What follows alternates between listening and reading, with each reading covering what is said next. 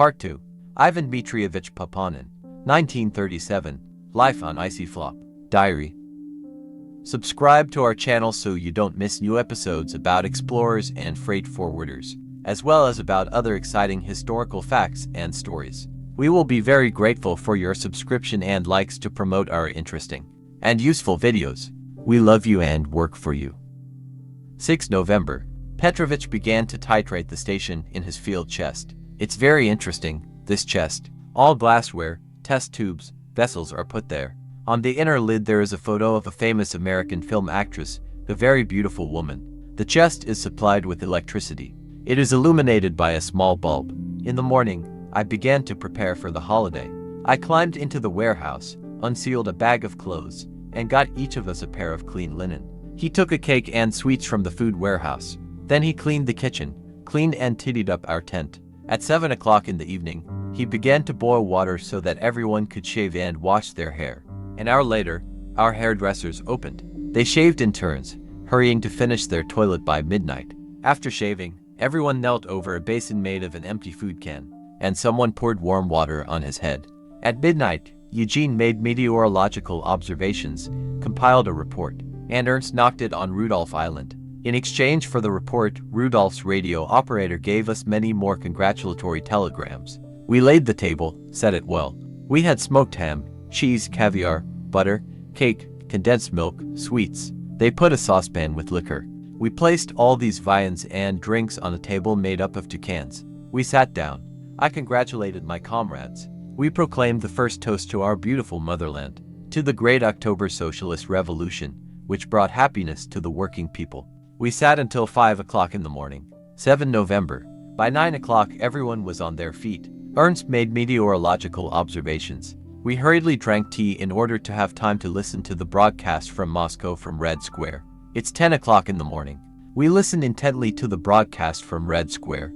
Fortunately, today there is good audibility. We know everything that is happening there, in the heart of Moscow. After listening to the broadcast from Red Square, we went out with banners to demonstrate just at the moment when the first columns of workers of the capital entered Red Square. Climbing onto a large ice floe, I made a short speech. Then they fired 3 volleys. A rocket was lit, and it brightly illuminated a large area of our ice field. We returned to the tent and continued to listen to the radio. Until 8 o'clock in the evening we did not take off our headphones. And then, after a short break, they put them on again. The best artists of Moscow performed on the radio in a concert for polar explorers. At 9 o'clock in the evening, Genya and I made an astronomical determination. And at midnight, as usual, they transmitted a meteorological report to Rudolph Island and reported new coordinates. Latitude, 84 degrees 01 minutes. In other words, in a minute we will say goodbye.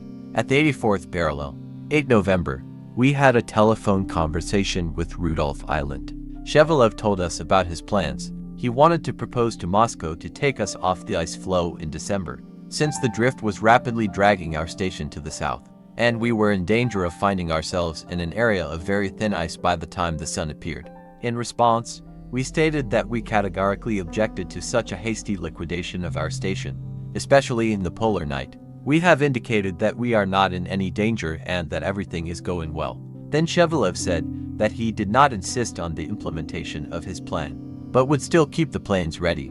It was necessary to foresee the worst possibilities. I suggested that my comrades open the parcels delivered for grazing by planes from the mainland, and eat with appetite everything that our relatives sent as a gift to me and my brothers. Genya and Petrovich spent 4 hours punching and cleaning the hole. Then they started measuring depth. Our ice floe is now separated from the seabed by a layer of water 2,382 meters thick. This is not much. We are used to a depth of 4 kilometers. Ernst again received a mass of congratulatory telegrams from all over the Soviet Union, from the Crimea to Sakhalin. The newspapers are now asking to report on how we spent the holiday. Apparently, the interest of the people in our expedition has not weakened. At 3 o'clock in the morning, Pyotr Petrovich began to lower the bathymeters to a depth of 2,000 meters. Intending to pull them out in the morning, I began to write a diary, but I began to feel very sleepy. I'll postpone the notes until tomorrow. 9 November. Genya wrote correspondence to Komsomolskaya Pravda about how the holiday on the ice floe went. Fedorov and I wanted to make an astronomical determination. But not only did the stars become invisible, and even the nearby hydrological tent could not be distinguished because of a strong blizzard. We listened to the night edition of latest news on the radio. Numerous congratulations were read out from friends of peace, foreign friends of the USSR, which came to Moscow from all over the world. Ernst received 14 more greeting telegrams addressed to us.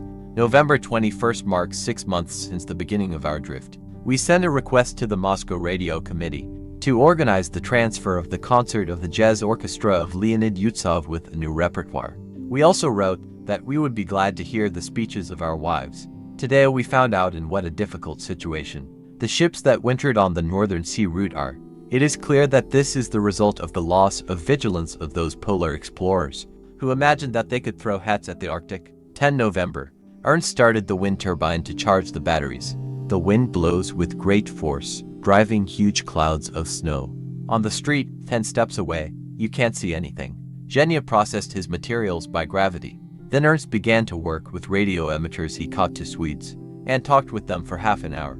At night I walked around the camp, but could not find anything. The blizzard plastered my eyes. He returned covered in snow. He fed Vesely, filled the lamps with kerosene, wiped the windows. Then I began to repair my fur shirt.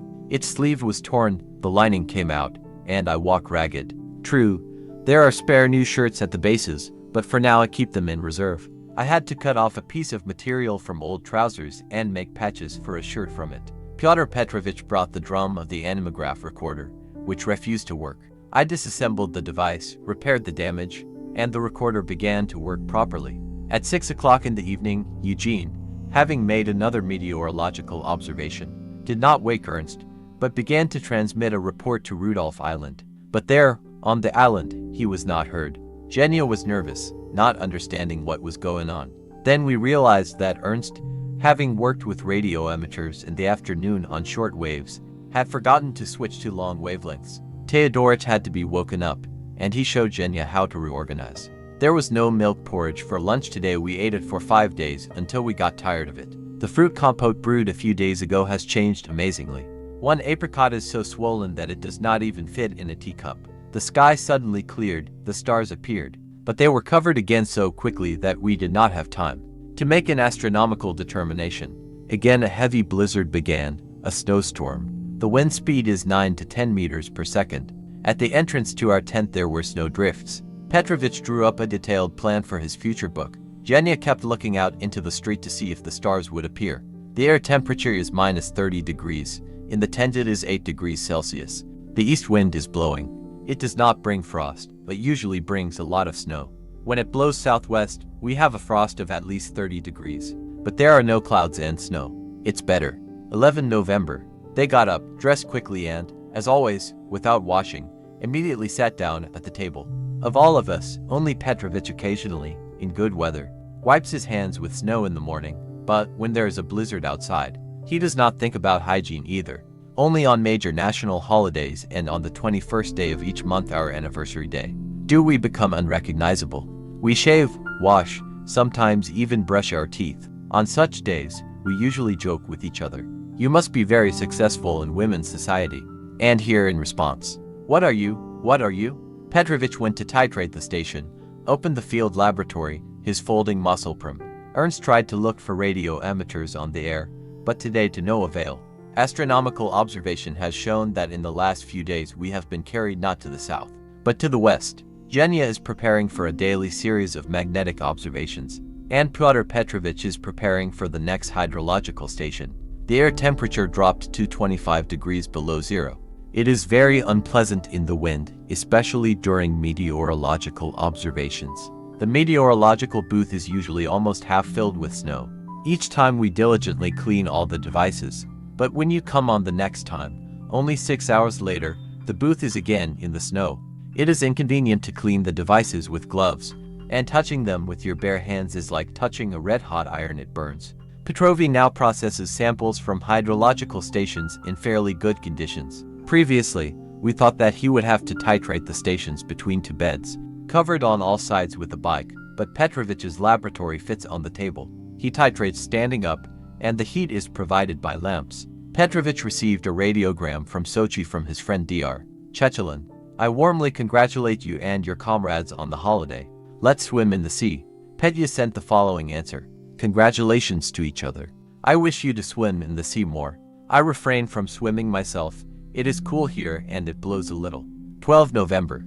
Today is a day off in Moscow, but we are working as usual. It's okay. We'll rest at home upon arrival, and here every hour is precious to us. Genya began to lecture us on gravity. However, he did not speak for long and postponed the continuation of the course to the next time.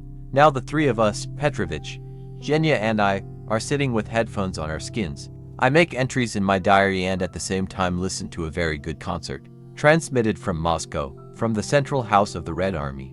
Everyone is thoughtful, silent. Ernst sleeps and at the same time snores heavily. He is tired, since he systematically does not get enough sleep. Theodorich is snoring, and even more the noise of the animograph installed on the roof of the tent distracts from the music. It will be necessary to wash the cups for food today. We have not washed them for 3 weeks. They stick to our hands. At home, in Moscow, if a slightly soiled plate had been served, I would have been outraged. But here we have to put up with our conditions. What trouble it takes to get boiling water from snow. You need to spend hours on this. Each of us has his own spoon and bowls, aluminum and wooden, marked P, K, S, H, F, so as not to confuse. But only Petrovich, showing a special culture, sometimes begins to wash his greasy bowl. He puts snow in it, rubs it for a long time and only smears grease. We made an astronomical definition with Genya. Our coordinates are 83 degrees 50 minutes north latitude and 2 degrees 01 minutes west longitude. 13 November. He brought a new can of food. True, there was still all sorts of food left in the last can for 3 or 4 days, but the caviar ran out, and when it was not there, Petrovich was bored. Of course, I don't want him to be in a sour mood, and I took out the caviar. Taking my rifle, I went with Weasley to the crack. The dog is very happy when he sees someone with a rifle. Today Weasley is in a particularly good mood, since I fed him very well in the morning. The crack has changed greatly. New hummocks have formed on the edge of the ice floe. If it were light now, we would probably meet our old friend, the cunning bearded beard. After wandering along the crack, he returned with Weasley to the tent. Today is my birthday, but I hid it so as not to distract the brothers from their studies. Only at 7 o'clock in the evening, when everyone had gathered, I announced my birthday to my comrades and poured 25 grams of cognac for everyone. They congratulated me and drank. Theodorich continues to receive the warm greetings sent to us by the solemn meetings of the working people on the days of the holiday. Genya exchanges witty radiograms with his glorious wife Anna Viktorovna and 6-month-old son Evgeny. Petrovich puts the first aid kit in order. 14 November. Today our work on hydrology can be called idle in vain work. We waited all night until the cable with the load finally reached the bottom, and we began to pull it out. It was impossible to delay this procedure for a single minute, since a strong west wind was blowing. But the cargo, as luck would have it, sank to the bottom of the ocean very slowly. The drift increased. The cable to which the weight was attached began to press against the edge of the ice. At that time, the cargo was at a depth of 2,500 meters. Petrovich and I began to pull it up, but thinking that a lot of effort had already been expended, we decided to measure the depth. They began to lower the cable again. The cargo had already reached a depth of 3,500 meters, but there was still no bottom. They began to pull out the cargo. We worked like this until 6 o'clock in the evening. When the cargo was at a depth of 500 meters, the cable suddenly jammed, and we did not have enough strength to free it. We decided to postpone this work until tomorrow. Helping us to unscrew the ill-fated cable, Genya only wasted time and almost disrupted his work on magnetic variations. We are all very exhausted. We are waiting for the wind to subside. Then we will begin to cut a new hole, build a snow house for hydrological work. It is no longer possible to work on the same hole. We almost drowned the cable there. Pyotr Petrovich got it hard. He did everything to choose the cable when the intergrowths clung to the ice. Petrovich released the cable with his bare hands in the icy water, straightened it, and then, with wet hands, continued to work in the frost of 25 degrees and a piercing wind. 15 November. After yesterday's trouble at the hole, we still can't come to our senses. Ernst went to bed in the morning. I told him that by noon, the next time for the transmission of meteorological observations, I would wake Genya, but I myself fell asleep so soundly that I woke up only half an hour after the deadline. True, there is no great trouble. At 6 o'clock in the evening the bosses will have the opportunity to transmit reports to Rudolph Island at once, noon and evening. This is what we will do this time, but from now on we will strictly adhere to the established order. Zhenya was very tired. He was again engaged in observations for 40 hours.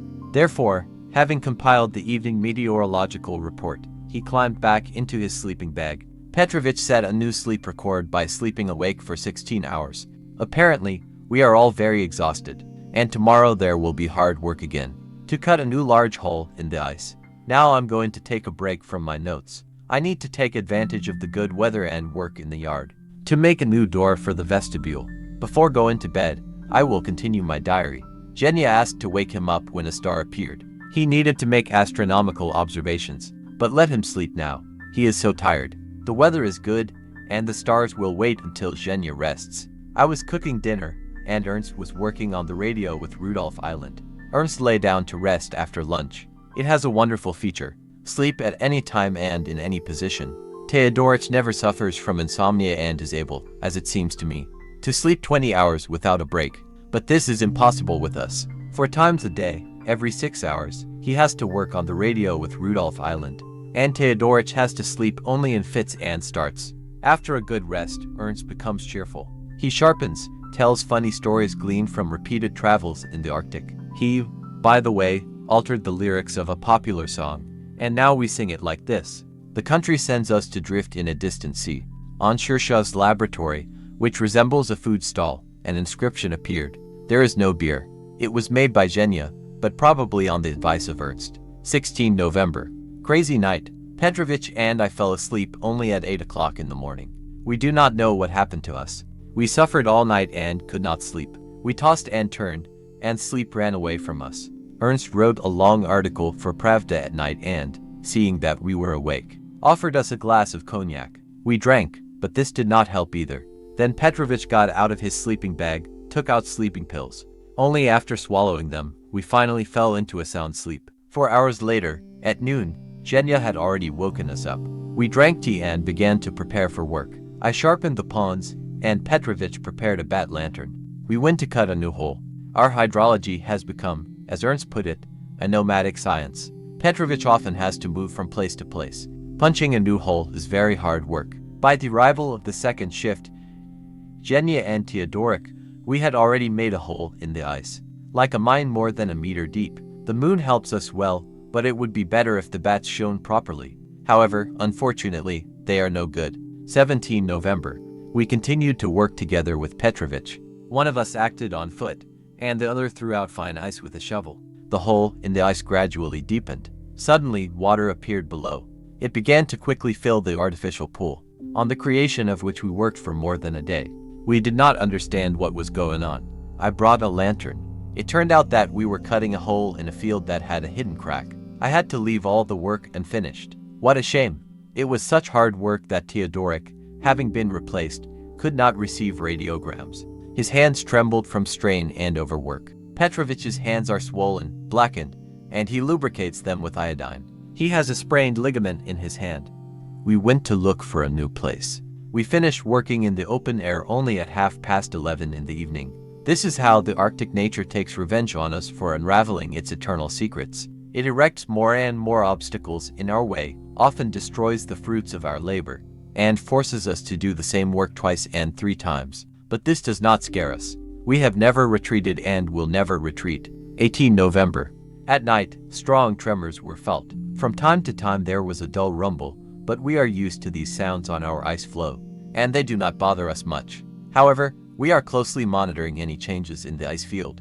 After morning tea, we went to check what our crack looked like. Everything turned out to be in order. It means that it was pressing from the northeast. The ice floe is still behaving very well, conscientiously and regularly taking us to the south.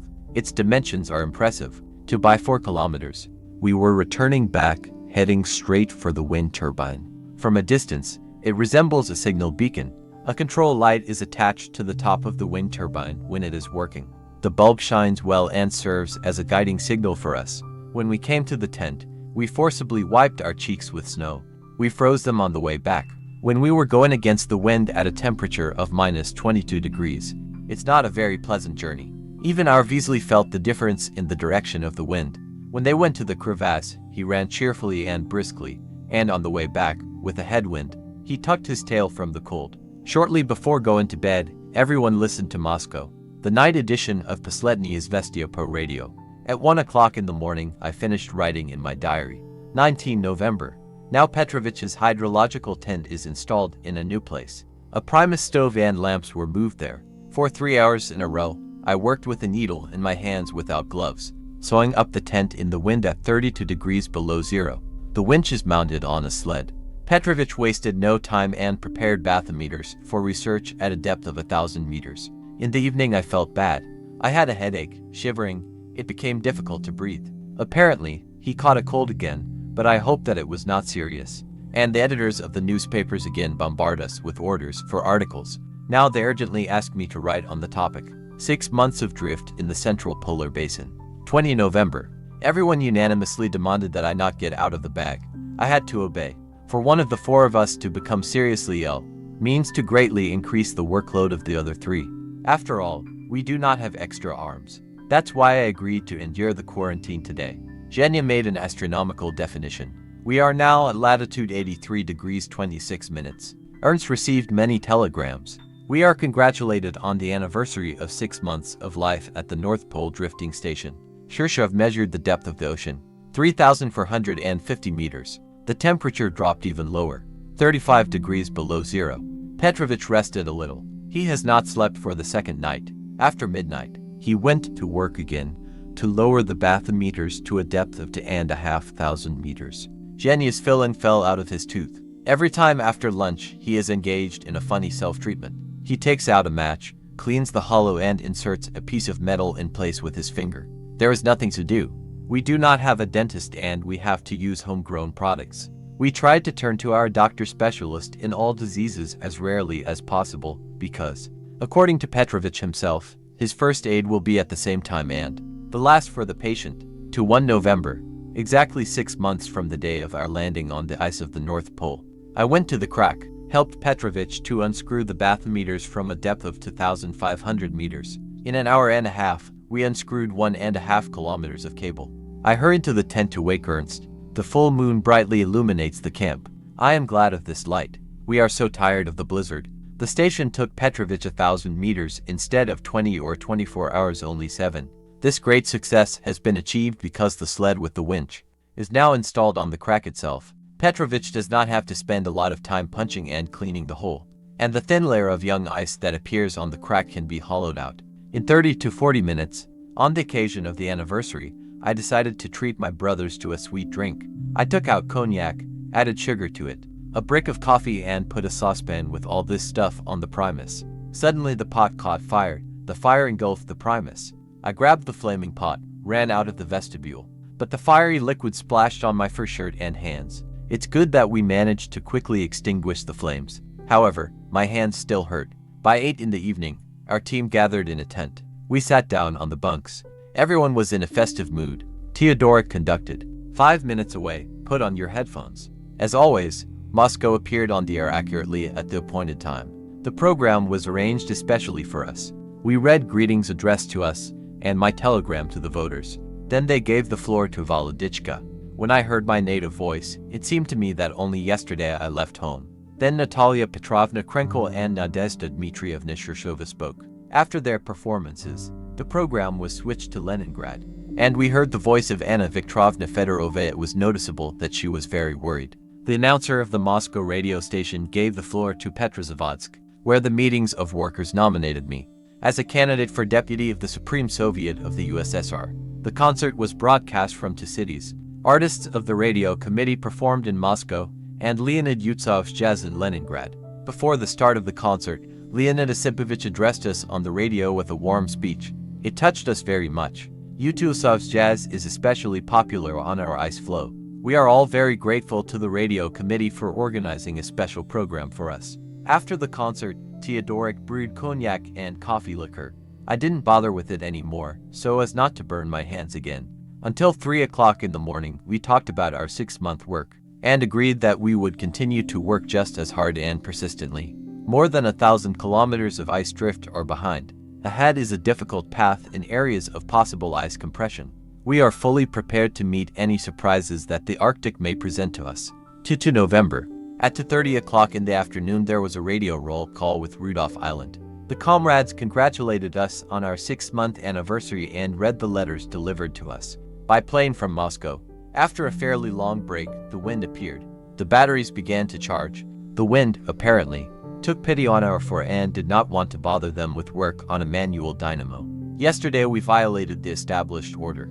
We did not shave on a holiday for us. We had to abandon this necessary procedure because the temperature in the tent was below freezing. Genya has now learned quite well to work with the key, and sometimes transmits meteorological reports to Rudolph Island on his own.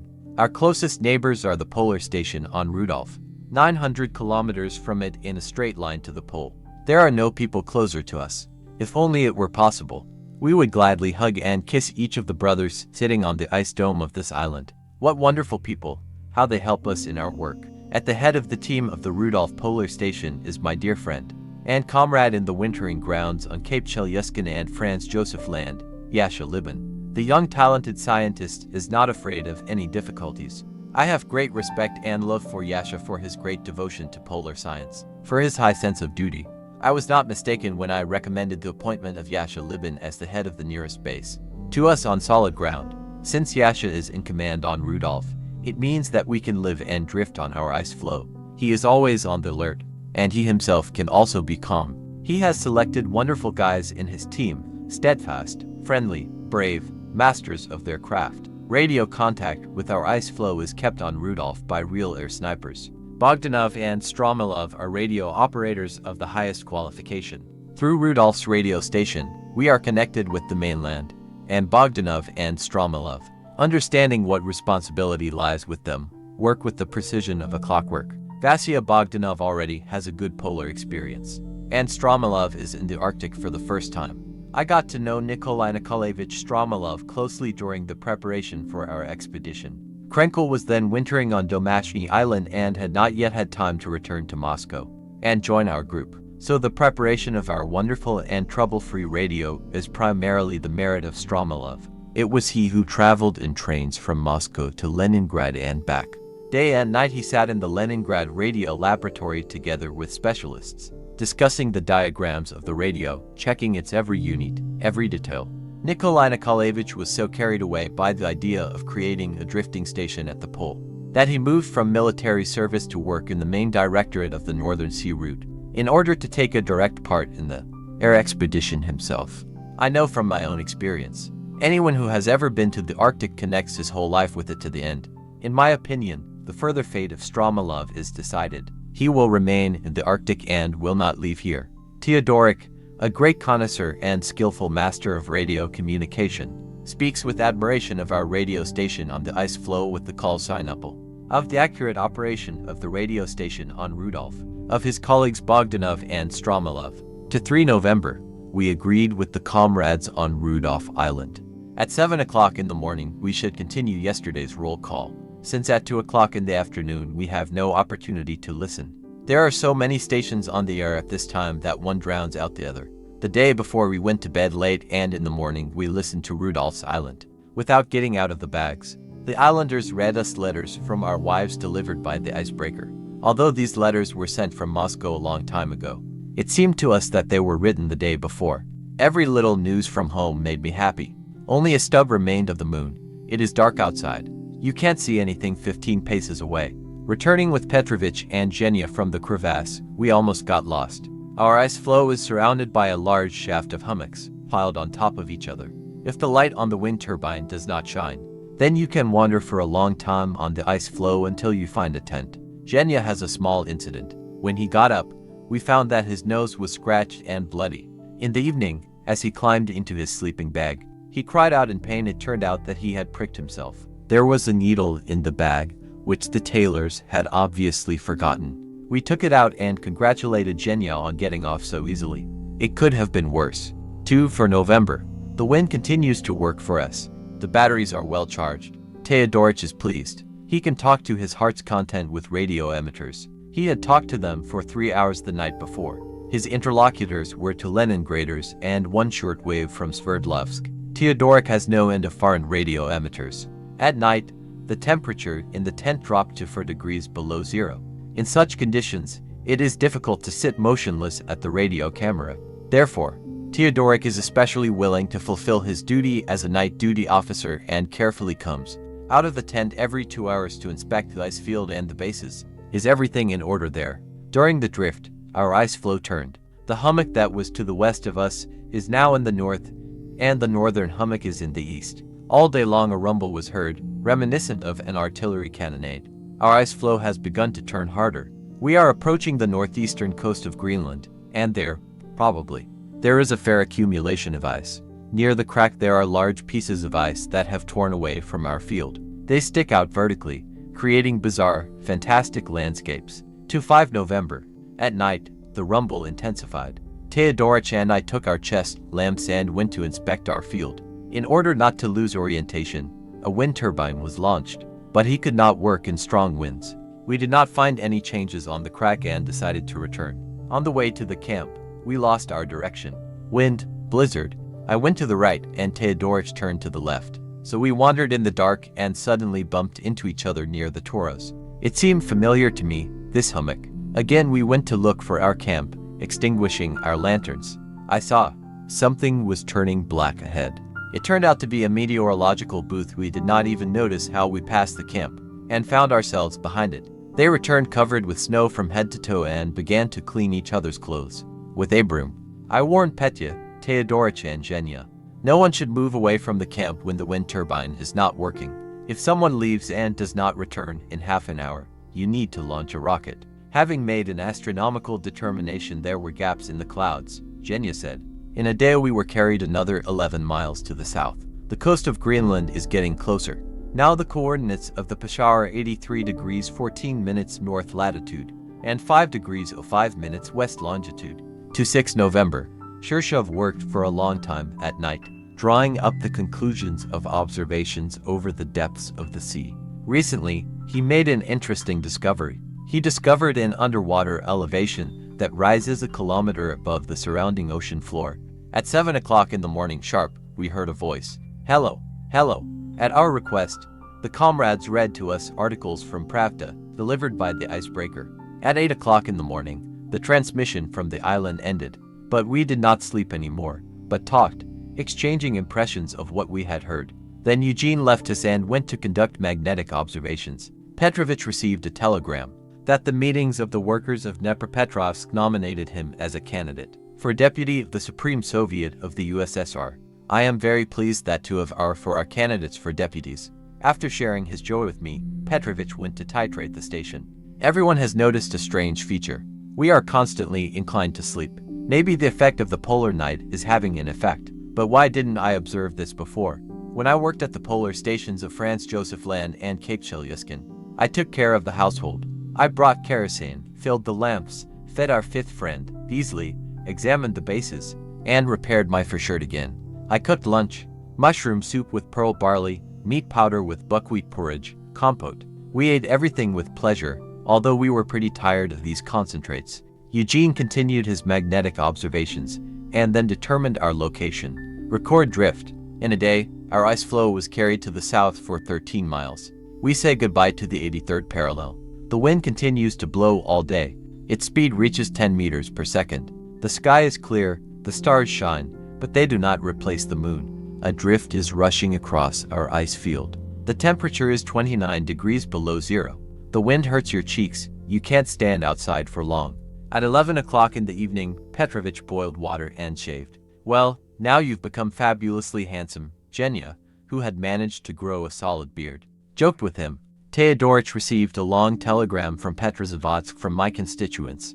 I can't sleep. I want so much to be with my voters for at least a few hours, to see them. I would like to tell my voters that I will fight for our people, for the motherland, for the Communist Party until my death, sparing no effort. To 7 November.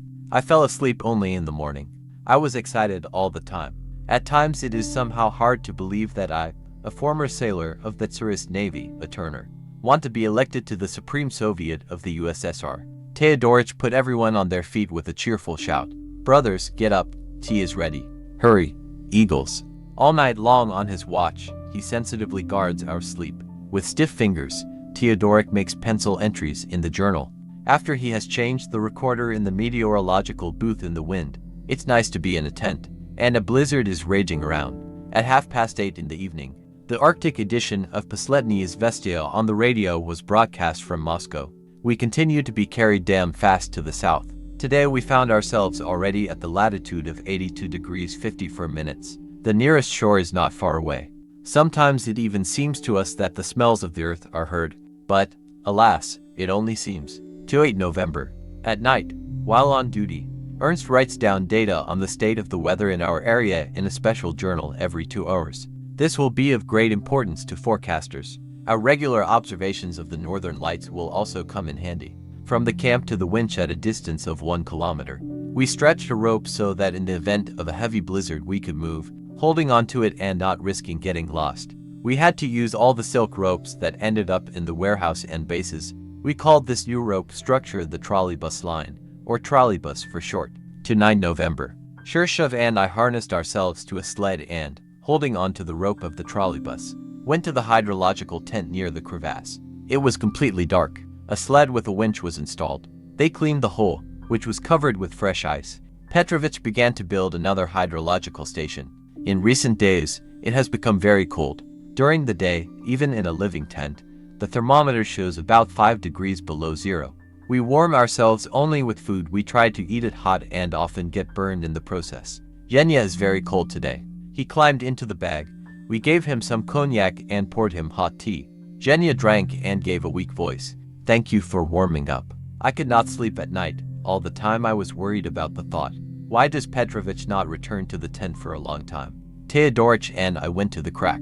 It turned out that Shirshov released the cable to its full length, 4,220 meters, but the load had not yet reached the bottom. It is now relatively close to the coast of Greenland from our ice floe, and none of us expected such a great depth in this area. There is nothing to be done. You will have to increase the length of the cable by another 200 or 300 meters. The Arctic is creating more and more difficulties for us. November 30th. By 8 o'clock in the morning, we finished unscrewing the load from the depth with a winch. Yenya made gravitational observations until late in the evening. Shortly before midnight, Petrovich again went to work on hydrology to lower bathymeters to a depth of 3,500 meters. After finishing the hydrological station, he will once again measure the depth. We do not want the place over which our ice floe is now drifting to remain unexplored. There will be a blizzard. The barometer drops quite quickly. December 1st. Ernst could not fall asleep for a long time, complaining of pain in his heart. On Shirshov's advice, Teodoric took some drops, but they did not help him. Ernst did not fall asleep, but restlessly tossed and turned from side to side. I don't know how I can help him. In the Arctic edition of Poslednye Izvestia on the radio, information about our work was again transmitted. Such attention is very encouraging, and we are even more enthusiastic about our wonderful prospects for the drift. I think that we will have a few more months of life on the ice floe, and we will not only fully implement our plan of scientific work, but also do a lot beyond it. This will be an additional contribution to the science of the Central Arctic. There is no wind, complete calm, and we continue to be quickly carried to the south. We found ourselves at latitude 82 degrees for 46 minutes. Now it is even embarrassing for us to call our station the North Pole. It is about 800 kilometers from us in a straight line. By midnight, Teodorich felt better and began to work with the radio station of Rudolph Island. He received several telegrams from relatives, acquaintances, and strangers that congratulate the four of us on a 6-month drift. To December, the pains in his heart began to bother Ernst again, and Petrovich seriously engaged in his treatment, giving all sorts of drops. After the drops, Teodoric felt better today. I am resolutely beginning to believe in Petrovich's medical talent. After all, the polar night affects our well-being, appetite, and sleep. Now we eat less and sleep worse than in the summer, when the sun of the polar day did not set. This is very noticeable, although there is an opinion that the polar night does not affect humans. Now with pleasure, with appetite, we eat only once a day, during lunch, and in the mornings and evenings, very little. It begins to press thoroughly to the shores of Greenland. Keep everything you need ready in case of a large compression. It will not take us by surprise. We will be able to save and preserve all the basic things that are required for our work and life on the ice. If we have to leave a living tent, we will build a snow house and fit in it. 3 December. Tonight brought us all a lot of joy. Ernst received a telegram that he had been nominated as a candidate for deputy of the Supreme Soviet of the USSR from the Bashkir SR, Fedorov from the Kyrgyz SR. Until 4 o'clock in the morning, we talked, congratulated each other on the trust placed in us. The Central Election Commission informed us that polar stations numbering less than 25 people could not participate in the elections to the Supreme Soviet of the USSR. We are very sorry that we will not be able to give our votes to the candidates of the bloc of communists and non-partisans. Genya continued to process the materials of observations on gravity. Petrovich titrated the station. From the congratulatory telegrams from Volodichka and from my brother Sasha, I learned that my birthday was not November 13th, as I thought, but November 26th. I mixed up the dates. For December, Petrovich titrated until 6 o'clock in the evening. He did not have enough distilled water, and he had to postpone work. This afternoon, I felt very tired. I wanted to lie down for an hour to rest. The weather is nasty, cloudy, and depressing. 5 December. A snowstorm is raging in the area of our drift. Theodorik and Genya received greeting telegrams from their voters. Soon it will be 200 days since we have been continuously conducting research work on a drifting ice floe. And this time flew by unnoticed. Days followed days in intense work for 14, 16, and sometimes 20 hours. We decided, if Moscow reports that they intend to send planes for us, we will ask to postpone the flight. Then we will have time to complete a series of interesting scientific observations. The area in which the station is now drifting is completely unexplored. The ice floe began to circle violently. Every day it turns 6 to 7 degrees clockwise. Because of this, from time to time it is necessary to interrupt measurements of magnetic variations. Although today, Genya sat down in his observatory to do this work, other scientific observations are not affected by the rapid rotation of the ice floe. Petrovich has a hard time on hydrological work. Wind, icy water, blizzard, and he works for hours at the hole. I just came from there, warmed up and sat down to write an article for Leningradskaya Pravda. Then Petrovich took up calculations. During the drift, the depth of the ocean was measured at 15 points, and hydrological stations were taken at 26 places from 15 to 24 depths. Many helicopter observations have been made. Shirshov interrupted the flow of my thoughts with an exclamation. 1,230 kilometers. From where? Where? I asked. This is the common path covered by the ice floe during our drift. The clouds parted, bright stars appeared. Eugene determined. We were again carried to the southwest. The shores of Greenland are getting closer and closer. At 7 o'clock in the evening, after the transmission of the meteorological report to Rudolph Island, we listened to a concert for border guards and polar explorers. Then we were also carried away by conversations that we were late to receive the latest news on the radio from Moscow in a timely manner. 6 December. There is no wind, the batteries are weak, and Ernst transmits our telegrams and correspondence to Rudolph Island only, while we are winding up our manual typewriter. We spin it together, and the third one is waiting for his turn. After every 100 words of the program, one of us is replaced. During this work, we forbid each other to smoke, because the air in the tent must be clean. After the transfer, Petrovich took out a wire, armed himself with tools and began to build up the cable. I was so busy with all sorts of things that I even forgot to feed Vesely. But he did not wait and reminded me of himself. He came to my kitchen, lay down at my feet and began to whine. I gave him a reinforced portion. Cheerful quickly ate everything and began to frolic. We must give Petrovich his due. He has plenty of patience. How hard he tries to increase the cable. This is a good trait. It is not surprising that Shirshov is doing well with his scientific work. To this day, Petrovich suffered a failure. After fiddling all day with the buildup of the cable, he discovered in the evening that it had turned out wrong. Petrovich was upset. Tomorrow he would have to start all over again. In the tent, the temperature is kept at the level of 3 to 5 degrees Celsius. My feet are very cold. When I look at them, I feel sad. How dirty they are. Of course, there is nothing surprising in this. We have not looked into the bathhouse for 7 months. I take a break from the notes. I go to the warehouse. I'll finish writing my diary at night. While working in the warehouse, my heart ached so much that I thought, well, the end has come. However, I really do not want this. I still have to work a lot for the motherland. And our life is getting shorter day by day. I returned to the tent and took the drops. I'm going to get into my sleeping bag. Petrovich made me happy before going to bed. I found the secret of how to connect the cable, he said. Now I'm going to get things done. 7 December. As soon as Ernst transmitted the morning meteorological report, the antenna suddenly fell into the snow. Everyone went to raise and strengthen it. We learned the sad news. After an illness, the radio operator Sima Ivanov, one of the participants in our expedition to the North Pole, died. Always calm, kind and cheerful, he was a wonderful person and comrade. Sima, although young, had worked in the Arctic for many years. He was a radio operator at the Matotchkin Polar Station, participated in the Chelyuskin campaign, and made several flights.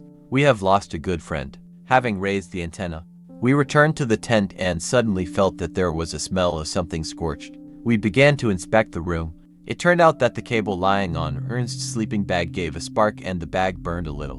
When Petrovich's cable was ready, we dragged the winch on a sled to the hydrological tent. Shirshov set up a Primus stove and got down to his work. Eugene kept an accurate calculation of the length of our drift. Today we ate mashed potatoes for the first time. Until now, we have not cooked this dish, since our potatoes are only dry, which need to be boiled for a long time. Now I have adapted the handle of the foot as a pestle. Grind the potatoes into powder, dilute them with milk and add oil. It turned out to be a very pleasant dish. Everyone praised this rare delicacy. Petrovich returned only at 1 o'clock in the morning. He was building a hydrological station at a depth of 1,500 meters. 8 December. Petrovich came and said, "The load has reached the bottom. We need to unscrew the cable." Zhenya, Petrovich and I went to the winch. Soon Ernst joined us. The depth of the ocean below us is 3,680 meters. Having pulled the cable out of the ocean, Zhenya, Ernst and I returned to the camp. Petya was the only one left at the hole. He was busy lowering the bathymeters to a depth of 3,500 meters. Before evening, Shirshov came for me again. We raised the bathymeters to the surface. Having finished this work, they dismantled the Shirshov's farm, as Teodorik calls the hydrological tent. They put all the household on a sled and drove 200 meters away from the crack. We always do this after the completion of measurements, so that in case of sudden compression of the ice, our important hydrological instruments and winch are not destroyed. We dined very late today. Everyone felt tired. Petrovich went to bed and fell asleep immediately after lunch. I was also very sleepy, but I decided to listen to the night edition of latest news on the radio. Zhenya settled down in a corner on the skins. He checks the chronometers and prepares instruments for gravitational measurements. 9 December. In fact, Zhenya was supposed to have a little rest today, but he almost always refuses to do it. He says, "I can't hang around." If he has a few free hours, then he improves his English, which he speaks well. I fed Vesely, then returned to the tent and wrote an article for the Krasnaya Zvezda newspaper. I did it with great pleasure. Krasnaya Zvezda is the organ of the People's Commissariat of Defense of the USSR, and I always feel special sympathy for this newspaper. This is quite understandable. I am a former Red Guard, a Red partisan and commander, and, although I am now in a civilian job, I always feel an indissoluble connection with my native Red Army. Zhenya tried to make observations on gravity, but had to stop this work. Our ice floe is restless, and the instruments shudder from continuous tremors. This is the result of the movement of ice. A stronger wind blew.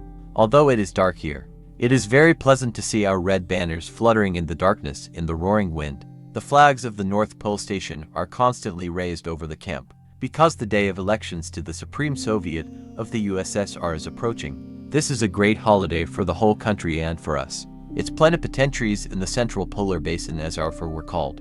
In one of the greeting telegrams, we listened to an international review on the radio. Our hearts were filled with anger when we heard that in Barcelona, the fascists were dropping bombs from planes, killing civilians, women and children. For the first time, the edge of the moon appeared above the horizon. Now, in the moonlight, it is already lighter. In fact, living on an ice floe in the dark is not very pleasant. We are carried to the shores of Greenland. At times it seems that they are already very close, and our ice field is about to break on the coastal rocks. We made it the duty of the night duty officer to continuously monitor the condition of the ice floe and changes in the weather. 10 December. He got up early. I fried potatoes. Everyone had a good breakfast. Then I took up a complete cleaning of the kitchen. Teodorich helped me. Zhenya continues a series of observations on gravity.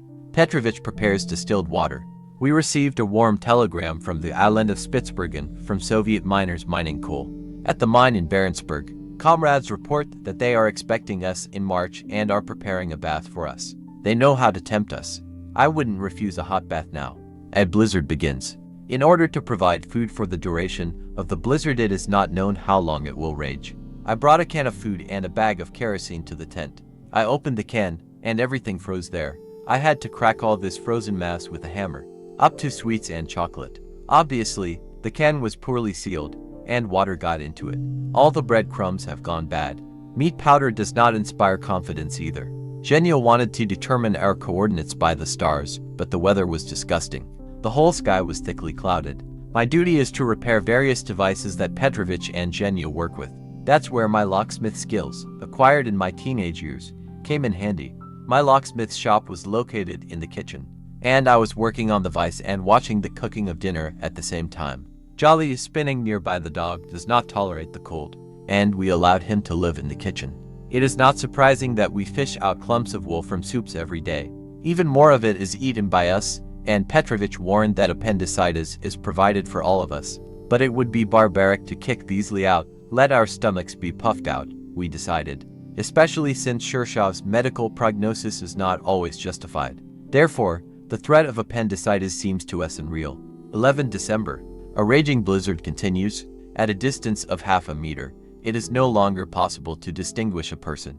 The wind speed reaches 12 meters per second. Everywhere you turn, there is snow and snow. With difficulty, we opened the apron of the tent. Dmitrievich climbed into the kitchen and continued to drive distilled water. How much he consumes it. I began to repair the shovel. Today I can't go anywhere without it, because everywhere I have to make my way in the snow. At noon, Ernst transmitted a meteorological report to Rudolph Island and received many radiograms, including to me from Volodichka. I'm worried that my old lady is sick. We played a game of chess with Teodorik. My chess teacher, of course, won. Then I went to the kitchen. It was my turn to cook dinner today. Before evening, I inspected the bases, fed Weasley, and started the wind turbine. Here it is, the changeable Arctic weather. The blizzard suddenly ended, and everything around was quiet. The clouds cleared, the sky cleared, and the moon appeared. Everyone's mood immediately rose. We all got together, drank tea, talked for a long time about the elections to the Supreme Soviet of the USSR. In the Far East, the elections had evidently already begun, and I imagined in my mind how Khabarovsk and Vladivostok were waking up, crowded and noisy. We are still disappointed that we ourselves cannot participate in the voting, but the people nominated all of us as deputies to the Supreme Soviet of the USSR, and we are proud of it. Today the frost reaches 31 degrees. The north wind is blowing. It causes a lot of alarm, because we are being driven to the shores of Greenland, to the northeast cape. With a wind of this direction, you can expect a collision with rocks. But we are so accustomed to the ice conditions that we are confident in the successful outcome of our expedition. However, if at least one of us remains, he will be able to deliver the results of our labors to the mainland. The main and most important things have already been transmitted by us by radio to Moscow. I thought about it, but I did not share it with my comrades. Such a conversation in anxious hours is not useful. After midnight, Genia made an astronomical determination by the stars, and I helped him. Soon we will know our new coordinates. Ernst turned on the radio, and a hurrah burst into our tent. What is it? I asked. This is Khabarovsk speaking, Ernst replied. The elections have already begun there. 12 December. Genia continued to conduct gravitational observations. Tomorrow he will begin processing the notes of his 3-day work. Teodorich boiled the tea and warmed up the buckwheat porridge. Everyone ate with pleasure. I worked in the yard, poured kerosene. Unbeknownst to himself, he froze his fingers. If I hadn't realized it in time, I would probably have lost my arm. At least, that's what our Dr. Dmitrievich says. We are being dragged closer and closer to the shores of Greenland. We discussed, what should we do if the ice floe breaks? Then I suggested that this conversation be postponed until the evening, so as not to disturb the festive mood. After all, today the Soviet people elect their deputies to the highest body of state power. Ernst sat at the radio and told us about the events that took place that day in his native land. The state flag of the USSR and the flag of the North Pole Station continued to fly over our tents. Ernst took off his headphones and said, "In Moscow, polling stations are closed, seals are removed from ballot boxes." We all fell silent, as if we ourselves were present at this event. At night I took down the flags and inspected the camp. You need to sleep a little, and then start excavating the entire farm. Now it is especially necessary to be on the alert. Every minute you can expect an unpleasant meeting with the coastal Greenland rocks. 13 December. In the morning, Ernst read aloud his essay, written at night for Pravda. He writes well and witty. I fed easily. Then Genya called me. As the stars appeared and it was necessary to conduct astronomical observations. We were 10 miles south of the 82nd parallel. A wind turbine was launched. I think the batteries will charge well today. Once again I remember with an unkind word the plant that manufactured bat lanterns. For our expedition, these lanterns often deteriorate, burn dimly, smoke. In the kitchen, we have layers of soot. In short, they are not for the polar night. When we get back to the mainland, we'll make the director of the factory live with these lanterns. What will it be like for him? It was reported from Moscow that the Danish East Greenland Whaling Society Nanook kindly offers us to use its food depots and spare radio stations in the event of the arrival of an ice floe to the shores of Greenland. The northernmost hut of the society is at latitude 76 degrees 50 minutes. We thanked for your attention. We prefer to live not on the Greenland coast, but on our tried and tested ice floe, especially since it behaves very well, does not capricious and serves properly. We listen to the latest news on the radio. The elections to the Supreme Soviet of the USSR were held throughout the country. With great enthusiasm, this day will remain in everyone's memory. We reported to Moscow. We live and rejoice together with the entire Soviet people, with our entire motherland. 14 December. In the morning I had a very bad headache. As soon as I got up, I left the tent. Everyone complains of headaches. This is obviously from the soot of the lamps. Again, we remember the director of the plant who made unbearable lamps. Theodorich and I went to the crack. We harnessed ourselves to a sled, on which a tent and hydrological instruments were loaded. A hole was cut at the crack. A tent was set up in the old place. At noon, Theodorich received a joyful message. All four of us were elected deputies to the Supreme Soviet of the USSR. Everyone is very excited, and each of us has sworn an oath of allegiance to the motherland and the Soviet people. Genya in his ice house conducted magnetic observations. Petrovich titrated samples from the hydrological station to free the flasks. Then he went to his tent and continued hydrological observations there. In between scientific observations, Petrovich wrote a telegram to his voters. In the evening, everyone gathered in the tent again. The dampness was cruelly exhausted. The joints of the hands and feet hurt. That must be why we get tired so quickly. Theodorich said, our ice field is now a triangle. Each side of it is equal to 3 or 4 kilometers. Not a bad area for 4 people. 15 December. The night passed without sleep. Ernst was on duty, walking around the camp. He was very surprised when he saw that I was also wandering around the tent. In recent days, I have been keenly watching the movement of the ice. We are drifting in an area where special vigilance is required. In the morning, the winch and all the scientific equipment were again loaded onto the sled and taken to the crack. It was hard to carry the sled. After the snowstorm, the snow had not yet strengthened, and we fell through to the knees. If there is a serious compression and we have to move the camp to another ice floe, we won't be able to carry much on ourselves. Today, the 4 of us could hardly drag one winch when we got to the crack. Everyone was wet. Petrovich stayed to take the hydrological station at a depth of 1,000 meters, and the 3 of us returned to the camp. Yesterday I pierced my hand with a rusty file, and now my palm is swollen. I can't move my fingers. At Petrovich's direction, Genya made me a warming compress and announced in an important tone, you're freed from all work. In the afternoon we received official confirmation from the Central Election Commission that the 4 of us had been elected deputies of the Supreme Soviet of the USSR. They sat down to write telegrams to their voters. Petrovich went to work at the winch again at midnight. He needed to lower the load to the bottom and make a depth measurement. The moon is shining brightly. It illuminates our camp, and at times we even forget that it is the polar night. The temperature is 24 degrees below zero. The tent is still covered with snow. Immediately after a blizzard, it is difficult to clean it because the snow is fine. It seems to ache. We wait until it becomes a little harder, then we will begin to excavate. 16 December. Shirshov came at 3 o'clock in the morning and woke us up, saying, I have lowered the weight to the bottom and now invite you to unscrew the cable. We all got up quickly, although Petrovich protested against my participation in the work. As a doctor, he believes that my sick arm needs rest. We argued with him for a long time, until he put forward the most important argument. The time is anxious now. You can't leave the camp without a duty officer. I agreed to be on duty in the camp until the return of the brothers. Waiting for them, I boiled tea. When the guys returned to the tent, a hot breakfast was already ready. Petrovich soon went back to the winch to lower the bathymeters to a depth of 2,500 meters. Then the hydrological station will be completely completed. Teodorich always receives congratulatory radiograms addressed to us. We are called knights, heroes, and heroes. We laugh. Which of us are heroes? My height is 161 centimeters. Krenkel is the tallest in our country. Still, we distributed the roles. Ernst was named Ilya Murametz, Petya was named Alyosha Popovich. Zhenya received the nickname of the Nightingale the Robber, and I was nicknamed Ruslan and Lyudmila.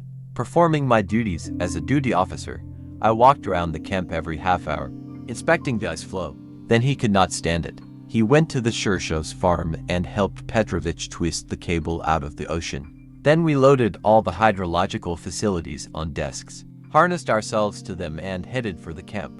We have lunch today with cognac. The blizzard always prevented us from celebrating the day of the elections to the Supreme Soviet of the USSR. We did it today. Then Zhenya and I made an astronomical definition, and Eugene began to count, and I began to read Henry Barbus. 17 December. Taking advantage of the exceptionally bright moonlit night, I chopped up a supply of food for Vesely. At this time, he was spinning around like a demon. Our dog loves to eat. Ernst and Petrovich were carrying snow away from the living tent. In recent days, we have been falling asleep so high that it is difficult to get out of the tent. I brought all the missiles from the warehouse. The shore is close, and we are as alert as hares.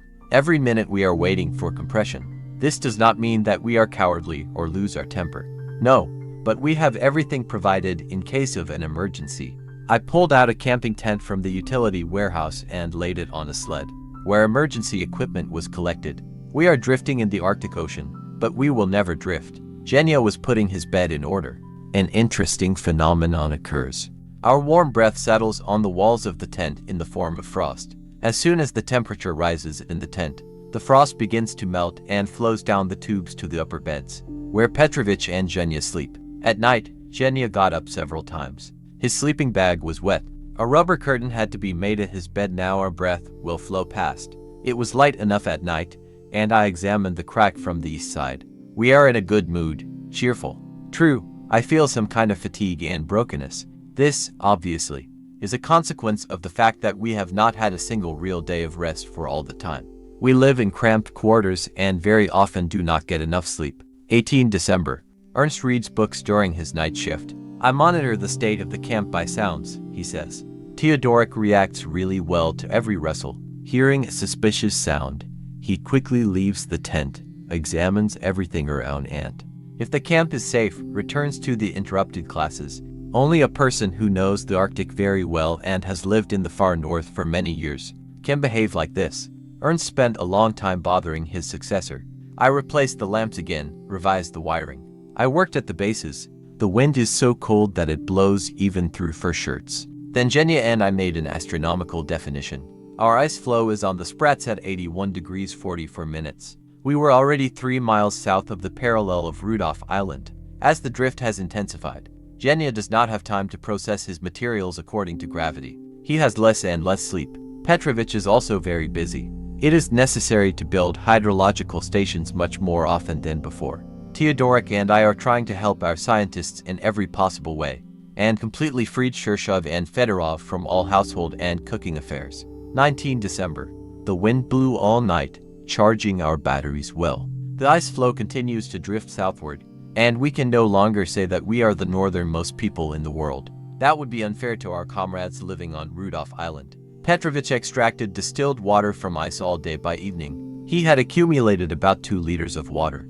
I was preparing dinner, or rather, warming it. The soup was left over from the day before. The guys complained the day before that it was a little sour. So today I threw snow into it, added salt, peppered, and it turned out, it seems, not bad. Zhenya processed the materials of his observations. Unexpectedly, Vesely burst into barking. Thinking that a bear had come to visit us, I ran out into the street. It turned out that Vesely barked for another reason. Ice began to compress at the crack with the noise characteristic of this phenomenon. The faster our drift proceeds, the more work Petrovich has to do previously. He took a hydrological station every 14 to 15 days, and now these intervals have been halved. Petrovich spends 36 hours in a row at the hole, extracting water samples from different depths. Everyone else also has to work at least 12 to 14 hours a day. I took care of all the household chores. Theodorich helps me as much as he can. Often you have to remember your old profession, soldering or repairing some part of the device, adjusting tools, fixing tanks. So the previous experience came in handy. No human knowledge is superfluous. 20 December. Our batteries are well charged. We have the opportunity to write and transmit correspondence every day. Now we seem to have already satisfied the requests of the editors of all the newspapers, with which we have been connected since the beginning of our expedition. In the morning, Eugene checked the chronometers and began to observe gravity. We saved Jenya's bed from unpleasant floods, but now the water gets on my sleeping bag. I also had to make a curtain. It is impossible to avoid the waterfall altogether, because for this we would have to stop breathing. There was nothing to be done. He would have to dry the bag over the lamp every morning. A blizzard is sweeping again, a sharp, gusty wind is blowing. It is difficult to walk on the street. The wind knocks you off your feet. From time to time there is a rumble under the tent. This is an echo of the ice breaking in our area. I fed Weasley, inspected the bases. Then, lying on the snow, he cleared the entrance to the tent of snow. It was hard for me to transport a bag of kerosene and a can of food from the base to our tent. I didn't have enough strength to stay longer on the street. In 2 days we drifted 20 kilometers to the southwest. To 1 December. Dmitrievich prepared another liter of distilled water and began titration. A star appeared through the clouds. Genya left to conduct astronomical observation. However, before he had time to install the instruments for this, the clouds again covered the sky. Today, we are unable to determine our whereabouts. When the wind subsides, we will start taking a hydrological station. The ice floe is rushing so fast that we rush past the area where it was planned to measure the depth. Today is exactly 7 months of our life on a drifting ice floe. By evening tea, all 4 of them gathered at the tent. 2 lamps burned brightly. It was only 4 degrees warm in the tent, but we were additionally warmed by fragrant tea. This is the best drink in the world. We shared with each other plans for further work for a long time. To 2 December. Finally, we managed to decide. Our latitude is 81 degrees 07 minutes. In 4 days, the ice floe had covered 37 miles. Our drift is accelerating all the time. Genya solemnly announced. We have already lived through half of the polar night. Now every day will bring us closer to the moment of the appearance of the sun. An hour later, Genya reported another piece of news. We said goodbye to the Arctic Ocean and entered the Atlantic waters. Thus, we have 2 important events today. In a month and a half, a big dawn will appear. The very thought that we will soon see her warms us. Dmitrievich works in his laboratory all the time. He is in a hurry to finish his laboratory classes in order to start a new hydrological station. Tomorrow morning, we decided to go to bed early today, because in a few hours Ernst Theodorovich and I would have to take a sled with a hydrological tent and equipment to the crack. The assumption of many scientists and ours that with the onset of severe frosts that bind individual ice fields, the drift speed would decrease, was not justified. In July we walked 1.5 miles a day. In August about 2.5 miles. In November almost 4 miles. And now we are going south even faster. We are in a hurry to the south, like vacationers who use their vacation, Dmitrievich jokes. The direction of the drift has also changed. Our general course now is south-southwest. We are currently passing by the northeast cape of Greenland. The prospect of meeting him worried us a lot, as it could cause significant ice breaking. We put all our facilities in full readiness in advance, prepared a set of emergency equipment and kept a watchful eye on the condition of the ice. Now a period has come when we must always be on our guard and in full combat readiness. Writing in my diary, I did not notice how quickly time passed. Hurry up to sleep. Soon Theodorich and I will begin hot work in the cold. To 3 December. A short night's rest did not serve me well.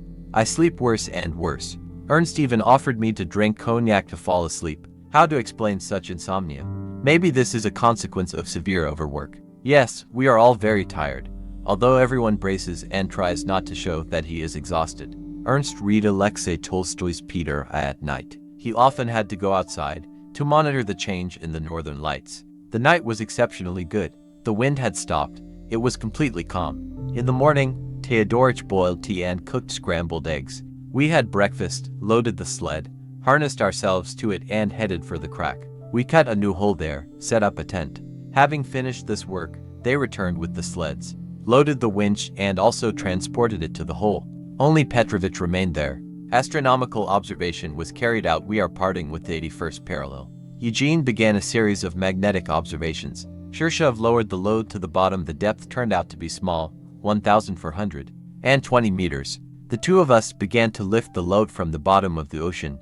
Everyone had so much work to do that we didn't even have time to clear our tent. On the left side, it is covered with snow. In some places, snow drifts rise to the roof. Shirshov rested a little and went back to work at the winch. It is surprising that, despite the complete calm, the drift continues at the same speed. Shirshov says, "Now we are in the busiest place." 2 for December. Ernst is celebrating his birthday today, and so I needed a pot of dough for pies. At dinner we all congratulated Ernst and drank a glass of cognac. Teodorich said, as if jokingly, but sadly. Before I knew it, 34 years had flown by. We left the winch at the crack. The wind continued to blow with great force. After lunch, the four of us, putting on our coats and tying ourselves to each other with ropes, went to the crack. We loaded the entire household on a sled and took it aside. The wind speed reached 25 meters per second. Sometimes we could not even walk, we crawled. There was nothing to be seen ahead. The snow and wind burned my face. After putting away the hydrological equipment, we tied ourselves to each other again with a rope and returned to the camp, wet with sweat. Here they saw that the wind tore off the plywood roof from the Zhenya Ice Observatory. Petrovich is worried that he will not be able to take the hydrological station in the intended place. The barometer does not portend anything comforting. We are advancing so rapidly to the south that our comrades on Rudolph Island are sophisticated in their witticisms on the subject. They send us a request on the radio. "How are you doing in the south, at the North Pole Station?" My heart is getting naughty more and more often. This has never happened before. In addition, I was completely exhausted by dampness. Apparently, we will return to the mainland with good rheumatism, but I hope for a 2-month vacation and treatment in a sanatorium. To 5 December. I did not sleep at night. I listened to the wind all the time. Snow fell noisily on the roof of the tent, and sometimes it seemed to me that I was lying in a big drum during the performance of the marching march. Gusts of wind tore off the antenna. Ernst tried to fix it, but could not stay on his feet in such a storm. Today we also have a celebration, Petrovich's birthday, and so in the morning we drank a glass of cognac, and then went outside to somehow tie up the antenna.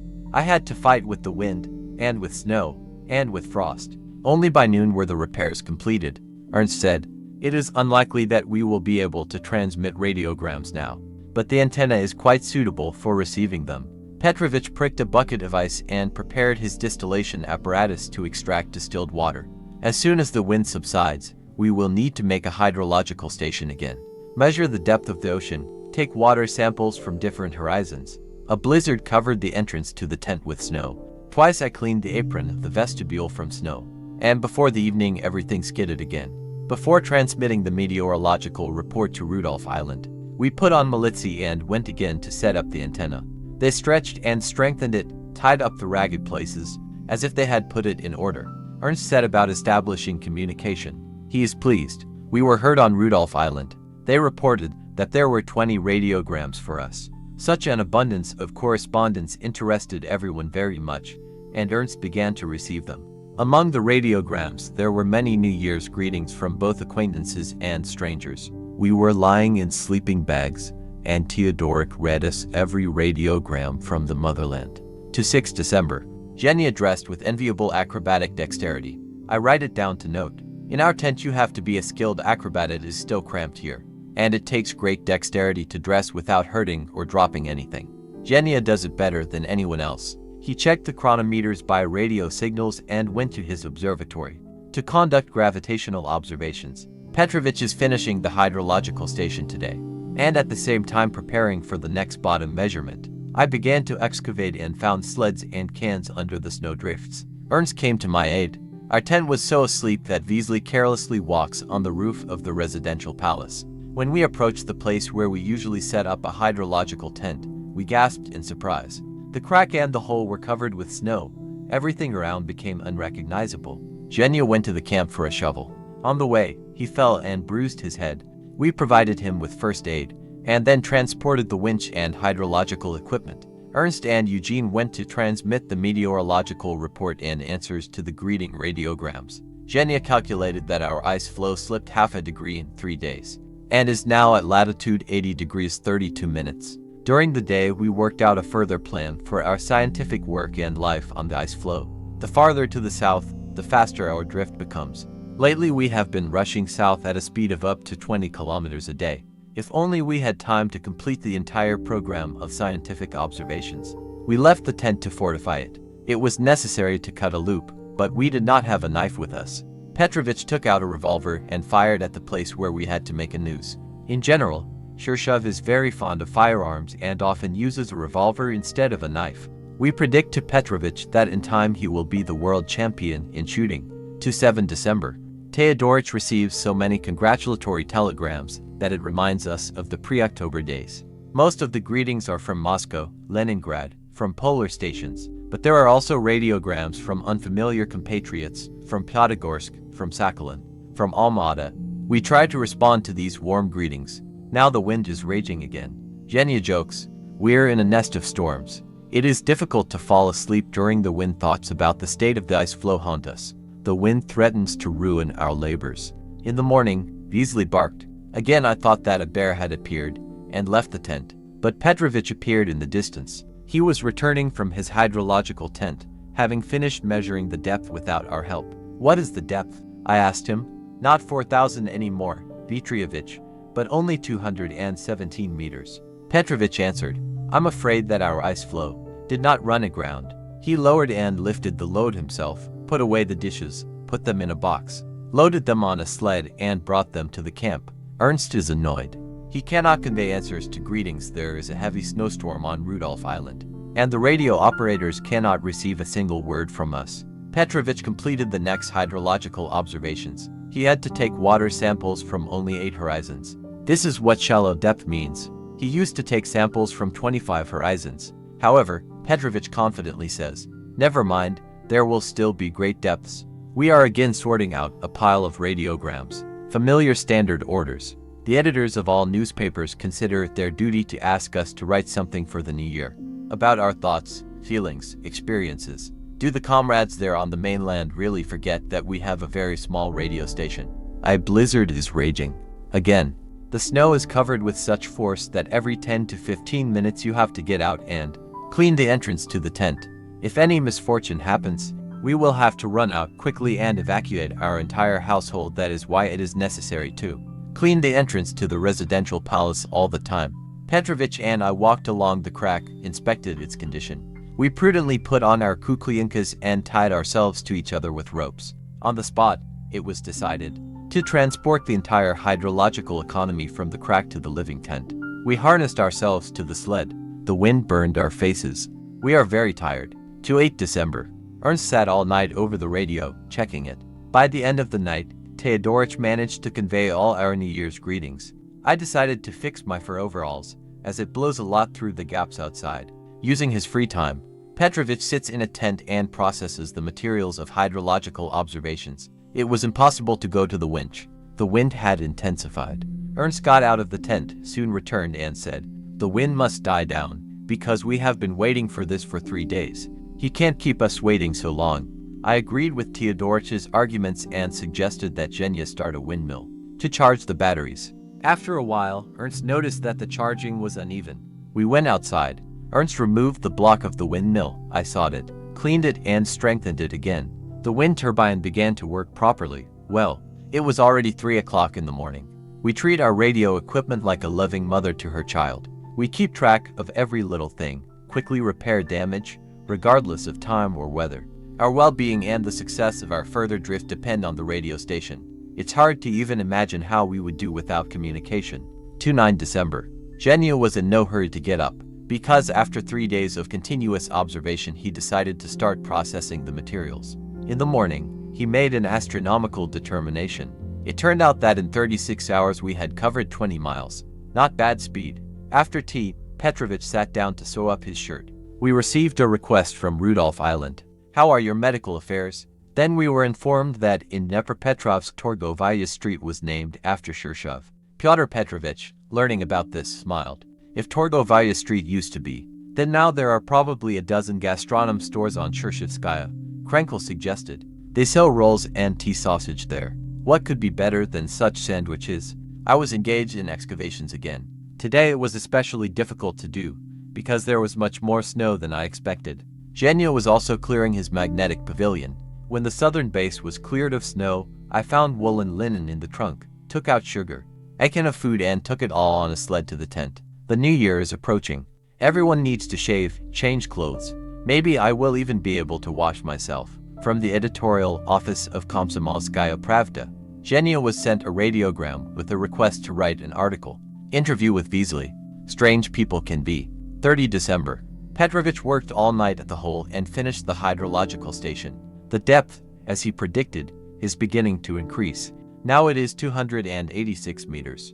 After a long break, Shirshov also made helicopter observations. He sat tired, sooty, he was inclined to sleep. We had breakfast, drank tea, and I put Petya to bed. Eugene compiles new graphs for astronomical observations. On the continent he prepared them only up to the 80th parallel. After all, no one expected that the drift would drag us so far south and at such a speed. Having made an astronomical definition, Zhenya said, we are already at latitude 79 degrees 54 minutes. Farewell, 80th parallel. I remembered that Fridtjof Nansen had been nervous during the drift on the Fram, and was unhappy that the ship's drift was proceeding too slowly.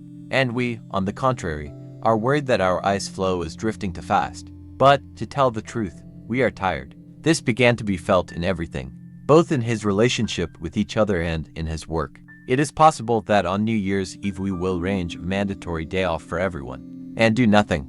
This will be our first day of rest during the entire drift. To people living on the mainland, this situation may seem surprising, but we really had no time to rest here. By the new year, be sure to clean the kitchen, sweep all the dirt out of the living tent and put everything in order. I woke up Pyotr Petrovich. We had lunch. After that, Petya mended his pants, at the same time memorizing English phrases. We have funny Russian English words in use, for example, holodation, which means cold, frost. Zhenya cleaned the walls of our tent from ice. The water is exhausting. As soon as the temperature in the tent rises, his bunk fills with water. We have chopped 4 cans of ice here. Then they wiped the wet tarpaulin of the bunk with a rag and put the skins back on the bed. Today, it seems, we will all sleep peacefully. After all, there were nights when so much water accumulated on the tarpaulin that small fish could swim freely here, like in a pool. When I was taking the garbage out of the kitchen, I noticed a large flame on the horizon. It was decreasing and then increasing. The impression was as if someone was waving a huge red flag. I took a lantern and began to wave it, as if answering. Then he called Zhenya and Petrovich. They looked at it for a long time, consulted and finally made a conclusion. It's obviously a star. I continued to look in the direction where, as it seemed to me, the fire was constantly flashing. I was glad of this, thinking that people were coming to us. However, from where? From Greenland. Eugene installed the theodolite and finally dispelled my assumptions, confidently confirming, yes, it's a star. We went to bed long after midnight. In a few hours, we will wake up and begin the general cleaning of the tent. We will wash our hair and shave. I'll cook lunch for 3 days at once. We think to celebrate the new year well. Wish our motherland new great successes. January. December 31st, 1937, January 1, 1938. The last day of the year. At night, Ernst prepared 2 pots of water from the snow for cooking dinner. Then he received 21 congratulatory telegrams from relatives and friends. Thank you, dear compatriots, for your warmth and kind words. Suddenly a strong wind blew, and all my efforts to excavate the camp were liquidated. Snowdrifts formed around us again. I fed Vesely, climbed into the tent and began to prepare a festive dinner. In anticipation of New Year's Eve, he opened a jar of Pausa caviar, took out sausages, smoked brisket, cheese, nuts, chocolate, and distributed 35 mishka sweets to each. Then he trimmed the long braids that Krenkel had grown. It was a funny sight. We all shaved and washed our hair. Before celebrating the new year, we walked around the camp. We examined each tent, felt things at all bases, visited the crack, and strengthened the winch. Only 10 minutes before the new year, we, tired, returned to our residential palace. I began to change my clothes. Petrovich began to jokingly fight with me, saying, "You're still strong and fat." I laughed and said, "If we lose food, we'll eat Vesely first, and then you eat me."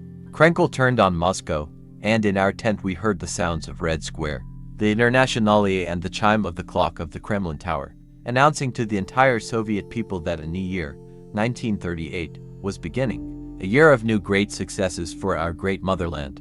I congratulated my comrades on the new year. We sang the Internationale, kissed and wished that 1938 would be as happy as the last. Then Eugene came out of the tent and made meteorological observations, and Theodoric passed the report to Rudolph Island. Our New Year's Eve dinner lasted 2 hours. After that, we did not go to bed for a long time, talking about the fact that the polar night would soon end, that our work would go even faster. Shirshov is afraid of the dark. Petrovich explains that he is not afraid of the dark, but bears, which in the dark can approach unnoticed and rush at a person. Genya advised Shirshov to constantly walk with weapons. Then the fear of the dark would disappear. Now Petrovich has an irresistible passion for weapons, even more he does not part with his gun. Usually, returning to the living tent after hydrological work, he shoots upwards on the way. We went to bed, and Krenkel remained at the radio and continued to receive congratulatory telegrams from all over the USSR. How many warm, pleasant words we received. They slept only a few hours. Ernst woke everyone up for tea. The weather is wonderful. Each star is clearly visible. Everyone is in a good mood. For the first time, we hold a general mandatory day off. So we agreed the day before. However, the work continues. We are all so used to action that we cannot live without work. I cleared the snow from the bases, examined the crack, filled the lamps and lay down with a book. Genya made an astronomical definition. He says that we continue to be dragged to the south. Then Genya went to his observatory to prepare the instruments for gravitational observations. At dinner we drank 2 glasses of cognac. I took cucumbers from the stalk. They were as soft as rags obviously. They have deteriorated a lot. But these cucumbers seemed pleasant and tasty to us. We listened to a New Year's concert from Moscow on the radio for a long time. We became warm. The temperature rose to 6 degrees below zero. We have not had such a temperature for a long time. You can even to walk in underpants. Only a strong blizzard interferes. In the evening, a strong wind blew. The temperature quickly dropped to 35 degrees. From such a sharp change in temperature, the ice cracks. All the time it seems that the ice floe under us is breaking. Ernst, who was on duty in the camp, remembered that back in Moscow, when we were taking off from the Franz Central Airfield, he gave Genya a bottle of good tincture to hide, which Natalia Petrovna had prepared. Since then, the tincture has been in Fedorov's backpack. He found the bottle. We drank a glass and immediately fell asleep soundly. January 2. Soon it will be morning and working days will begin again. Petrovich went to the crack to make observations of the sea currents. I started clearing the snow from the site, and then went to Petya and helped to carry out hydrological work. On the way, I examined a rope that we called a trolleybus. It stretches from the living tent to the crack, where Shirshov's hydrological winch trolleybus is installed. It helps us a lot during the polar night.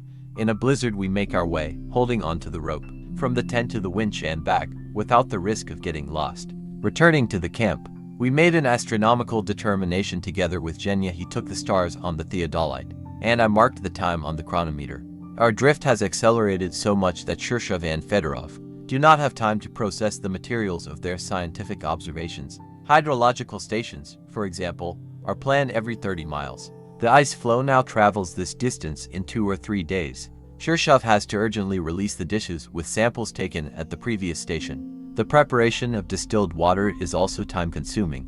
The great depths of the ocean ended. Now we are drifting over the Greenland shallows, where the depth varies only from 200 to 250 meters. Soon our ice floe will be in an area where the depths of the sea have already been studied and mapped. Krenkel complains of pain in his side. Evidently he had caught a cold. They gave him 2 aspirin pills, wrapped him up with his head. We were treated to tea with strawberry jam. Before evening, Krenkel woke up. I served him hot soup. Ernst ate it without getting out of his sleeping bag. Today he is in the position of a sick man. Already a big dawn appeared, a thin stripe on the horizon. At the end of January, obviously, it will be possible to read a book with a bright glow. But the sun will rise later. We observed a very beautiful northern lights. We write down in the journal of the station everything that we notice around us. Not a single natural phenomenon, not a single fact is missed by us. January 3. Congratulatory radiograms continue to arrive, in which people of various professions, acquaintances and strangers wish us success, health, happiness in the new year. Eugene checked the chronometer and began a series of gravitational observations. Petrovich worked all night on the winch, observing the speed of the current at different depths. He determined the depth of the sea, 230 meters. We are still in the neighborhood of the shores of Greenland. The pressure in the barometer drops rapidly. There will be a blizzard again. In order not to be left without kerosene, I went to the base and brought from there cans of fuel. We are preparing to meet the blizzard fully armed. Pyotr Petrovich, after a 3-hour absence, returned to the tent and said, "The hydrological station has been taken." We were surprised by this, since usually hydrological observations took Petrovich from 1.5 to 2 days. However, now things will go a little faster, because the depths of the sea have become smaller, and we are all already accustomed to hydrological work. Krenkel still complains of pain in his side, and Petrovich continues to treat him. As always, after the end of the station, Shirshov wanted to leave the tent and shoot a rifle. He loaded it, but his lock jammed. This was an excuse for us to inspect and clean all the weapons. In the latitudes where the drift is now taking place, we can often be visited by unexpected visitors, polar bears. We have used up all the energy of our batteries to transmit congratulatory telegrams. It is inconvenient to leave people unanswered, and we have less and less electricity. Today the wind came to the rescue. The wind turbine began to act and charged the batteries. Still, it was necessary to set up a queue to respond to radiograms. For January, as soon as Ernst contacted Rudolph Island to transmit another meteorological report, congratulatory radiograms began to pour in from there again. I fed Vesely, giving him a reinforced portion because it is cold outside, and food, as you know, warms. Pyotr Petrovich cut his finger with glass at night. Now he also has the rights of a freeman, although he is a doctor himself. In order not to be bored, I played a game of chess with him. Petrovi won. A bright glow grows on the horizon, and every day more and more sunlight breaks into the camp. It fills our hearts with joy. It is even difficult to convey how pleasant it is for people living on an ice floe. In the polar night to see the sun, we are all tired of the light of kerosene lamps, or, rather, the soot of bat lanterns. Zhenya made an astronomical definition. We are carried very quickly. In 36 hours, the ice floe has traveled 12 miles. For the whole of December we had marched 195 miles. Petrovich says, soon the drift will accelerate even more. Shirshov checked his notes, and I read Gorky's mother.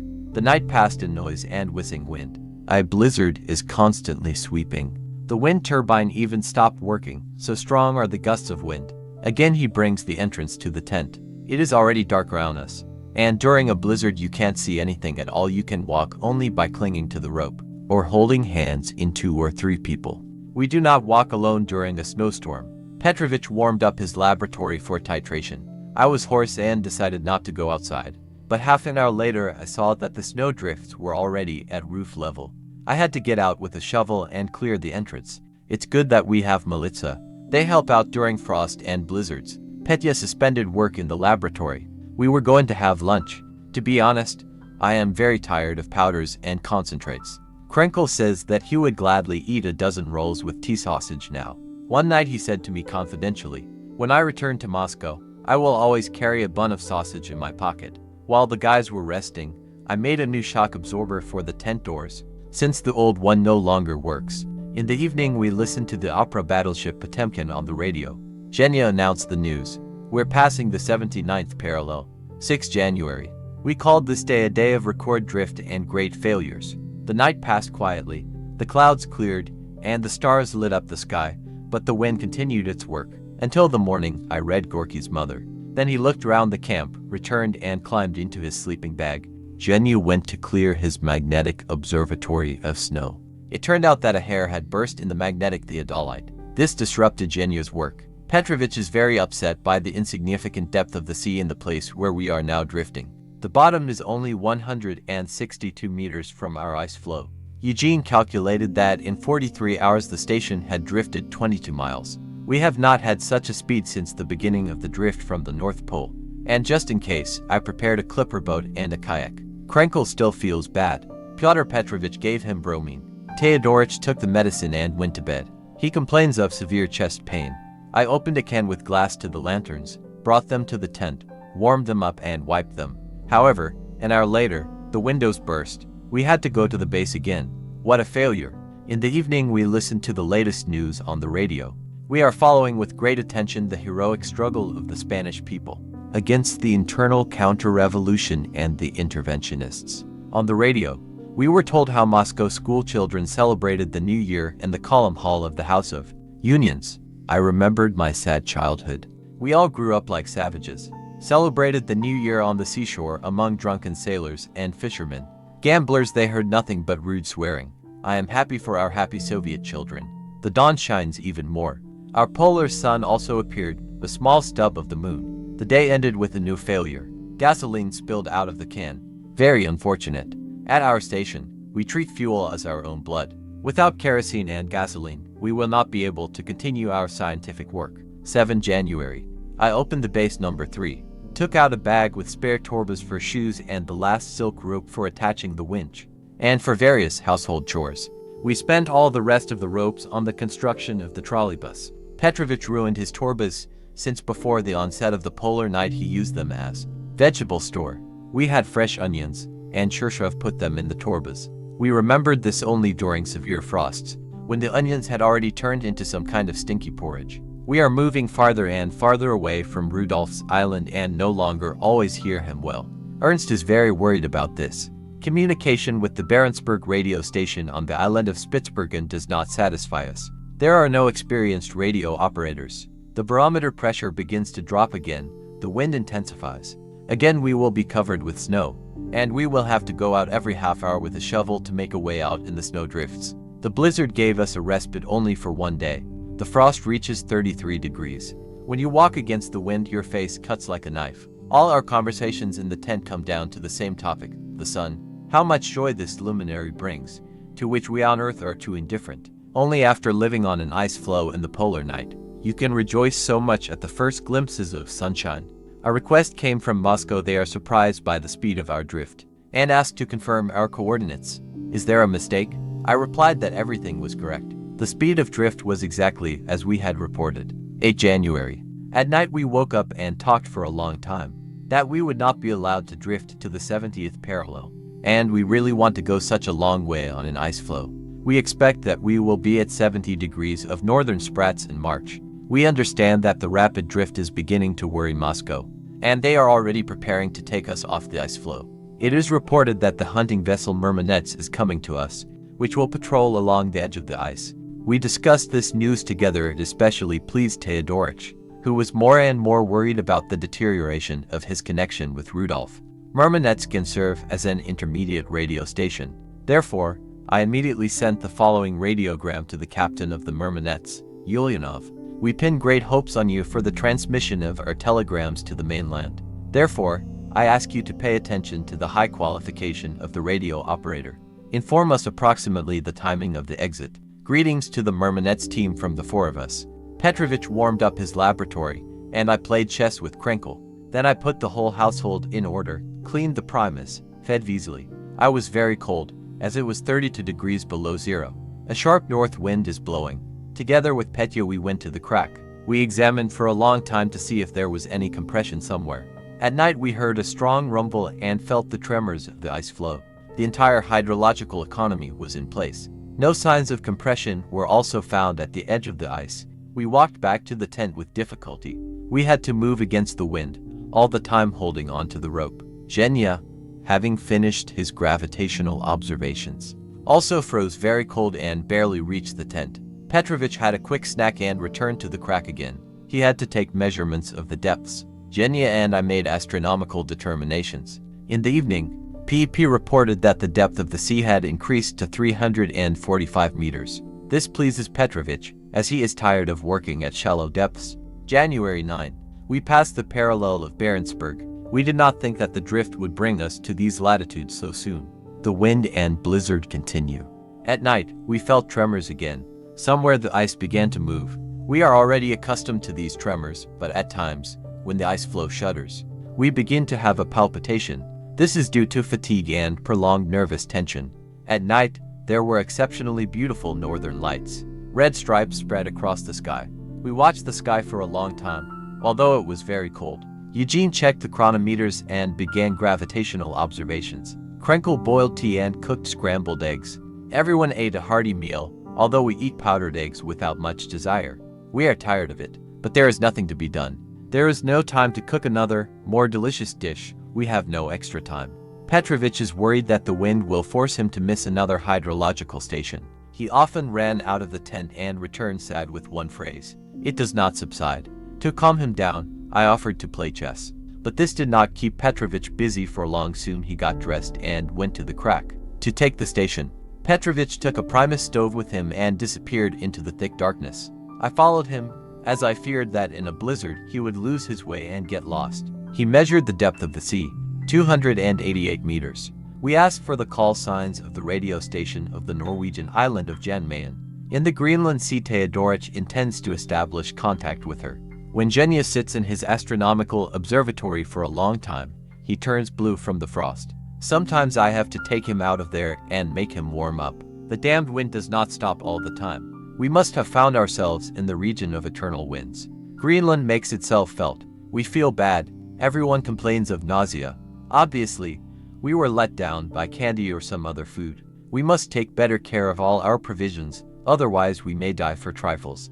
In the evening, Petya measured the depth again, 249 meters.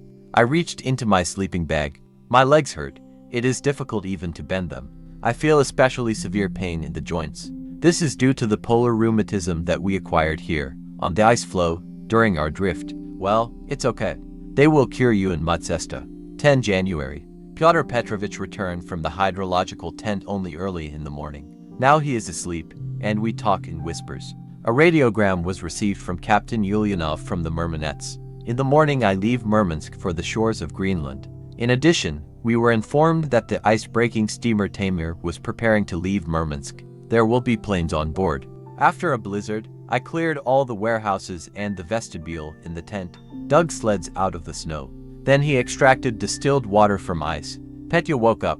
He was offended that we didn't wake him up earlier. A strange man, he does not want to understand that it is necessary to rest. Genya finished his gravitational observations. We drank tea for a long time, which we all love. Genya says, "Tea warms the soul." I played chess with Petrovich, watching at the same time the distillation of distilled water from ice and snow. We did not manage to finish the game of chess. Genya called me to make an astronomical definition. The sky cleared, bright stars appeared. It was necessary to take advantage of this. 11 January. Krenkel did not sleep all night. He watched the northern lights and the weather. It was completely calm. At night, the two of us walked around the camp. "Why aren't you sleeping, Dmitrievich?" Theodorich asked. "I'm in an excited mood, and I don't want to sleep," I explained to him. It's true. Reports about the upcoming removal of us from the ice floe somehow haunt us. I want to see my dear Soviet people as soon as possible. We returned to the tent and sat down to play chess. Then I went to bed. But until very early in the morning, I thought that soon we would return to the mainland and bring to Moscow the results of the scientific work of the North Pole drifting station. When I woke up, Pyotr Petrovich was standing over me. It turned out that I had been shouting something in my sleep and it alarmed him. Krenkel cleaned the rings of the windmill. I went to inspect the bases. The frost reaches 32 degrees. The weather is calm, completely cloudy. Pyotr Petrovich accumulated for untreated hydrological stations, so he climbed into his laboratory and processed materials all the time. I cooked lunch. For the first, pearl barley soup. I cooked it for 5 days at once. For the second, buckwheat porridge. For the third, jelly. The preparation of lunch took 3.5 hours. While the jelly was cooking, the pearl barley soup froze. I had to warm it up again. The lamps in our tent burn very dimly, and sometimes they go out completely. There is not enough oxygen. Occasionally, we open the tent apron to open up fresh air, but it doesn't last long. It's good that we're running out of tobacco. We'll smoke less. In fact, we have only Krenkel as a real smoker. The rest smoke more for entertainment equals before going to bed, and sometimes at night. Genya is very overtired. His memory has noticeably weakened. This had never happened to him before. For example, having written down the results of his observations in a notebook yesterday, he left it on the can, and then walked around the camp for a long time and looked for this notebook. My wife definitely needs to rest. 12 January. In the morning, I stood near the tent for a long time and admired the dawn. On a moonlit night, our camp resembles some kind of fairy tale kingdom. The ice surrounding us is very beautiful. Hummocks are piled on top of each other in a bizarre mess. Illuminated by the moon, they shine brightly. Our tent is covered with snow drifts. To make it more convenient to go down to the house, we made several steps in the snow. If our ice floe bursts, then we will save our farm, with the exception of the tent. which, obviously, will have to be sacrificed. It sits deep in the snow. We do not have enough strength to keep it constantly freed from snow drifts. Just in case, I put a sled at the very exit. At the right moment we can transport all the belongings to a safe place. Krenkel informed the captain of the Murmanets Ulyanov of the terms of our radio communication with this ship. Then Teodorich began to write down a radiogram and, in a few minutes, brought us a piece of paper. It turned out that he had overheard a telegram transmitted from the Murmanets to Moscow. "We are proud and happy," the polar sailors radioed, "that we have the honorable and responsible task of going to the Greenland Sea to carry out preparatory work to remove the Papanins from the drifting ice floe. Going on this responsible voyage, the team assures the party and the government and the entire Soviet people that they will fulfill this task with honor." What wonderful, brave people on this little vessel. Never before have such vessels traveled so far into the Arctic in the polar night. But the order of the motherland and the maritime duty are above all. After lunch, Pyotr Petrovich collected his hydrological utensils and went to the crack. Now he is again taking the hydrological station. I brought a piece of cake from the warehouse. Today is a solemn day. The first session of the Supreme Soviet of the USSR opened in Moscow. At the opening hour of the session, he hoisted flags over the camp. For deputies of the Supreme Soviet of the USSR are not present at the first session. They are on an ice floe off the coast of Greenland and are on their scientific watch. Shirshov soon returned. In 3 hours, he made a station and measured the depth of the sea, 186 meters. Our ice floe is still close to the Greenland coast. In the evening, when I was reading a book, the frost that formed on the ceiling of the tent from our breath fell on me. My whole bunk and sleeping bag were soaked through. I had to wipe things with a dry cloth for a long time. I put a new skin on top. It is necessary to make some kind of drainage system at the bed. Genya continued to process the materials of magnetic observations. 13 January. The silence in the camp was broken all night long. A variety of noises haunted us. A blizzard howled. A windmill whistled, charging the batteries. Flags raised over the station rustled. The crackle of breaking ice floes could be heard from afar. Genya diligently draws a broken line on the map of our drift. We are somewhat worried. We have this map only up to the 77th parallel. Judging by how fast the ice floe is progressing, we will have to keep records without a map. We are carried far to the south. Who would have thought that the ice floe would pull so far? In Moscow, when we ordered maps, we were told to prepare them with a large margin. Then Genya, after thinking about it, answered, "Well, I suppose that we will not be beyond the 80th degree. However, life makes fundamental amendments to our plans and theoretical assumptions." Before evening, we were informed about the first meeting of the session of the Supreme Soviet of the USSR. We received greetings from a group of deputies pilots, heroes of the Soviet Union: Mikhail Gromov, Andrei Yumashev, Sergei Danilin, Georgy Baidakov. Half a year has passed since they flew over the place of our drift. Pyotr Petrovich continued to titrate the hydrological station. Genya wrote a telegram to the All-Union Arctic Institute about the results of magnetic observations. At night we received a radiogram from the People's Commissariat for Foreign Affairs of the USSR that the Norwegians had offered their services and indicated food bases located on the coast of Greenland in case of a strong compression of the ice if we had to leave our drifting station. This is kind, but I am convinced that we will not have to resort to the help of Norway and other countries. In difficult times, if danger threatens, the motherland will stretch out its mighty hand to us. Water appeared in the tent again. For some reason, all the moisture accumulates near the beds. A blizzard is sweeping. We have an original indicator of the strength of the wind. As soon as the blizzard intensifies, the dog Weasley begins to squeal pitifully. The wind subsides, and so does Weasley. Before going to bed, we hung our shirts and fur boots on the ropes by the lamp. This is the only way to dry the soaked furs a little. However, you need to dry clothes and shoes with great care. It is necessary to make sure that not a single drop of water gets on the lamp glass. 14 January. A blizzard is sweeping. On the mainland, in such weather, as they say, a good owner will not drive a dog out into the yard. And today we had to evict Weasley from the vestibule. This is his punishment. At night, he slowly reached the oil. Traces of his teeth were visible on the bar. We decided not to spare our dog and punish him, regardless of the weather. After all, we feed him well. Everyone got dressed and drank tea. It seemed that there was nothing to do in such weather, but the work continued. Genya made meteorological observations. checked chronometers and engaged in gravitational measurements, and Petrovich copied his notes on hydrological work into a notebook cleanly. I went to inspect the camp. He came back wet. The snow was clogged in all the pores of his clothes. I stood at the entrance to the tent for a long time, cleaning my clothes. We already have a lot of moisture in the tent. For the fourth day, we do not know our location. The clouds are hanging over us, and it is impossible to make an astronomical determination. 15 January. Petrovich went to the crack to make a new hole. When everyone came to him, he had already made a large hole in the ice. Every 10 minutes, Shirshov lay down and, putting his ear to the ice, listened keenly to the sounds of the sea. "There's a compression of ice somewhere," he said. Krenkel and I began to clear the tents and sleds from snow. In 2 hours of continuous work, we managed to clear only the hydrological tent, moved it to a new hole. Then the winch was also transported there. During the tent setup, my hands were full, and I did not have time to rub my cheek. Ernst noticed that I had a large red spot. It is very offensive for a polar explorer to freeze his cheek. In the evening, Genia determined our location. Latitude 77 degrees 47 minutes. Pyotr Petrovich collected the bathymeters, put them on the sled, harnessed themselves and went back to the hole. He will conduct another hydrological station. 16 January. The night brought us a lot of interesting things. Petrovich returned to the tent only at 4 o'clock, before morning.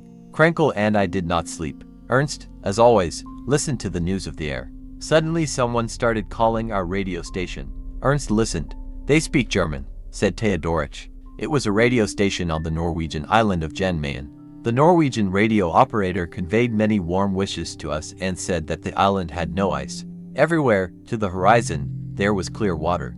Ernst agreed with the Norwegian on regular communication. From us to the island of Jan Mayen is about 400 miles. Petya, tired and exhausted, immediately lay down. Breathing heavily, he told us how he got to the tent. The wind blows at a speed of 17 meters per second. On the way, Shirshov sat down on hummocks several times to rest. With difficulty, he dragged a sled with his hydrological farm. After all, Petya made for a series of hydrological observations, took samples from 12 horizons and measured the depth of the sea. Krenkel fed Petrovich, boiled tea for him, gave me 2 glasses of cognac. Only after that did Petrovich smile. Since the appearance of our ice floe in the Greenland Sea, the wind has been blowing all the time. Someone called this sea the nest of winds. Perhaps it is true. The blizzard walled us up in the tent, like badgers in a hole. We received a radiogram from the captain of the Murmanets, Ulyanov. The ship approached the edge of the ice at the 76th parallel. A strong blizzard disrupted communications, and today, for the first time since the day of landing at the North Pole, we missed all 4 deadlines for the transmission of meteorological reports to the mainland. 17 January. Krenkel called the radio stations of Spitsbergen and Murmanets all night, but the connection could not be established. Beautiful dawn. We can safely say that the polar night is coming to an end. It has become so light that sometimes you can even read. All the nearest hummocks are clearly visible. I mentally look into our future. I really don't want to be photographed before the ice floe approaches the 70th parallel. We need to make a complete hydrological section from the North Pole to 70 degrees, that is, over 20 degrees of latitude. Genia and I left the tent to make an astronomical determination. Today we had a hard time. Severe frost, sharp wind. Genia turned blue from the cold. It was necessary to kneel motionless for an hour and make counts. Eugene, not without solemnity in his voice, announced that in 2 days we had marched 30 miles to the south and 4 miles to the west. This is a new drift record. Magnetic storms had been raging in the Arctic for 2 days. Therefore, there was a failure to pass short radio waves. Radio communication was disrupted not only in our country, but also at such large radio stations as on Rudolph Island, Dixon, in Arkhangelsk and in Takaya Bay on Franz Joseph Land. In the first bundle of telegrams received by Theodorich after the break, there was a warm greeting from my brother Yasha. He reports that he has been accepted as a candidate of the All-Union Communist Party Bolsheviks. Yasha participated in the Civil War, was shell-shocked. He has extensive life experience. He has only one misfortune, but it can be corrected. He is illiterate. He needs to learn. 18 January. Ice compression begins again. All the time we hear a distant rumble, reminiscent of firing from guns. In such cases, I always remember the front. I received a telegram from Moscow. They are asking for my opinion on the prospects of removing from the ice floe. It was reported that the Tamir was ready to go to sea. I replied that everything was fine, everyone was healthy. The ice conditions allowed us to drift further. I consider it expedient to start the withdrawal operation only in March. It was brutally cold, 47 degrees below zero. Unprecedented temperature. I brought a spare kerosene stove with 2 burners. But we absorb oxygen in the tent so quickly that both stoves cannot burn at the same time. Shirshov dressed warmly and went to his laboratory, to the crack. He measured the depth, 272 meters. In addition, Petrovich took water samples from 11 horizons. His hands are very swollen, but he courageously continues to work, unraveling the mysteries of the ocean. Genya moves the theodolite to a new place. To do this, he needs to clear the snow for 2 to 3 hours. Fedorov drew our attention to the moon. Bright red, it was slowly disappearing behind the horizon. The day is approaching. 19 January. I gathered my tools and went to repair the trolleybus line. It was half covered with snow at night. During a blizzard, you can lose your way, get lost and die. I set up a few new stakes, stretched out a rope. Now the trolleybus has been put in order again, and Petrovich will walk more confidently from our house to the hydrological tent. I inspected the area of the airfields, which we were preparing, waiting for the arrival of Vodopyanov and other polar pilots. I wandered around the camp for a long time, but did not find airfields. Maybe they are distorted by a blizzard. The ice is covered with huge snowdrifts and snowbanks. But we do not lose hope. If necessary, we will find airfields. Krenkel is still worried that there is no reliable connection to Rudolph Island and Barentsburg. By lunchtime, each of us wants to get a hot dish. We have already agreed that the soup will be poured directly from a saucepan, removed from the Primus stove. Sometimes you get burned, but it's still nice to swallow hot, especially during snowstorms and severe frosts. The stars have turned yellow, the dawn is in full swing. I repaired the trolleybus line without a lamp. I can't keep warm today. I must have caught a cold. There is nowhere to dry. Ernst says that you can only dry clothes with your body. It was 6 degrees below zero in the tent. I climbed into my sleeping bag, but even here I continued to shudder. On the radio it was reported that the session of the Supreme Soviet of Dessert was closed. In honor of the session, a demonstration of many thousands took place in Moscow. Then a deputy of the Supreme Soviet of the Karelian Assur spoke at the microphone and greeted me on behalf of my voters. He said that in Karelia they were waiting for my return and were confident in the successful outcome of the drifting expedition. Luck. We don't even use the word. It suggests something accidental. In our country, everything is prepared so carefully that success is guaranteed. We received a telegram from the main directorate of the Northern Sea Route about the plan of the operation to remove us from the ice floe. We continue to work completely calmly. 20 January. We felt a strong push of ice. Everyone jumped out of the tent to see if our ice floe had burst. Everything was fine around us, and we did not want to go far. We returned to lunch. Petrovich and I began to play chess. Then I left the tent, folded the flags, cleaned up all the household prone to traveling during the winds. We expect there to be a storm. Marmonets is located at a distance of about 200 kilometers from us. Pedro went to work at the winch. He made to see depth measurements and 6 series of hydrological observations. 18 times he lowered the spinner into the sea. In the evening, Petrovich dragged the sled with all his equipment to the tent and reported. Our ice floe is surrounded by clear water and isolated from neighboring ice floes. From the living tent to the nearest edge is only 300 meters. Consequently, we already live on a small icy island, eternally moving and subject to all kinds of accidents. Our famous crack parted. The winch and hydrological tent ended up on another ice field. It was necessary to urgently save this property. We loaded a kayak on a sled, harnessed ourselves, and set off on a rescue expedition. We launched the kayak into the water. Genya and Petya swam to another ice floe. There was a heavy fog.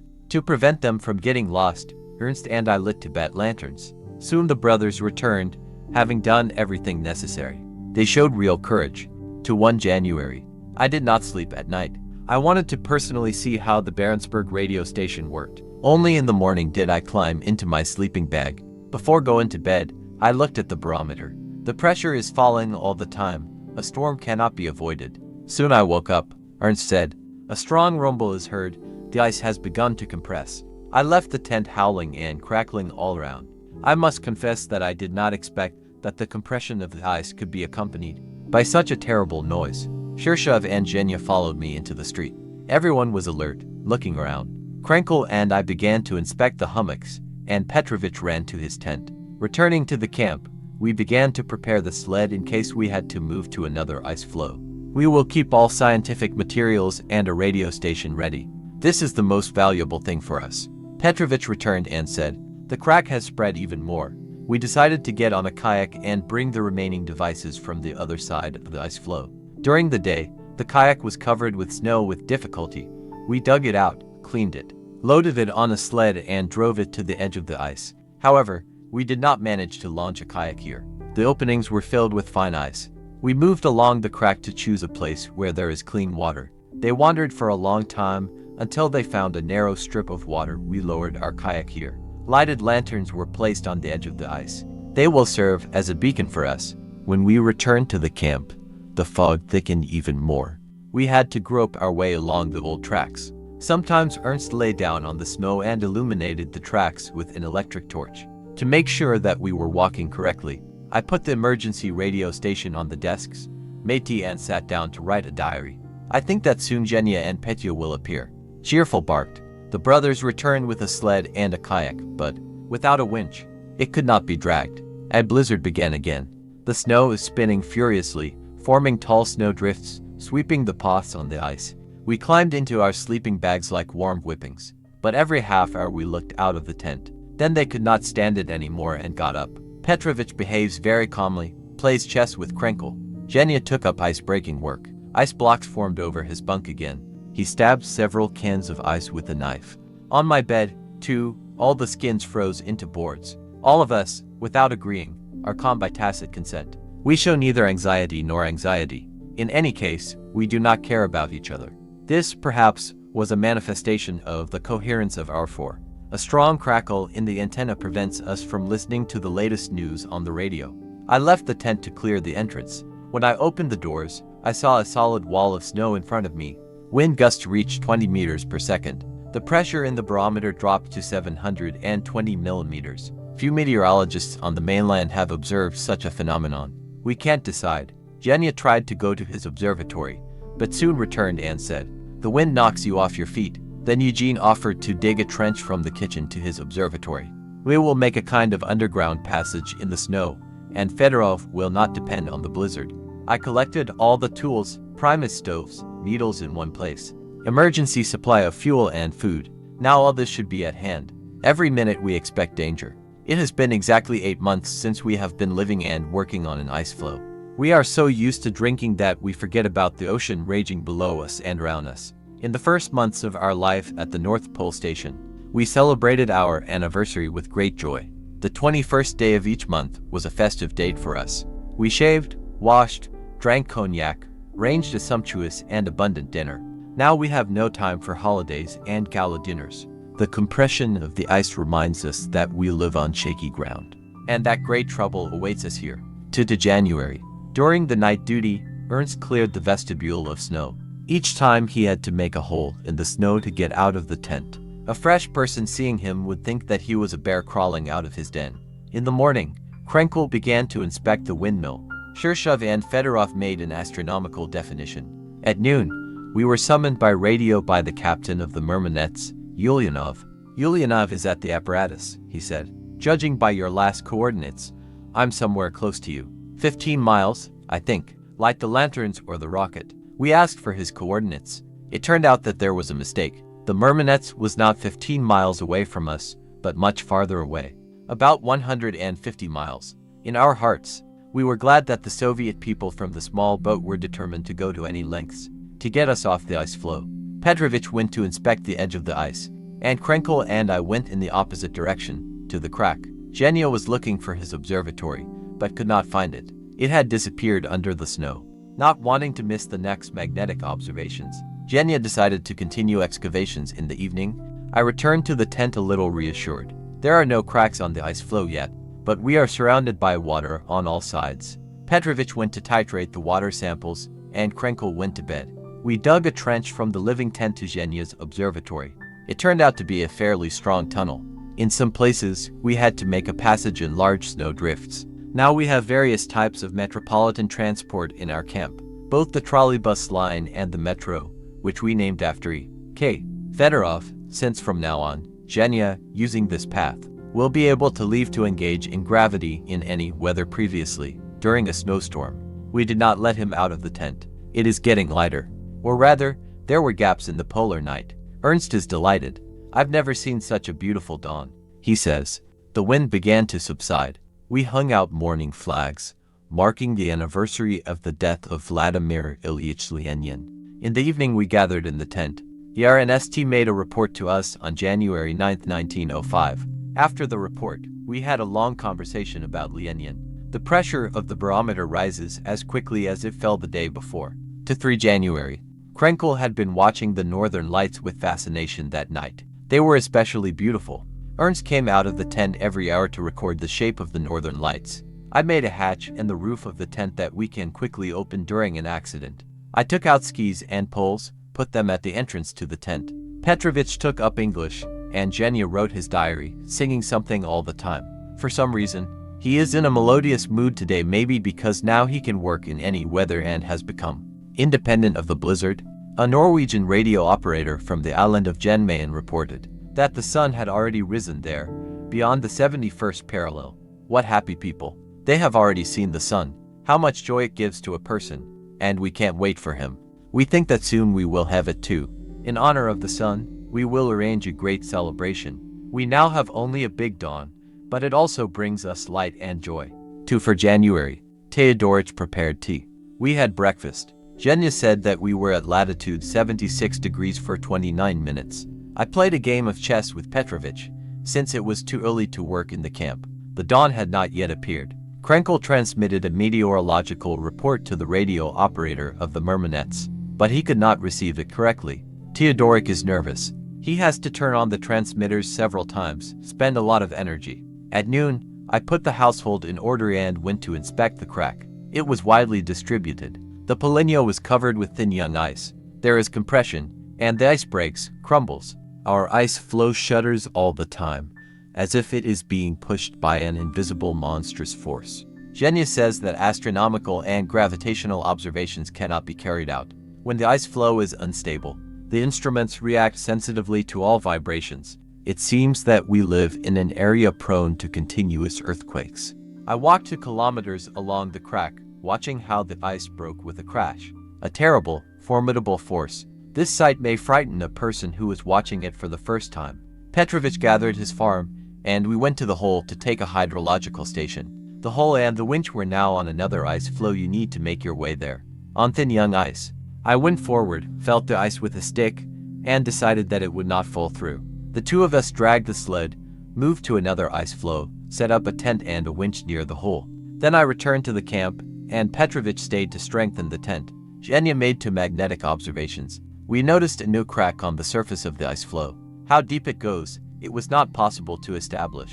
Given the dangerous situation, we now hold the strap with our hands when transporting cargo on sleds, and do not put it on our shoulders. This is done so that we would not be dragged into the water if the sled fell through.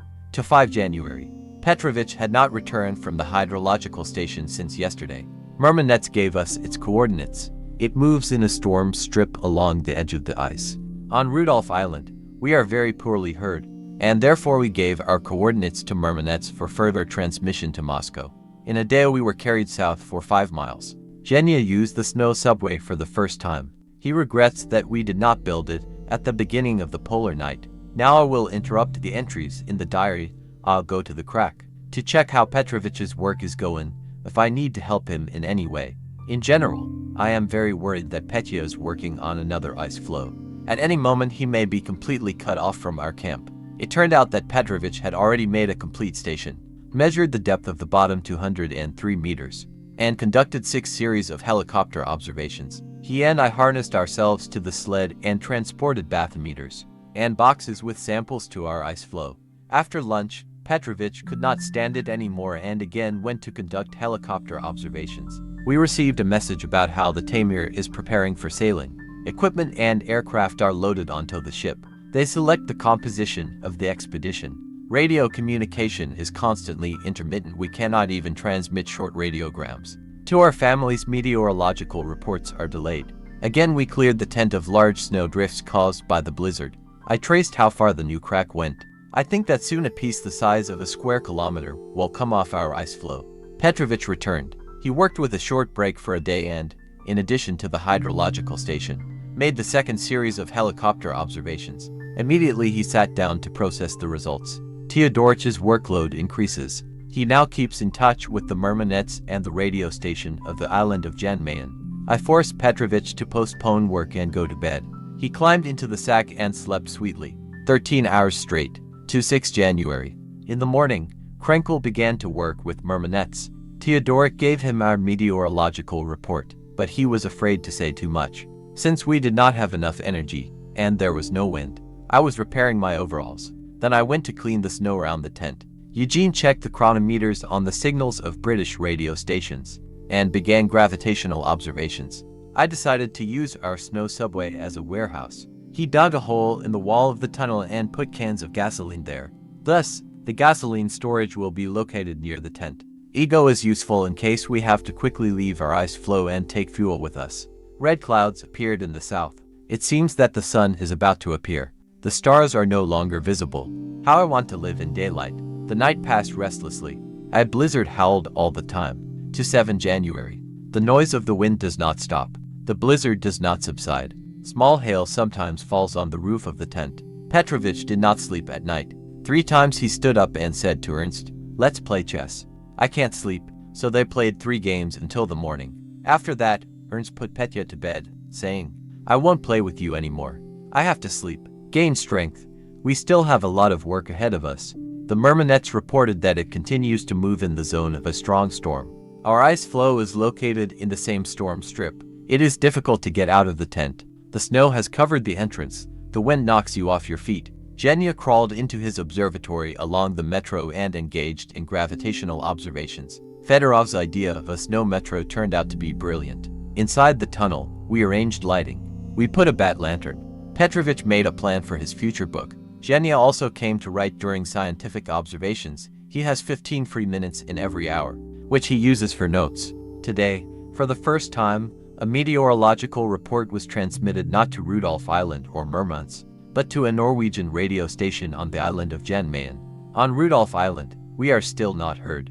The Norwegian radio operator naively asked Krenkel, "Did you know that you will be filmed in February?" "Of course we do," Ernst replied. The blizzard deprived us of the only pleasure, daily listening to the programs of the Moscow radio station named after the Comintern. The wind is rustling in the antenna. There is a disgusting wheezing in the headphones. You can't make out anything. I played chess with Dmitrievich. At the same time, I remembered that some champion had once challenged me to play a chess match, and I've just learned a little. We had such hard work that there was no time left for chess. I remember that when I sat down to write my diary, I could hardly hold a pencil in my hand. I have never been so tired as I have been in the past few months. However, now we all crave rest. Be that as it may, it is quite difficult to live and work continuously in the polar night on an ice floe floating in the ocean, but soon we will be on the mainland, on our native land, and will have the opportunity to rest. Yes, vacation. We all dream of this time. To 8 January. The wind still does not subside. We cannot leave the living tent to breathe fresh air, and we need this after the soot and condensed atmosphere of our palace. Sometimes you are even dizzy, but it is difficult to go outside. You can only lie on the snow there. A terrible storm is raging. From time to time, the wind reached hurricane force, 12 points. Krenkel prepared coffee and pancakes for breakfast. Then he contacted the Murmanets and gave it a meteorological report. Murmanets goes south along the edge of the ice. During the snowstorm, the children begin to get bored. To cheer them up, I recommended drinking a glass of cognac. This proposal was approved. We sat in the tent and talked about work, about scientific observations, about further life on the ice floe.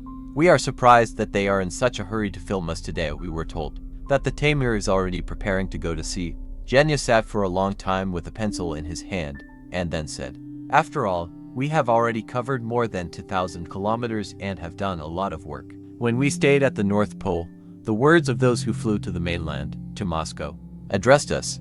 "We hope you don't let us down," they said, saying goodbye to us. And we really did not disappoint. We worked day and night to justify the trust. We did everything in our power. Our meteorological reports, despite the lack of communication with Rudolph Island, still reach Moscow in a timely manner. We transmit them through the Murmanets hunting vessel or through the Norwegian radio station.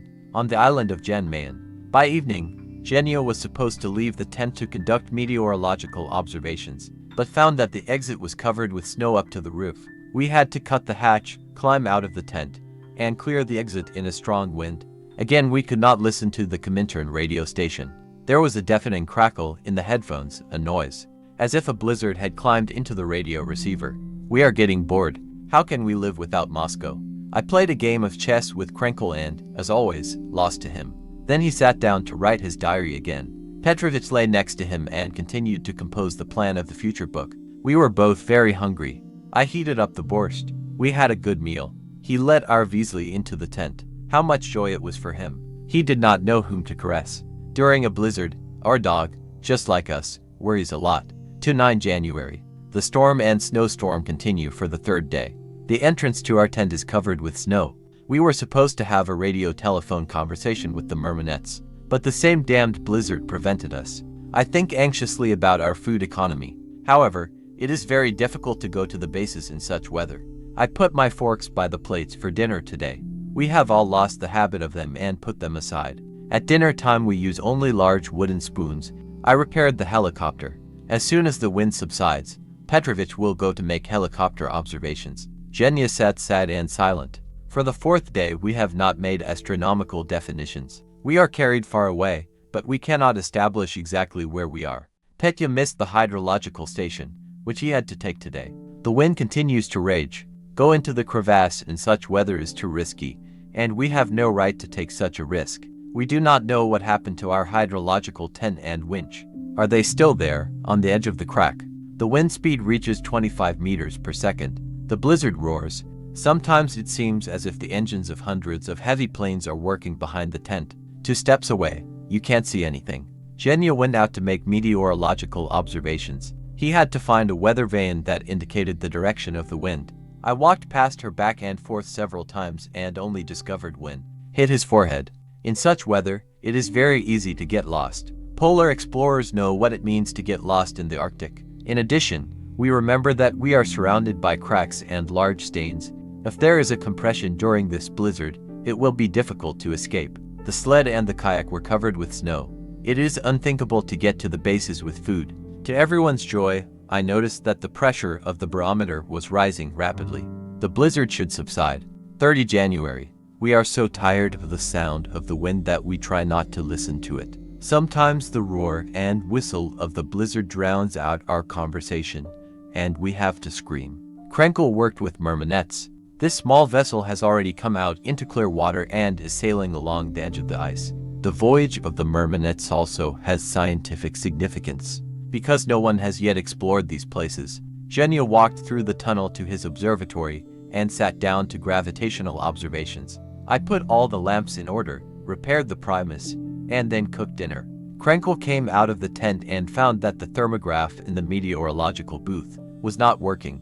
Genya began to disassemble it. The clock mechanism was covered with snow. Before the evening, Genya gave us a lecture on gravity. Our gravitational observations are of great importance for world science. For the first time, such observations in the polar basin were made by Fridtjof Nansen, but his observations cannot be considered accurate and correct. There were no radio stations at that time, and Nansen could not check his chronometers every day.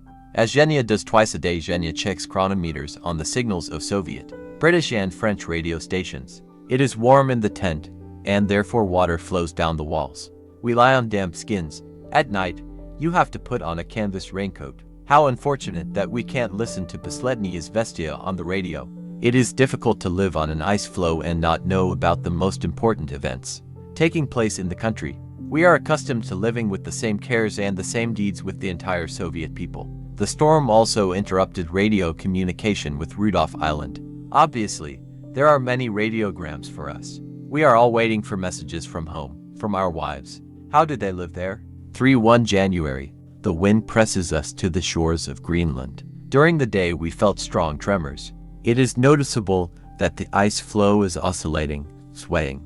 Krenkel, as the camp attendant, often leaves the tent, but cannot distinguish anything. A blizzard is sweeping. Petrovich walked along the crack crossing our camp, but so far he has not found anything dangerous. There is still no connection to Rudolph Island. Zhenya adjusted the antenna. He needed to hear at least one radio station to check the chronometer. Then he began gravitational observations. I conducted 3 episodes and stopped, because the devices all the time note a strong oscillation of the ice floe. I feel that the quiet life on the ice floe is over. Anxious days are beginning. We must be ready for them. We have seen a lot of dangerous things in our lives. We are Bolsheviks, and I hope that we will be able to defeat the elements. I got out of the tent, fed Weasley, carefully crawled along the ice floe to check the household. The skis were thrown aside, covered with snow. The sled was overturned and disappeared under a snowdrift. Sleds with camping and emergency equipment are covered with a snow bank. I called Petrovich. He climbed out of the tent, and together we went to the crack to find out what condition the hydrological winch was in. Just in case, we tied ourselves to each other with ropes, took shovels and pawns. Halfway through, Petrovich noticed a new crack. It was only difficult to make out how deep it went. Petya bent down and said, "Obviously, under the influence of the wind, the ice floe burst. I put a shovel in there, it fell through." There was no point in going further, since at any moment we could be cut off from the camp. While we were standing, the water began to break through the crack and flood the fragment of the ice floe. Soon there were divorces, and we realized that the way to the hydrological tent was cut off. We returned back to the camp. Soon Petrovich left to check if the crack at the utility warehouse had opened. I cleared the sled from snow. The wind was blowing through the fur shirt. The snow was penetrating all the pores. It was impossible to stay outside for more than half an hour. He played chess with Krenkel. Zhenya processed the materials of gravitational observations. Sometimes we listen. Our ice floe is often pushed. Involuntarily we look at the barometer. We try to calm ourselves down by the fact that the pressure rises a little. The tremors of the ice floe have intensified so much that snow is falling from the sides of the tent. It seems as if we live in some kind of bag, which someone's strong and invisible hand shakes thoroughly. We sleep in turns. We should be on the alert all the time. February 1. I played chess with Theodorik. Towards the end of the game, we heard a strong crack behind the tent. We decided not to stop playing. It seemed to me that I would win after all. When it became clear that my situation was hopeless, we began to listen. The crackling increased. I wanted to go see what was happening in the camp, but Ernst said, "Don't go. You'll get your clothes wet. I am on duty and will go there now." He immediately went out, examined everything around the tent, but did not find anything dangerous. We went to bed without undressing. The crackling increased. Theodorich and I talked quietly. Soon I heard a strange creak in the tent itself. He woke up Zhenya and Chershov. "We must get dressed," I said to them. Zhenya grinned and answered, "Why get dressed? It's the snow that settles, that's why it creaks." I wanted to leave the tent, but Theodorich again persuaded me to stay, saying that he would inspect everything himself.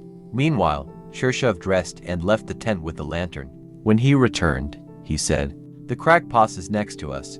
Petrovich was absolutely calm. He made this message in the same tone in which he usually says took the station. We left the tent. Indeed, 8 meters from our home, a narrow crack was visible. Chershov took a closer look at it and noticed that the edges of the ice were waving. We stood for a few minutes, looked around. The blizzard did not calm down. The blizzard covered us with snow. We returned home. Theodorich said, "First of all, you need to drink tea." We discussed a plan for further actions. Chershov went to the crack again and returned with unpleasant news. The crack spread by 5 meters and passed by the warehouse. We immediately went there. I broke through the ice roof with my axe, jumped in and found himself in the water. The warehouse was flooded. It was necessary to save all the valuable property. We pulled it out of the warehouse, took it to the middle of the ice floe and covered it with percale. We went along the crack. Eugene took his magnetic theodolite. It turns out that the crack was not the only one.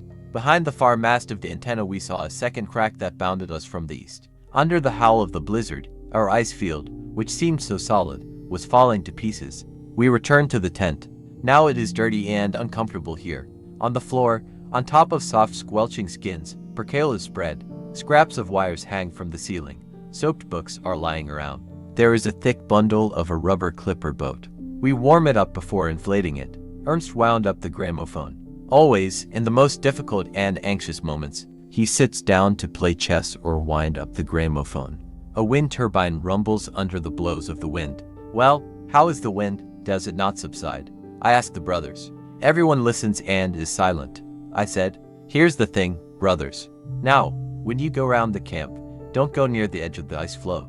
Dmitrievich almost broke down yesterday. If anything happens to any of you, consider that to our loss, then it makes no sense for me to return to Earth either. Now it is clear to us that the ice floe cracked and broke into several parts. We still live under the safe roof of our old tent, although we are preparing to leave it at any moment. Suspicious lakes of water protrude from under the floor. We load our valuable property on sleds. We work in a hurry, but we try to grab everything to the last thread so as not to leave anything for the ice. In the afternoon, when we were engaged in the evacuation of warehouses, Zhenya saw the stars. He rejoiced and shouted, "Stars at last!" For 6 days we could not determine our coordinates because we did not see any luminaries. The stars were the best gift for us on this difficult day. Zhenya took the height. Never, it seems, have we waited so impatiently for the results of calculations. Well, how is it, Zhenya? We hurry him. It was hard to believe the figures, but there was no doubt. In 6 days we were carried more than 120 miles to the southwest. 20 miles a day, that's the pace. Zhenya announced. 74 degrees 16 minutes north and 16 degrees 24 minutes west. Twice we had to repeat these coordinates to Krenkel before he decided to transmit them on the air. So we drift farther and farther south. Our residential palace, despite all its attractiveness, no longer enjoys our trust. Just look at it. The ice floe will part under us. Therefore, it was decided to immediately begin the construction of a residential building, the material for which should be snow.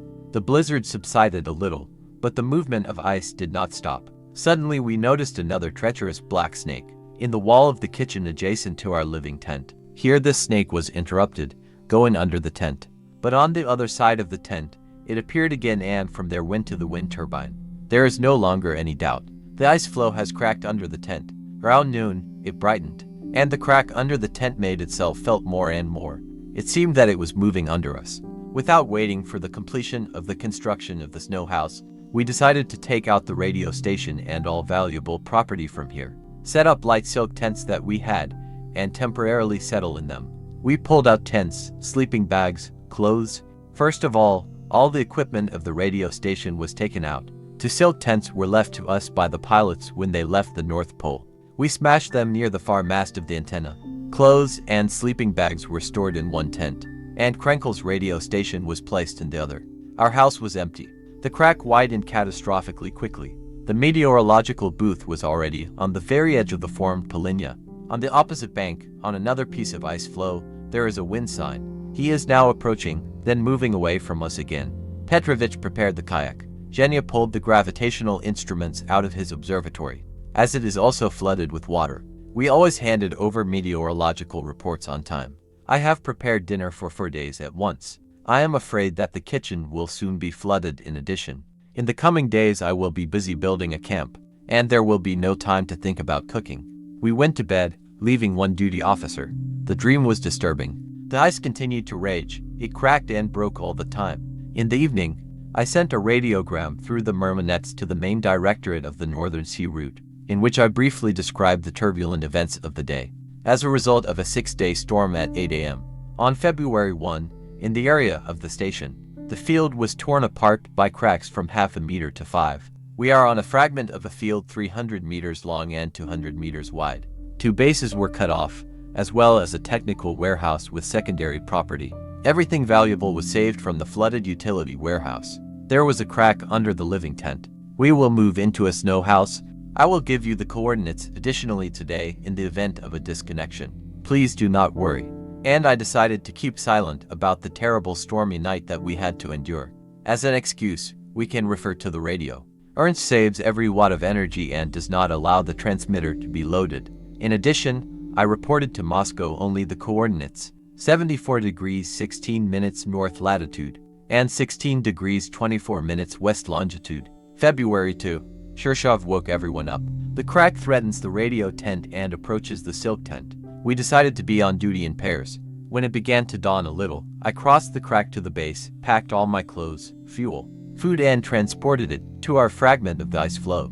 Theodorik began to establish communication, as Eugene made regular meteorological observations and prepared a report. Zhenya and Shirshov, taking a sled, went to another base, which was also carried away from us. There they loaded the clipper boat and photographic film, dragged everything into the living tent. The property of the third base was also saved. Everyone was very soaked. Dmitrievich examined the neighboring ice floes. Broken ice everywhere. Little is left of our ice field. The wind was stronger than the ice. At noon, we carefully surveyed the surroundings. The inspection did not yield anything consoling. Everywhere as far as the eye could see, we saw broken ice. We found new cracks on our wreckage, which further reduced the size of the ice floe. One of the cracks cut off the far mast of the antenna from us, along with the temp we had set up yesterday. There is nothing to be done. We need to change the apartment again. Naturally, we want to use our wind turbine as long as possible, and therefore we always strive to have it nearby. After all, a wind turbine is a source of energy for the batteries of a radio station. Without a wind turbine, we will have to wind up a manual soldier motor. Quickly gathering all our belongings, we dragged them to the wind turbine. Dmitrievich and Zhenya went to the winch, jumping from ice floe to ice floe. They moved the property closer. Now we will keep all the equipment of our camp on sleds. The winch remained. It was not possible to move it. This is the world's first winch with which the depth of the central polar basin, starting from the North Pole, was measured. It's a pity that she will disappear, but there is nothing to be done. Dmitrievich and Zhenya again went to look for large ice floes in the neighborhood. Jumping over the cracks, they moved in a northerly direction. On the way, they stopped, climbed hummocks, carefully looked around. The entire vast field on which the multi-engine airships had landed 8 months ago had shattered into small pieces. Now even a light training aircraft could not land here.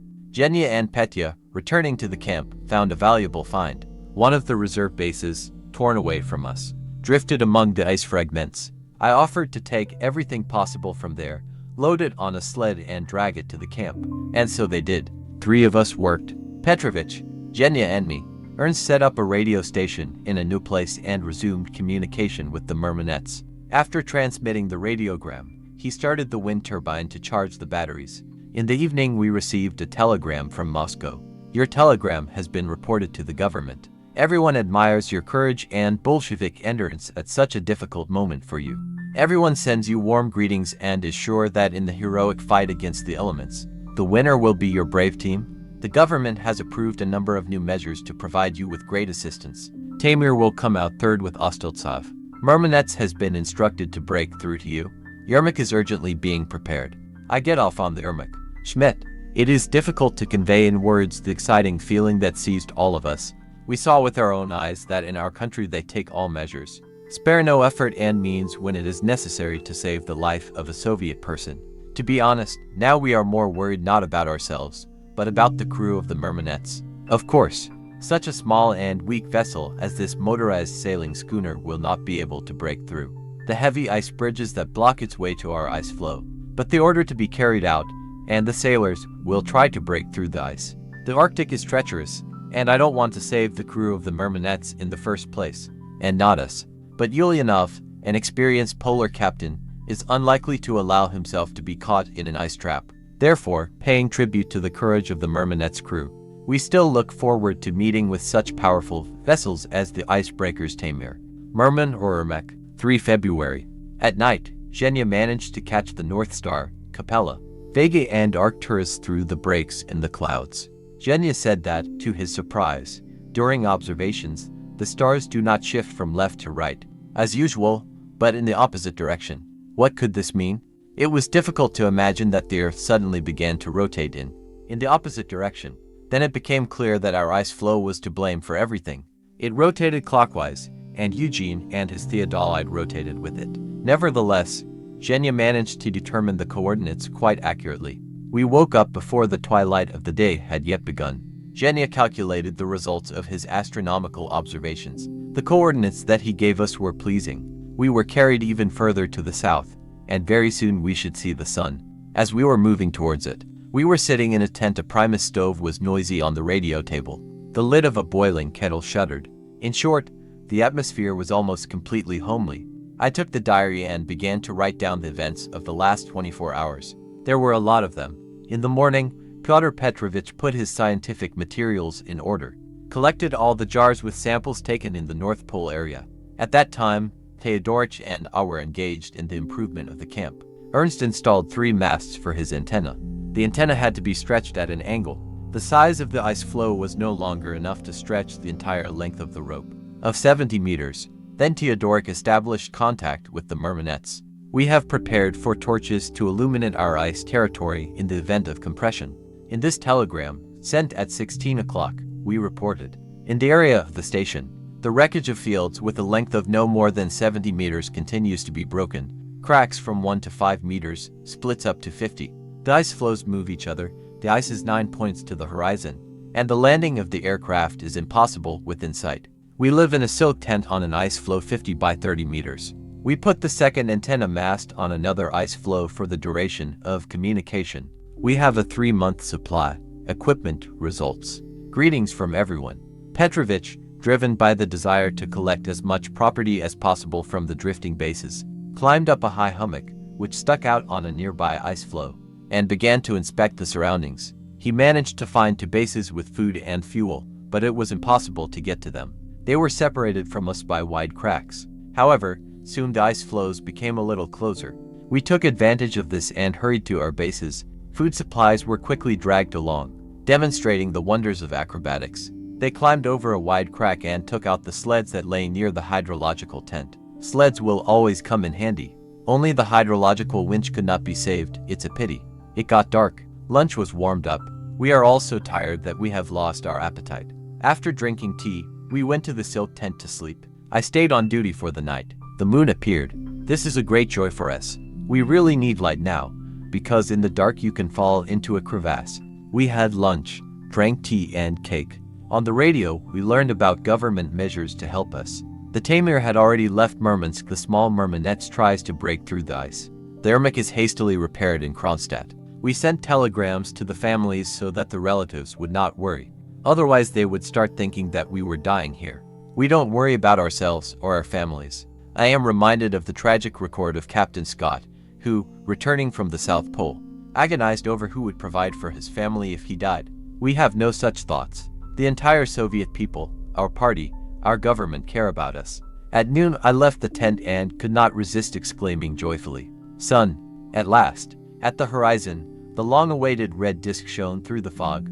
On an orange background, a bright dawn. Jagged piles of hummocks stand out sharply. Ernst and Eugene smiled as they climbed out from under the fur clothes they were carefully sorting. Teodorich looked at us and was surprised. How scary, exhausted, yellow you all are. In the darkness it was imperceptible. I wonder who I look like. A blizzard was approaching us. We learned of her approach from the barometer and from Veasley's restless behavior. We put our household on sleds to be ready for instant evacuation. Genya and Pyotr Petrovich put all their scientific equipment, which must be saved. The results of scientific observations, water samples and jars with animals on special sleds, covered and tied them up. Then Petya went to get a can of sausage. He overcame 3 cracks, jumping from one ice floe to another. In honor of the appearance of the sun, we drank a glass of cognac, ate cake. Everyone was very tired and therefore decided to sleep at least a little. Krenkel remained on duty in the camp. When I went outside, I noticed a seal between the ice. He shot at her, but missed. I attributed this miss to the rifle. He took a sheet of plywood, strengthened it and began to zero the weapon. I announced to the brothers, as soon as there is a free hour, let them pass the test in shooting for a sniper. We have a lot of cartridges. This message caused special delight for Petrovich, who is ready to shoot at any moment. We listened to latest news on the radio. The program said a lot about us. The government is deploying operations on a large scale to take us off the ice floe. Anastas Ivanovich Mikoyan was appointed chairman of the government commission. The task of this commission is to close our station, to close it without losses. And that this will happen in this way, we do not doubt for a minute. The Soviet government has the opportunity to send ships and planes, the best polar sailors and pilots to the Arctic quickly and in an organized manner. The rescue of for Soviet people in distress on an ice floe is considered a state matter. So how can there be any doubt that we will not be left at the mercy of the waves of the Greenland Sea? We continue to work quietly on the wreck of our ice floe. For February, the night passed quietly, without jolts. Teodoric charged the batteries well for radio and scientific work. They started a gramophone. We listened to music with pleasure. They wiped their faces with a wet cloth and somehow refreshed. We are exhausted by a blizzard, because at the same time clothes get wet quickly on the street, and there is nowhere to dry them. Nevertheless, we went to one of the neighboring ice floes, where there was a technical warehouse. On the way, They jumped over the cracks. We picked out everything from the warehouse down to the smallest detail and brought it to the camp on sleds. Now it resembles a gypsy camp in its appearance. Our entire household is laid on sleds. The ice floe on which we live has already cracked in 3 places. Cracks were also found along the edges of it, and we think that soon we will be left on an even smaller fragment. We are calm about the connection with the mainland. It is in the hands of such a wonderful radio operator as our Theodoric. We worked with Ernst all day, putting everything in order. After each trip to the neighboring ice floes, where we still had fuel, we returned to the tent and wound up the gramophone. Ernst reminded me of this with the usual phrase, "Shall we take our souls away?" On the radio, we learned that the workers of the Orjonikidze plant decided to repair the Yermak as soon as possible.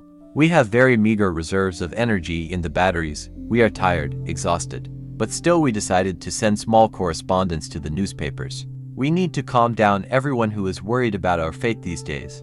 We wrote that everything was fine with us, that we were living normally and continuing our scientific work. We had lunch in an old tent, but we kept the household ready.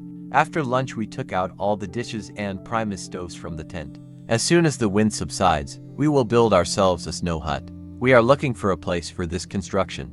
Now the problem of space is becoming especially acute for us. Not long ago, we were rich. We had huge expanses of ice at our disposal. Now we are impoverished and cherish every meter of our ice floe. Wind gusts reach 12 points. Our silk tent is shaking violently. Sleds with loads have to be dragged to a new place every hour, sheltered from snow drifts. So far, we still sleep in the old tent, but it's time to leave it. The air temperature is 11 degrees cold. After the frosts that we experienced, they reached 47 degrees. This is an easy climate for us. Ernst intercepted the text of a telegram sent from the main directorate of the Northern Sea Route to the captain of the Murmanets, Ulyanov, and when we had a short respite in the fight against the elements, he read it to us. The government instructed me to give you the task of reaching the Papanin camp, to save the heroes, to remove them from the ice floe. Put all your energy into this historic mission. Report on progress every 6 hours. Schmidt. The day before yesterday I wrote in my diary about our fears about the Murmanets. Over the past day, we have discussed this task more than once and unanimously came to the old opinion. This task is beyond the power of the small Murmanets. 5 February. The storm continues. We have set days off for ourselves, as we are afraid of complete exhaustion. And in such a time as we have, a lot of not only moral, but also physical strength is required. Camp duty officer Ernst, he keeps an eye out for cracks all the time. There were no new shocks. Checking on the condition of the camp, I went into our old tent, where we spent many months in peace. A lot of water has accumulated in it.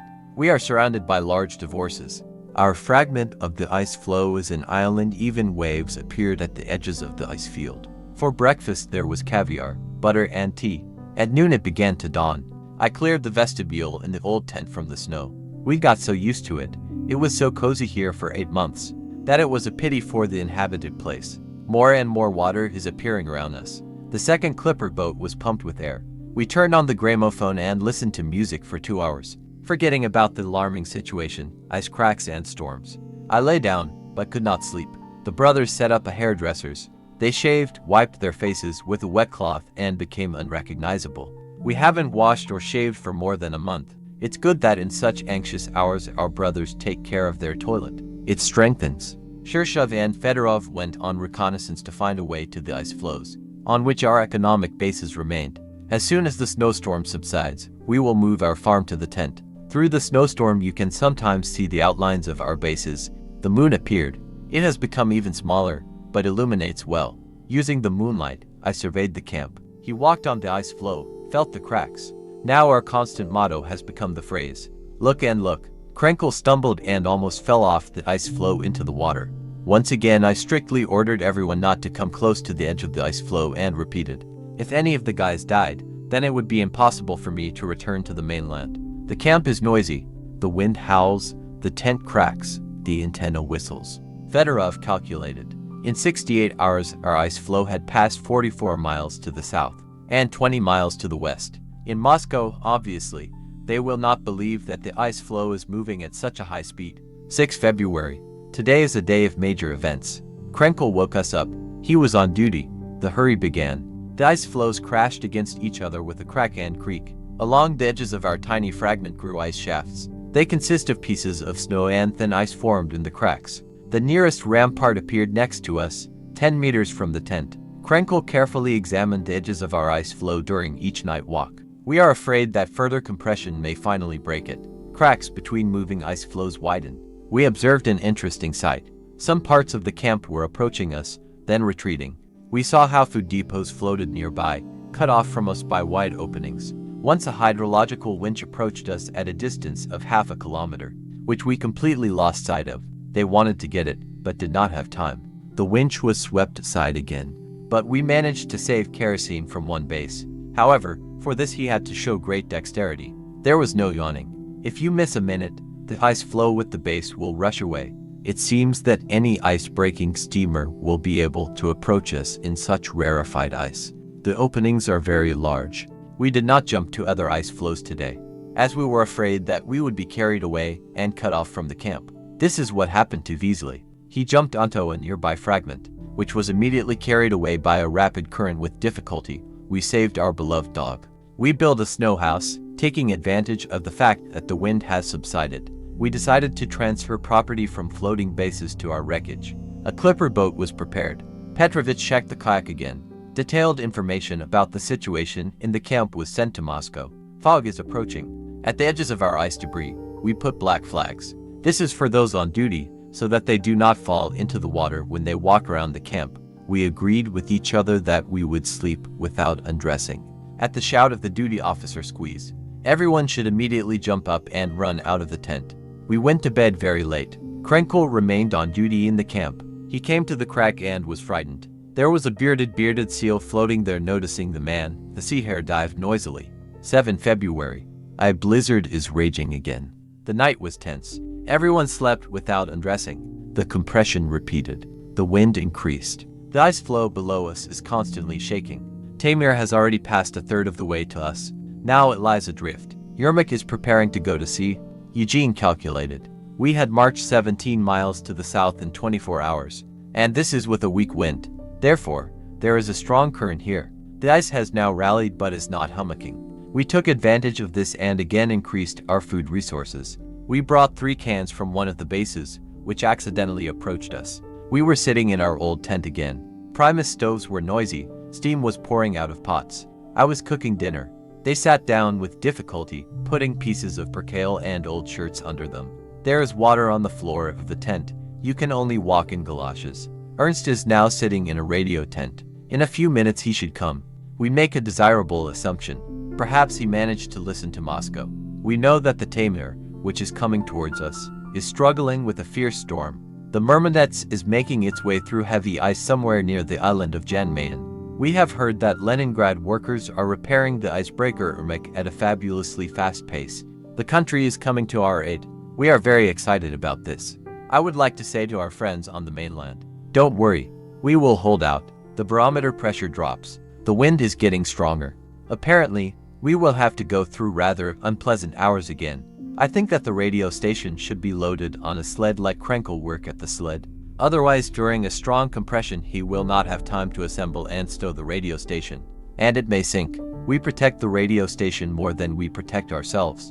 Of course, we will have to build a snow house around the sled. We will make thin walls so that in case of alarm, they can be easily broken through with your foot.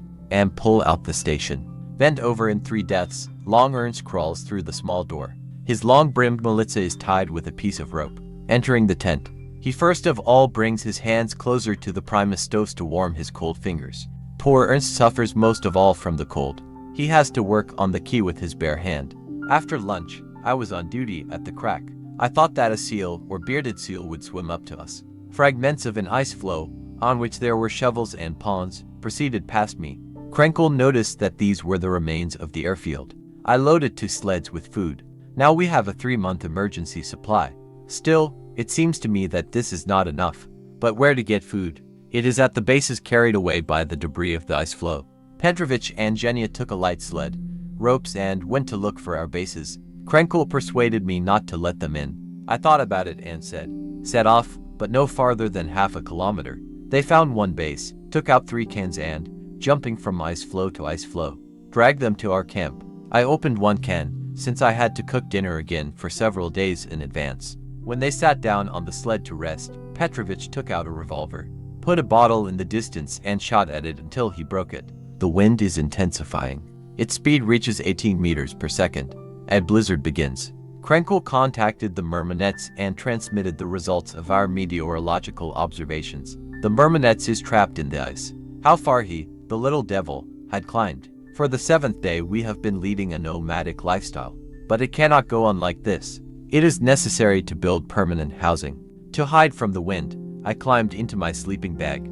I immediately warmed up. I felt good. The wind was blowing the silk tent. As soon as the blizzard subsides, we will start building a snow hut.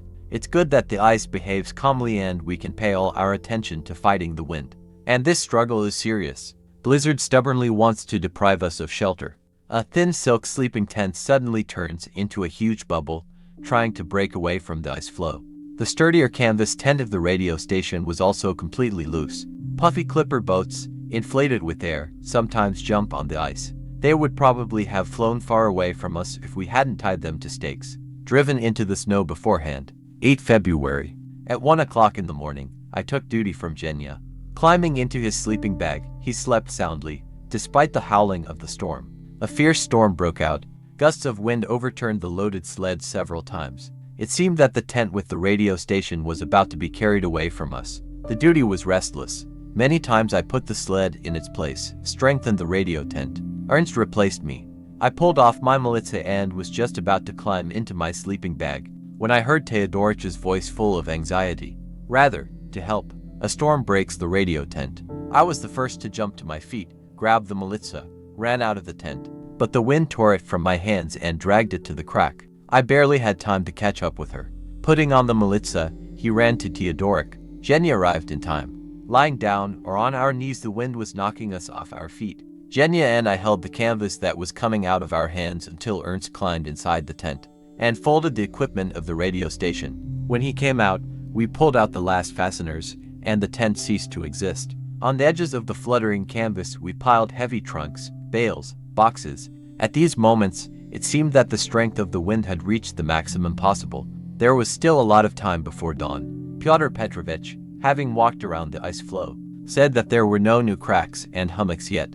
We went to rest in our old home. Genya tried to fall asleep in the silk tent, crouching in the militsa, but he failed. The snow that had poured into his militsa melted. Desperate to fall asleep, Eugene began to mend his clothes. He said that we had been swept away far south again. Proof of this is a fairly early dawn. We left the tent. It was really getting light. With the advent of daylight, we perked up a little. The wind seems to have subsided. We began to count our losses. The radio tent is broken. The wind blows wet snow into the sleeping tent. And it will obviously not last even until the evening. The sled, loaded with clothes, fell down and turned over on its side. We decided to start building a snow house. Today we must move to a new building. They armed themselves with tools, shovels, saws, and footers. They began to cut bricks out of the snow. The work was in full swing. Krenkel and I cut bricks, and Petrovich and Genya erected walls. When we finished laying the walls, it became much lighter outside. Previously, we drew a project of the future house on the snow, and they firmly implemented this plan. Part of the future room is allocated for the bedroom. It is a couch made of snow across the entire width of the house. The rest is the floor and the table, also made of snow.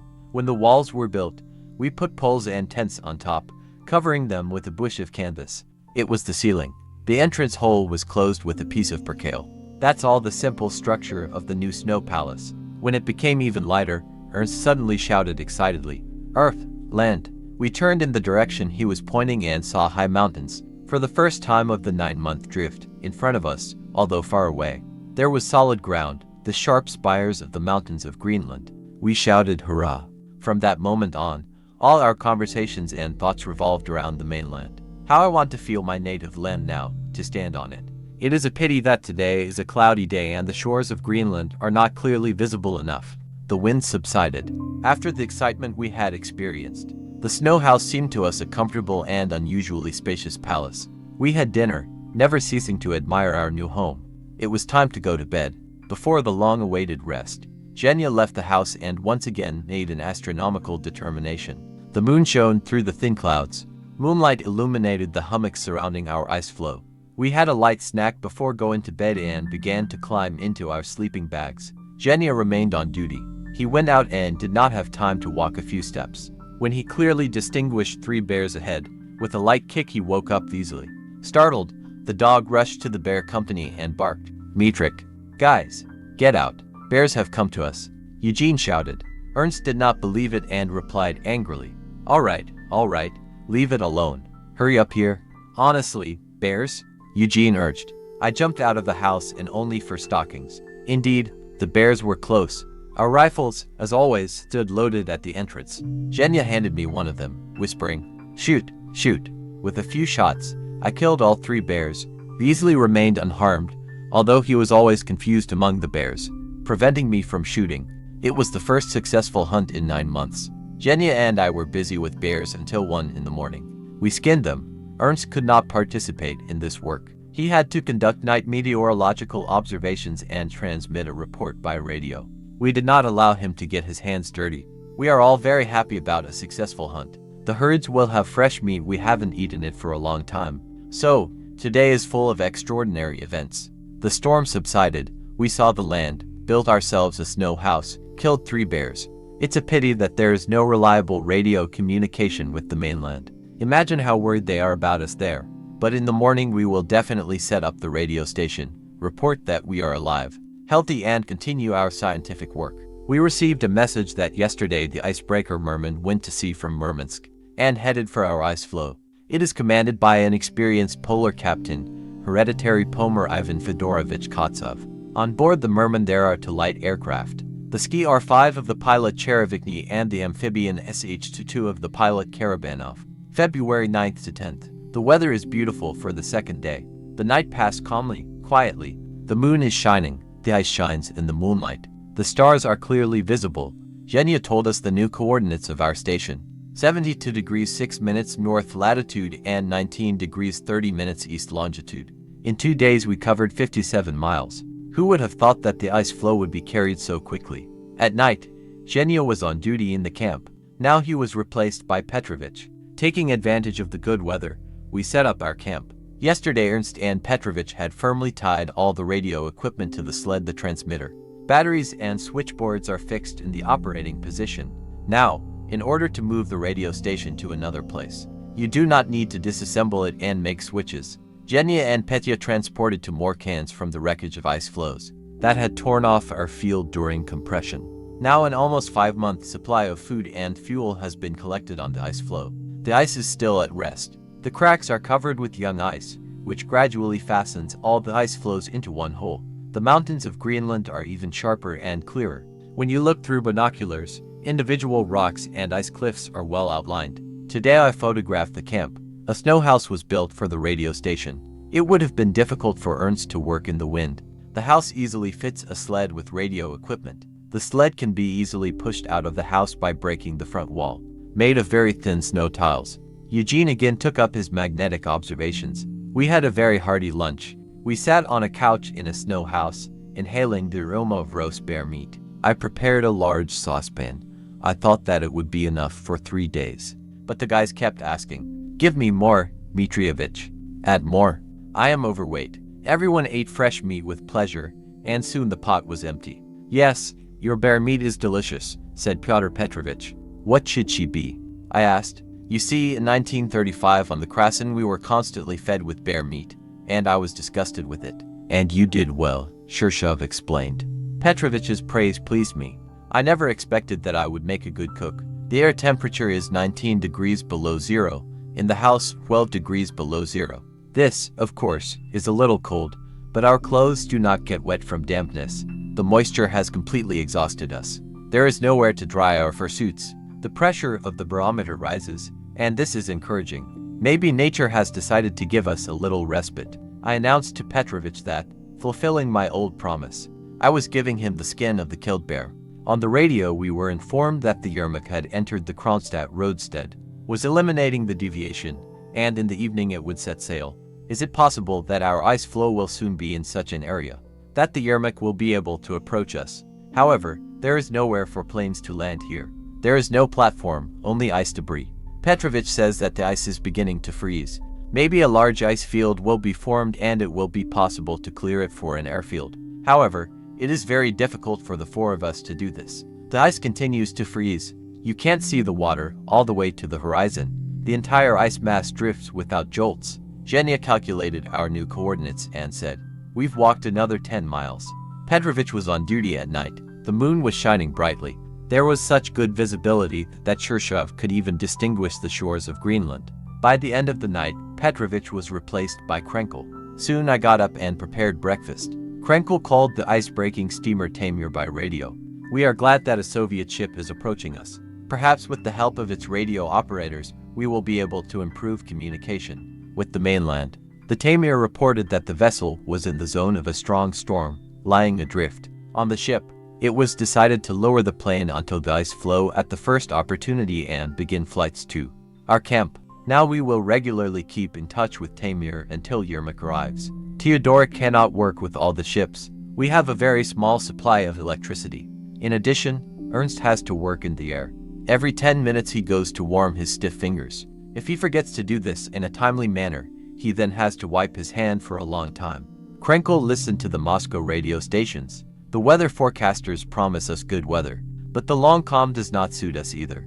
Without wind, the wind turbine does not work, and radio communication depends on it.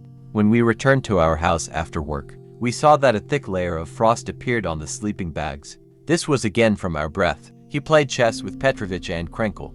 Although it is very cold and my fingers are stiff, we still played 2 games. Zhenya made an astronomical definition. I helped him. I counted on the chronometer. I went to bed. Krenkel woke me up. He listened to Moscow again and learned that the Yermak was moving towards us at a forced pace. Zhenya and Petrovich were looking for a landing site for the plane. They were skiing in a southwesterly direction. The ice on the cracks has already become so strong that it can easily withstand the weight of 2 people. No ice movement was detected. Every half a kilometer, Zhenya and Petrovich climbed a high hummock and carefully examined the area around. Near one ice ridge, they noticed a flat area. Matte white layers stood out distinctly among the broken ice surface, reflecting the sun's rays in the edges of the ice slabs. Soon the guys were already on the court. I think that this is a large polynya, recently covered with young, relatively thin ice. Not a single snow strug disturbs a perfectly flat surface. The thickness of the ice here is at least 30 centimeters. Zhenya and Petrovich were happy with the find. Went to the middle of the field and measured it with steps in all directions. We believe that the light aircraft available at the Taimyr will be able to land on such a site. Is it very good? The guys returned in a different way to inspect the area adjacent to the camp from the east. However, they never found a better field. 11 February in absolute calm, we marched 8 miles to the south. Zhenya cooked cocoa and heated buckwheat porridge. We all had a hearty breakfast. Again, there is no connection with Murmanets. This worries us. Maybe something happened to him. He behaved very boldly in the ice, climbing deep into the ice fields far from the edge. This is not safe for a wooden boot. Krenkel began to inspect and repair the windmill. He cleaned the brushes, rings, and wings. After that, Ernst and I went to inspect the ice in our area. The picture is amazing. We looked at the distant panorama of the rugged rocky coast of Greenland, covered with glaciers, saw huge frozen pieces of ice, as if passed through a giant meat grinder. It will be good if the ice floe comes closer to the shore. We can take pictures of the mountains of Greenland. When they returned to the camp, Ernst contacted the Taimyr radio station. By this time, Zhenya and Petya had returned from reconnaissance. They also admired the Arctic landscapes. The Danish radio station again offered its services to us, but Krenkel thanked us and refused. The pressure of the barometer drops all the time. We did not have to rest for long. Soon, obviously, the wind will blow. I played chess with Petrovich and sat down to write a diary. In the frost of 22 degrees, it is difficult to hold a pencil in my hand, but I force myself. I must be strong to the end and write down all the events. On the radio it was reported that the cameraman had left for Sevastopol to film the life and everyday life of my relatives, my father and brothers. Are there still the slums in which my sad childhood passed? After all, in Sevastopol, as well as throughout our country, there is a lot of construction going on.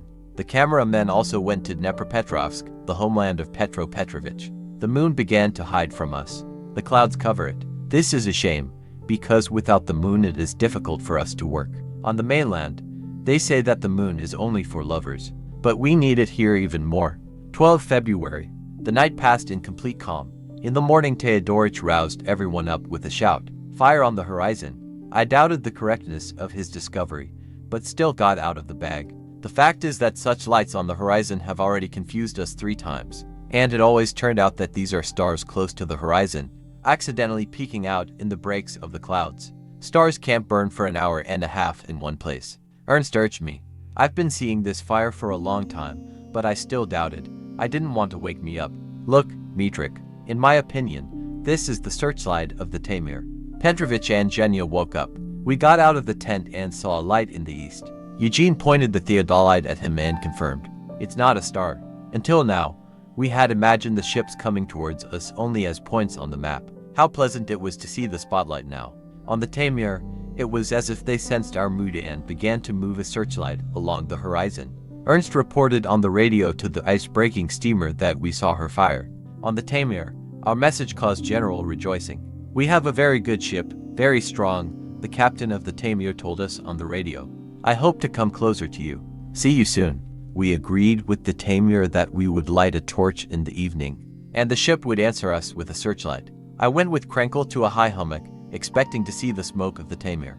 Dmitrievich and Genya were given the task to go in the opposite direction, but we did not see smoke.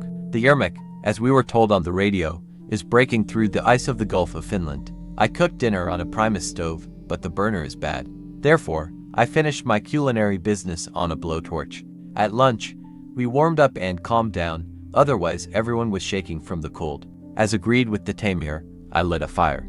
I tied the rocket to an iron pipe. Dmitrievich went to the highest hummock to watch. When the Taimyr would light up the searchlight, he did not have to wait long.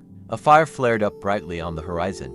We were blinded by magnesium. The rocket dangled from a string tied to a pole. I twisted the pole above my head, and the bright flame, humming, scattered streams of sparks. Taimyr saw our signals well. This was the first light conversation with the first Soviet people who came to our aid. In the evening, we listened to the latest news on the radio. My father and brothers are going to come to Moscow to meet me. They drank tea for a long time and talked about their future life on the Ice Floe. Everyone was in a good mood at the tea party. Only here, on the Ice Floe, we appreciated the special charm of tea. We drink it 5 times a day. Only it gives us warmth. A weak wind is blowing, the fog is thickening. 13 February. At 5 o'clock in the morning, I woke up Genya, and he took over my duty. I climbed into my sleeping bag, but could not fall asleep for a long time. I was very cold. As soon as he warmed up, he fell asleep. Soon he woke up. I did not want to get out of the bag. I drank tea, lying in the bag. We are freezing brutally. We decided, if the Taimyr does not manage to rent us at the end of this month, it will be necessary to insulate the house with a second roof. In addition, we will make a second apron at the entrance. Krenkel does not sit in the tent, but walks all the time on the Ice Floe. It warms up. The Taimyr has already found a platform for aircraft to take off. The pilots are going to do aerial reconnaissance on a moonlit night. Krenkel warmed up dinner. Visibility has improved. We saw the shores of Greenland again. Obviously, the Ice Floe was still approaching them. We discussed the plan of our scientific report after returning to the mainland. In recent days, a festive mood has prevailed. As we live without wind, quietly, we regularly transmit meteorological reports. 14 February. A strong wind blew. Krenkel had to strengthen the roof of the radio station and the snow house. I put away things that were lying on the snow, tied them like on the deck of a ship before a storm. Together with Genya, they made an astronomical determination. At noon we knew our new coordinates. In 2 days, the Ice Floe traveled 17 miles. Krenkel contacted Taimyr. People worked there all night, cleaned the airfield, assembled the plane. They asked us to prepare the airfield at home. Dmitrievich, Genya and I packed the tools, harnessed ourselves to the sled and went to the airfield. Only Theodorich remained in the camp. He was instructed to light a fire, so that the pilot from the Taimyr could determine the direction of the wind from the smoke. With difficulty we reached the frozen Polinya. It was very difficult to walk along solid ice hillocks. I decided to return to the camp and find out if the plane had taken off. I agreed with the guys that if the flight was cancelled, I would hang out one flag. And if the flight took place, I would hang out too. From the Taimyr we were told by radio that the wind was breaking their airfield, and the crew was hastily loading the planes back on board the ship. In addition, there are openings in the ice. and the Taimyr residents believe that the vessel will be able to break through to us closer. I hung out one flag. Petrovich and Genya soon returned to the camp. Teodorich told me what had happened here. Ernst, in our absence, wanted to light a fire. As we had agreed, he lit several boards and began to pour fuel on them from a full can. Teodorich did not know that it was gasoline. As soon as he sprayed from the can on the fire, the gasoline burst into flames, and the can was torn out of his hands. Ernst got off happily. It is frightening to think. He was left alone in the camp and could burn down. In the evening, the wind died down again. The moon is shining. The northern lights are blazing. 15 February. Teodorich warmed up the soup from the meat of a young bear cub and fried breadcrumbs in oil for tea. We listened to the morning edition of latest news on the radio.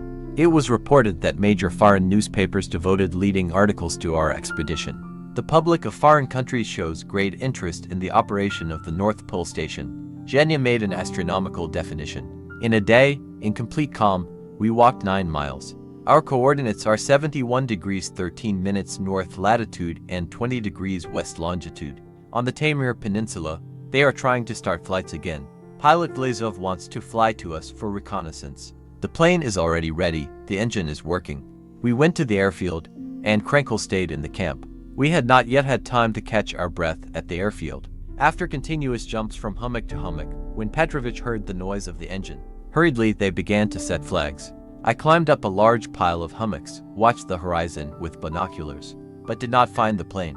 Krenkel at this time lit a torch in the camp. They waited until they were cold. They began to shoot from revolvers. Finally, Krenkel lit a fire for the 4th time.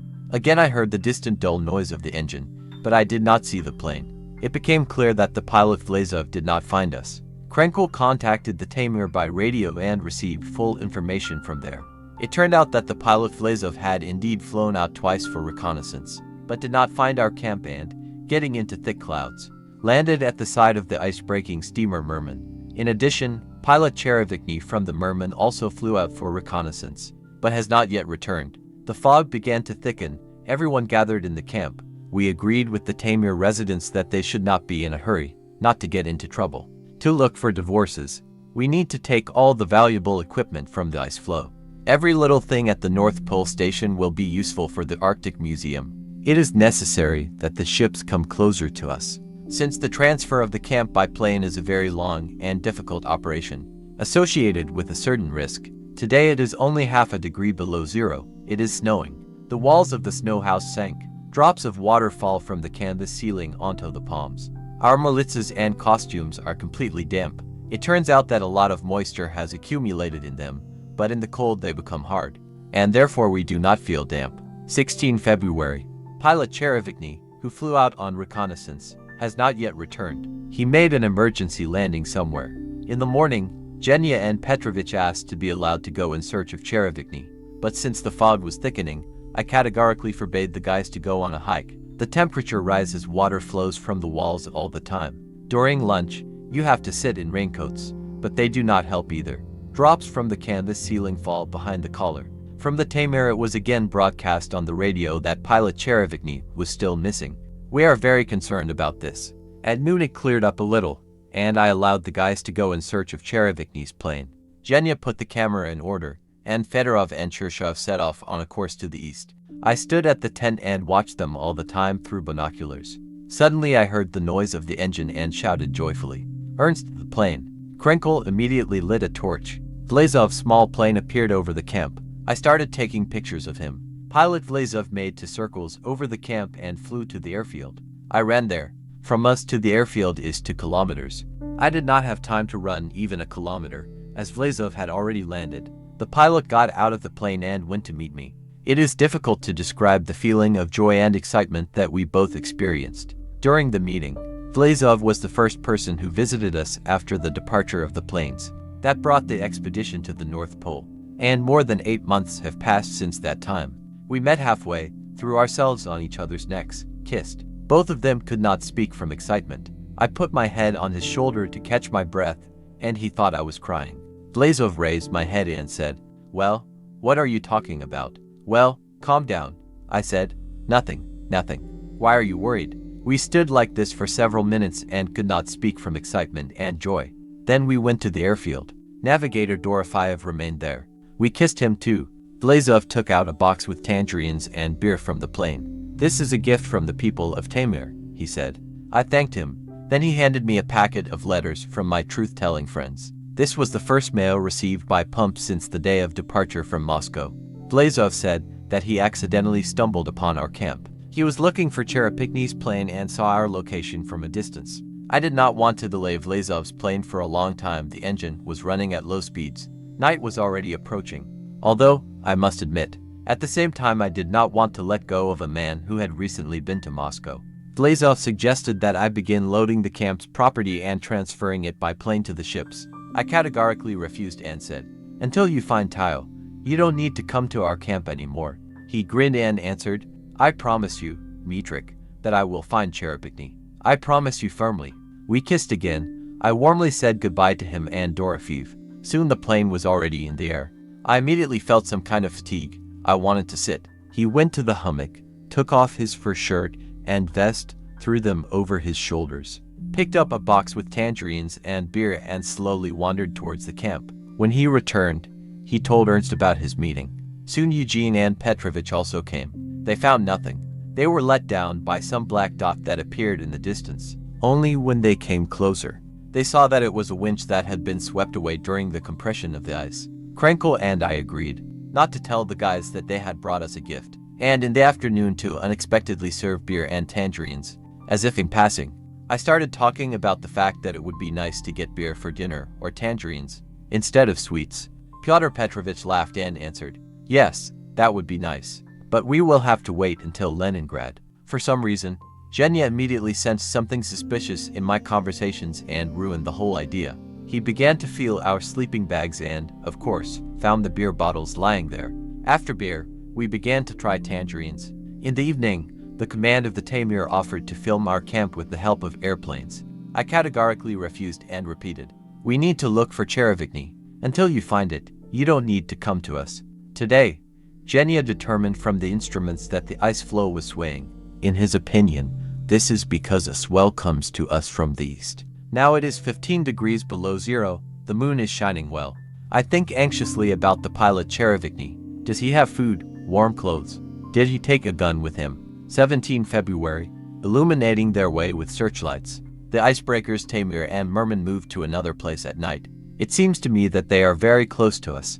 On the icebreaker Merman, a lot of flares are lit. I went to bed, as I was on duty at night. I was replaced by Krenkel. He could not fall asleep for a long time.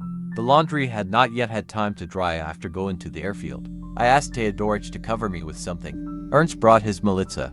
Today we said goodbye to the 71st parallel. If we drift another 59 geographical minutes, the total extent of our drift on the ice floe will be 20 degrees latitude. This is a very long distance, given the special conditions of the central polar basin. We were lying in sleeping bags, discussing the results of our drift. It is pleasant to realize that everything planned a year ago has now been implemented. Life, however, has brought a lot of new and unexpected things into our plans. In particular, our drift turned out to be faster than expected. One of the most interesting topics of scientific work of the North Pole Station was the study of the movement of ice covering the surface of the Arctic Ocean. The speed of our movement changed. Now we almost stood in one place, then we walked at a speed of 43 kilometers per day. Our drift has been especially rapid lately, when the ice floe passed into the Greenland Sea. Now we rest and talk about all this as if it were the past. Yes, we can answer many questions of interest to science. Where is the cause of the movement of ice? Preliminary processing of the observations of Pyotr Petrovich and Zhenya gives the following picture. Ice drifts under the influence of two forces. One of these forces is the wind acting in a given place. The second power lurks in the ocean. It drives ice to the south regardless of which direction the wind blows. What is this second force? It would seem easiest to assume the presence of a surface current in the central part of the Arctic Ocean, which drags the ice south to the shores of Greenland. However, the observations of our young scientists Shirshov and Fedorov showed the opposite picture. It is not the water that carries the ice, but the moving ice that carries the upper layers of water with it. Apparently, the general weather regime in the central polar basin determines the predominance of northern or northwestern winds. These winds cause the ice to move towards the Greenland Sea, where it is picked up by the fast, so-called East Greenland Current, coming from the north. We can confirm this conclusion with the materials of observations that Pyotr Petrovich carried out. With the help of a pinwheel, we now remember the difficult days of working on the winch, when we had to measure the depth of the ocean. What do these measurements give us? They make it possible to draw a profile of the bottom of the Arctic Ocean from the North Pole to the Greenland Sea. Pyotr Petrovich established that our ice floe from the pole to the latitude of 86 degrees drifted for 40 minutes over a deep basin with a very gentle bottom. The maximum depth here reached 4,400 meters. Then the bottom began to rise. Irregularities appeared. When we reached the latitude of 83 degrees 56 minutes, there was an underwater hill below us. Then the depth increased again. We drifted over deep trenches that are only 40 miles from the northeast cape of Greenland. We passed over the so-called Nansen Rapids. It was assumed that here, between Spitsbergen and Cape Northeast, the bottom of the sea is significantly elevated. Scientists thought it was the threshold separating the Arctic Ocean from the Greenland Sea. Pyotr Petrovich established that the depth of the sea in these places reaches 1,420 meters, and in the middle part of the strait, undoubtedly, even more. We took 38 hydrological stations. Studies have shown that Atlantic water entering the Arctic Ocean through the wide gate between Greenland and Svalbard reaches the pole and spreads in the central polar basin. At all hydrological stations, under a thin layer of cold Arctic water, Pyotr Petrovich found a layer of warm Atlantic water. Fedorov's observations are of great value for science. Now our drifting expedition is finishing its work. Pyotr Petrovich and Zhenya left the tent, but soon returned and said that they would go on reconnaissance. They would look for Cherevikny's plane. I watched them again through binoculars. Posledny Izvestia Pro radio broadcast a letter from my voters, the workers of the Onega plant. They write to me that they are proud of our life and work on the ice floe. They write that our North Pole station will bring a lot of glory to the motherland. Ernst has just contacted Tamir. From there it was reported that the pilot Vlezov found Cherevikny and delivered him to the merman. In addition, during his flight, Vlezov discovered wide openings in the ice and showed the ships the way to our camp. I raised the conditional flag since it was necessary to inform our scouts, Shirshov and Fedorov, about this joy. Soon it was reported from the Tamir. The pilot Vlezov, after he had found Cherevikny, decided to fly to our camp again to report to me that he had kept his promise, but on the way, the weather deteriorated. The pilot got into the fog, returned and landed on a small ice floe near the ship. Our scouts still did not appear. Where did they go? The wind began to pick up, and I became worried. But Ernst saw the figures of the guys walking in the distance. My heart felt lighter. I won't let anyone go anywhere else. Shirshov came and was offended.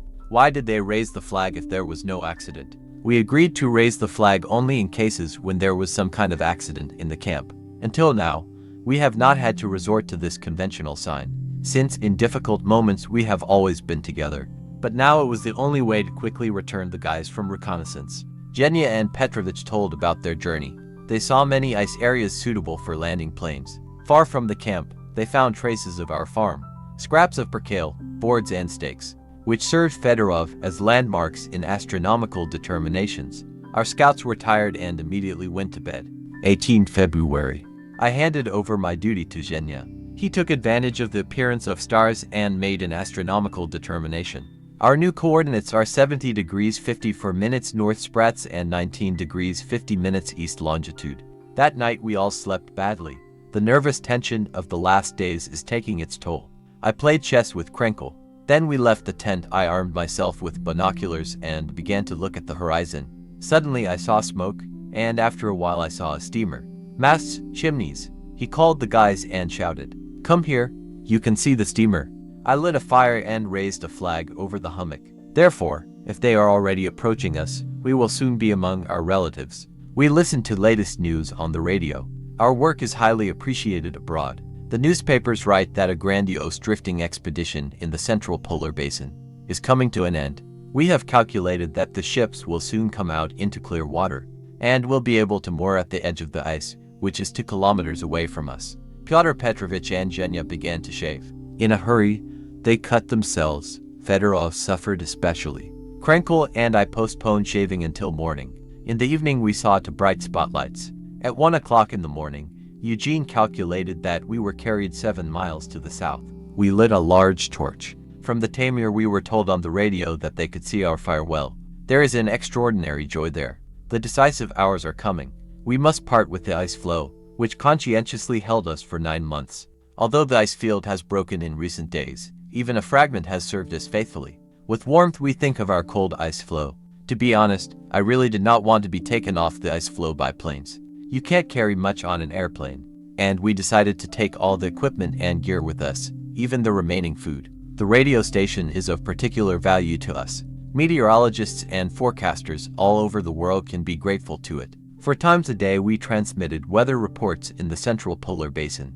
Through this radio station, Genya and Petya examined and strengthened the sled, on which we loaded the results of the scientific work of the North Pole Station. Notebooks with all the notes. We are now saving this burden in the same way as our lives. Krenkel jokes that the secrets of the central polar basin are immersed in the sled. Based on scientific observations, a detailed map of our drift will be compiled. We are confident that the results of the hydrological work of our station will help scientists in making ice forecasts. We know that according to our data, a map of the magnetic declination of the area we have passed will also be compiled, which will help pilots in trans-Arctic flights from Europe to America. 19 February, the last day at the North Pole Station. I will never forget this night and this day. Yesterday we didn't even have dinner. We were so worried that a piece did not go down the throat. In addition, we cooked an unimportant lunch. This time the cabbage soup and buckwheat porridge turned out to be tasteless, and we almost did not touch them. So there were pots on the table with the last food that we had cooked on the ice floe. At 1 o'clock in the morning, Petya took up the watch. He was on duty in the camp. I was on a day off, but I could not sleep. I did not want to leave Pyotr Petrovich alone on such a tense night. We sat down to play chess with him.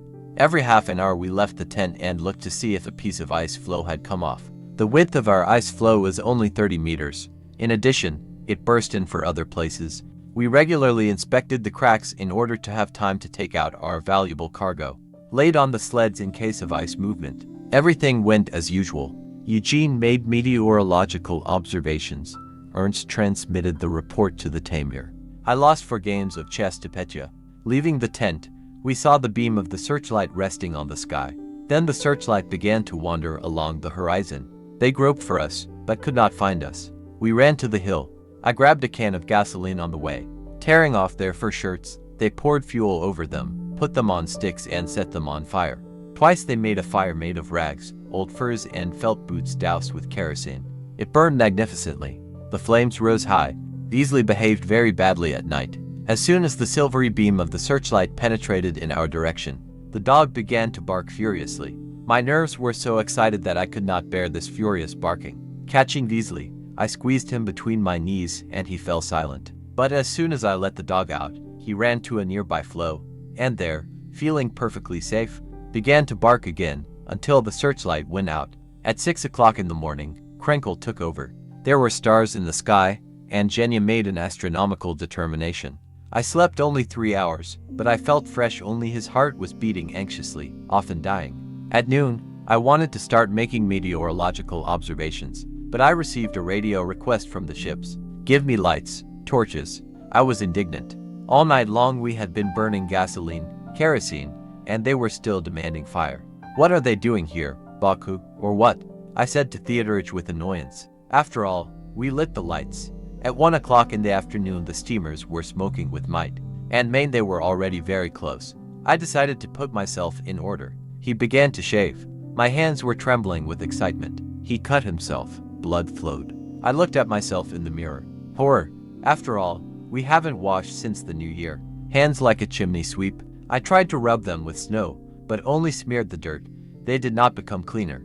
At 2 o'clock in the afternoon, the ships reached the edge of the ice and moored to it. Through binoculars, I could see how people were in a hurry to go down to the ice. I can't help myself. I turn away. Tears of joy flow. I saw Petya blinking vigorously and also turning away. It was both joyful and at the same time a little sad to part with the ice floe that we had inhabited. People with banners were coming towards us. I rushed forward to meet them, and the Tamir and Murmansk men were approaching from both sides. Among them are many comrades from former joint work at polar stations. They began to hug and rock us. My fur shirt was almost torn off. The camp ceases to exist. Ernst sits in his snow house and gives our report to the government about the end of the station's work. We are infinitely happy to report on the completion of the assigned task from the North Pole to 75 North latitude.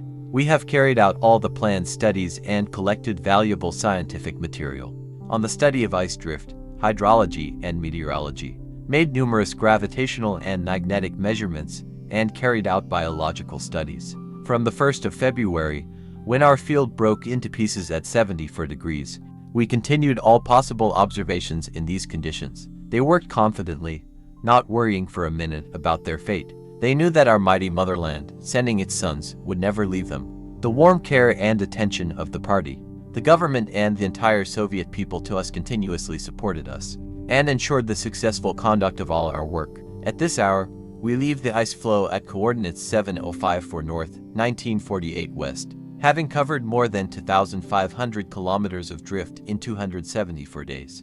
Our radio station was the first to report the news of the conquest of the North Pole, provided reliable communication with the motherland, and with this telegram ends its work. The red flag of our country continues to fly over the icy expanses. While Theodoric tapped the last radiogram with the key, I stepped aside, and sailors, stokers, cameramen, polar explorers immediately pounced on me. Dmitrievich, give me a cup. Make an inscription on this book. Allow me to take a pack of pressed compote as a souvenir. A bar of pea soup. A jar of tomato. They dug out a large tent, almost entirely covered with snow. It is carefully dismantled, put on a sled. The ice floe is emptying.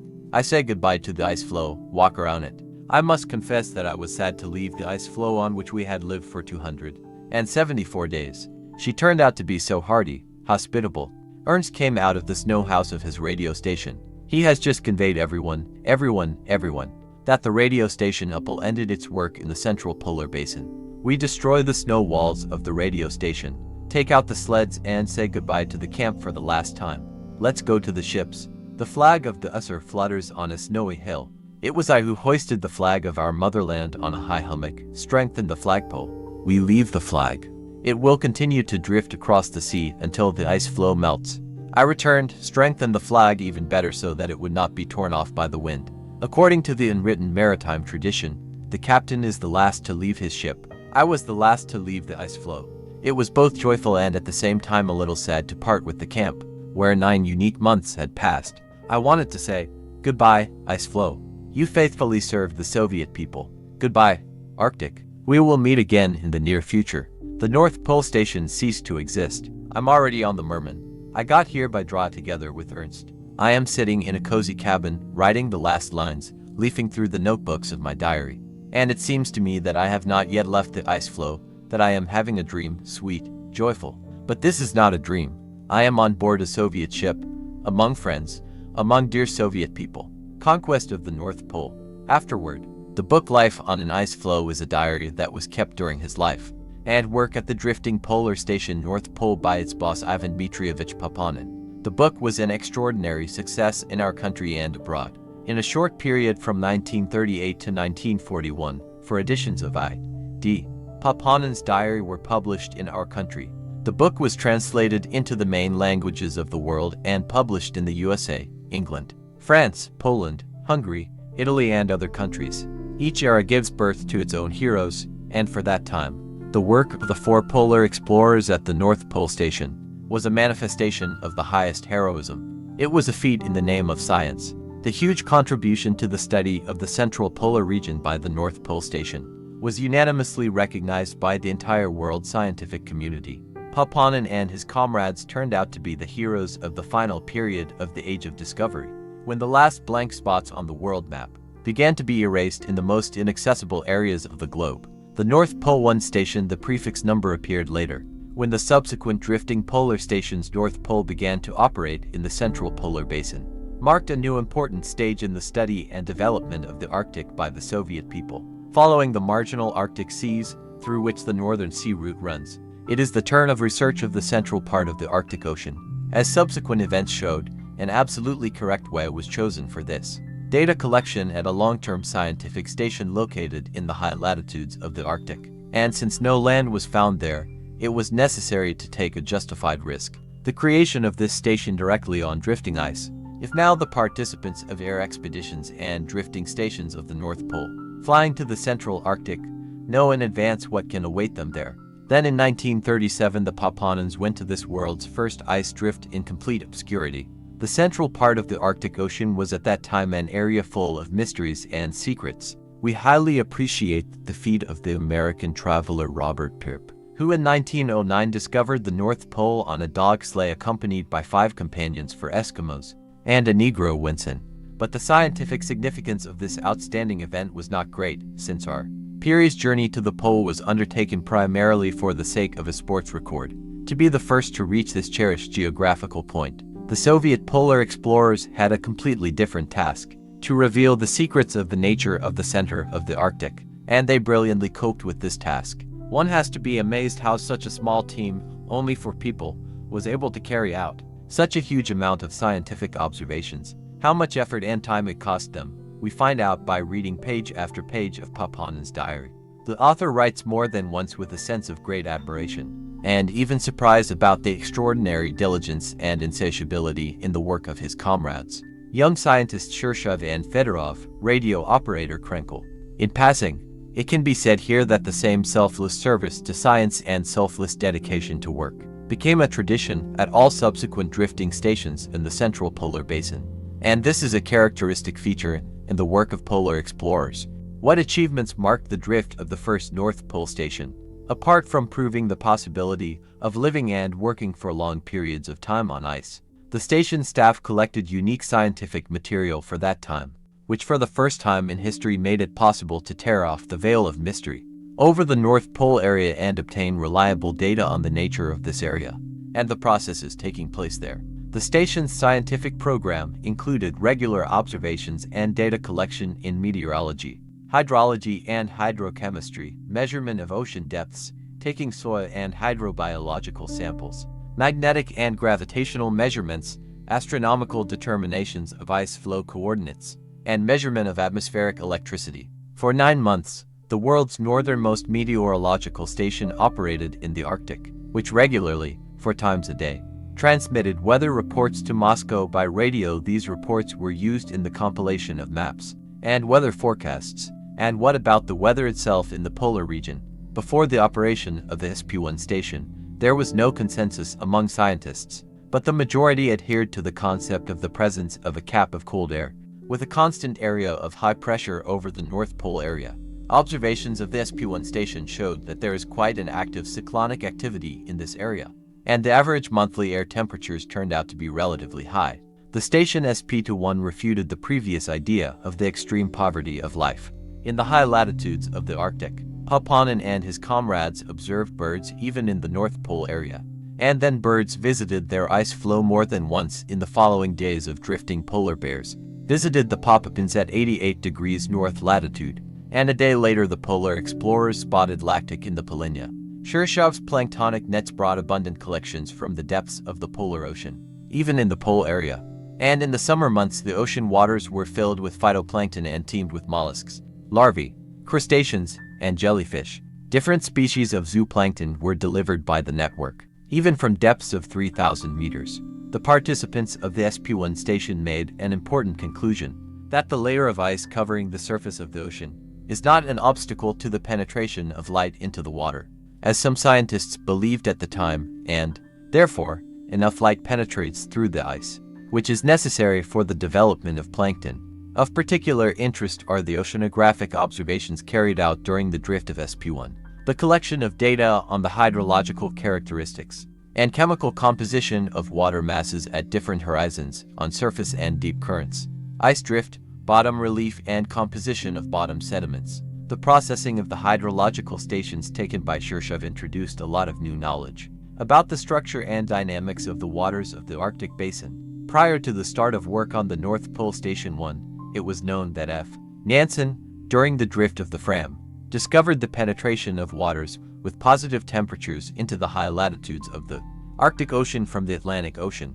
But how far north the Atlantic waters penetrated, no one knew. The Papanins not only confirmed Nansen's conclusions, but also proved that relatively warm Atlantic waters reach the polar region and form a fairly thick layer there, about 500 meters between depths of 250 to 750 meters. And as the ice floe moved south, the thickness of this deep flow increased. The participants of the drift on SP1 also established a pattern that as they approached the pole, The temperature of this layer of Atlantic waters gradually decreased, the material collected for the first time by the SP-1 station on ice currents and drift gave scientists new important data for calculating the balance of polar ice and understanding the circulation of surface waters in the Arctic basin. These data were used by a number of scientists to develop a master scheme for the circulation of ice in the Arctic, analyzing the materials of SP-1 and data from other sources. The prominent Soviet polar oceanographer, Professor V.Y.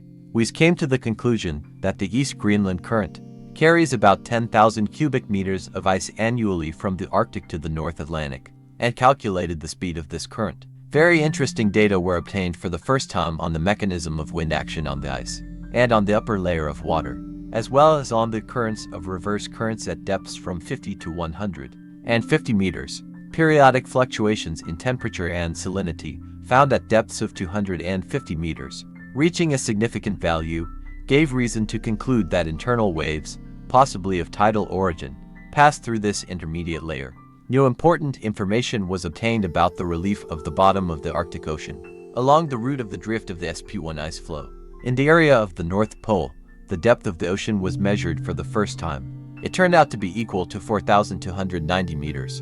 Depth soundings confirmed Nansen's assumption of the existence of an underwater ridge between Greenland and Spitsbergen along the entire width of the Greenland Sea. Valuable materials were first obtained by measuring the absolute values of the elements of terrestrial magnetism and the variations of these elements. The data of gravitational measurements after processing showed that in the area of the pole and along the route of the ice floe's advance, the force of gravity turned out to be slightly higher than previously thought, on the basis of theoretical calculations. Finally, an important part in the study of the Earth's physical fields was the measurement of the voltage of atmospheric electricity.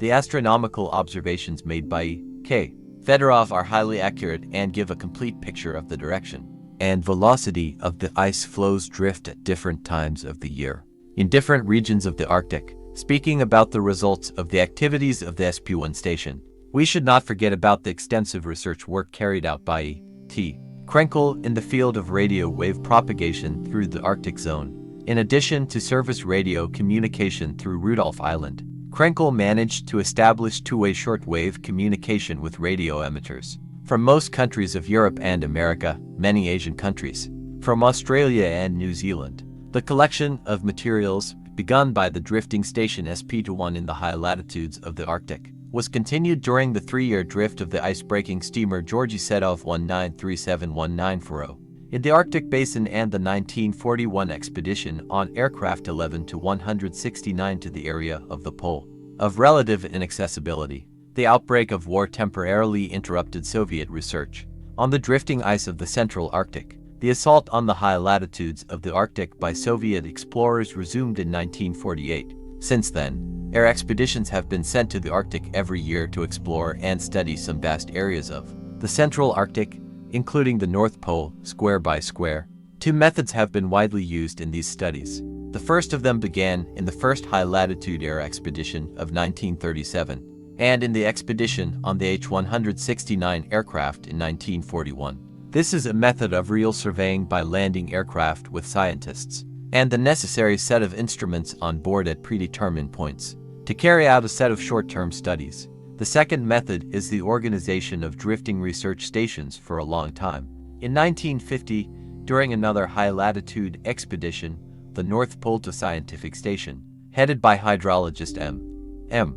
Somov, was landed on drifting ice. The next stations, SP-3 and SP-24, were landed on the ice in 1954. Since that time, two North Pole stations have been drifting continuously in the Central Polar Basin.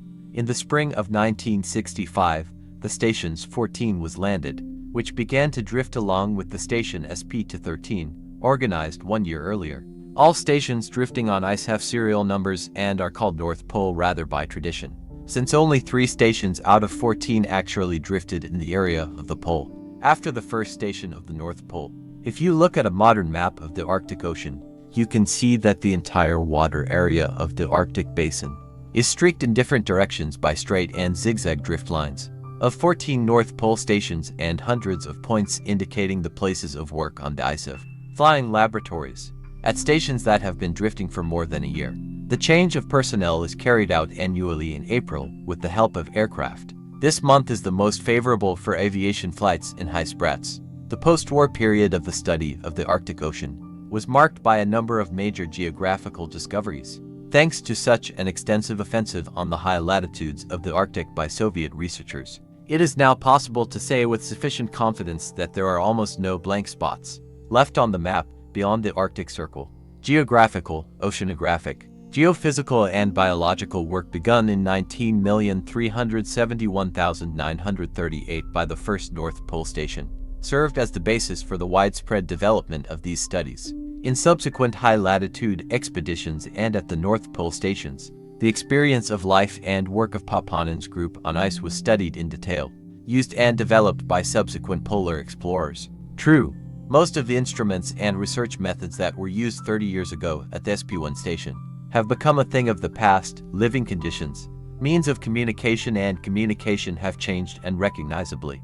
Modern technology is widely used at post-war stations, and the coefficient of time spent by participants in drifting stations on their main activity, i.e., scientific work, has significantly increased. Since all non-productive processes are assigned to mechanisms, expeditions and stations of the joint venture have collected a huge amount of systematic material on the hydrosphere and atmosphere, starting from the ocean floor through all layers of the ocean water column, ice cover, all layers of the atmosphere, ending with the stratosphere.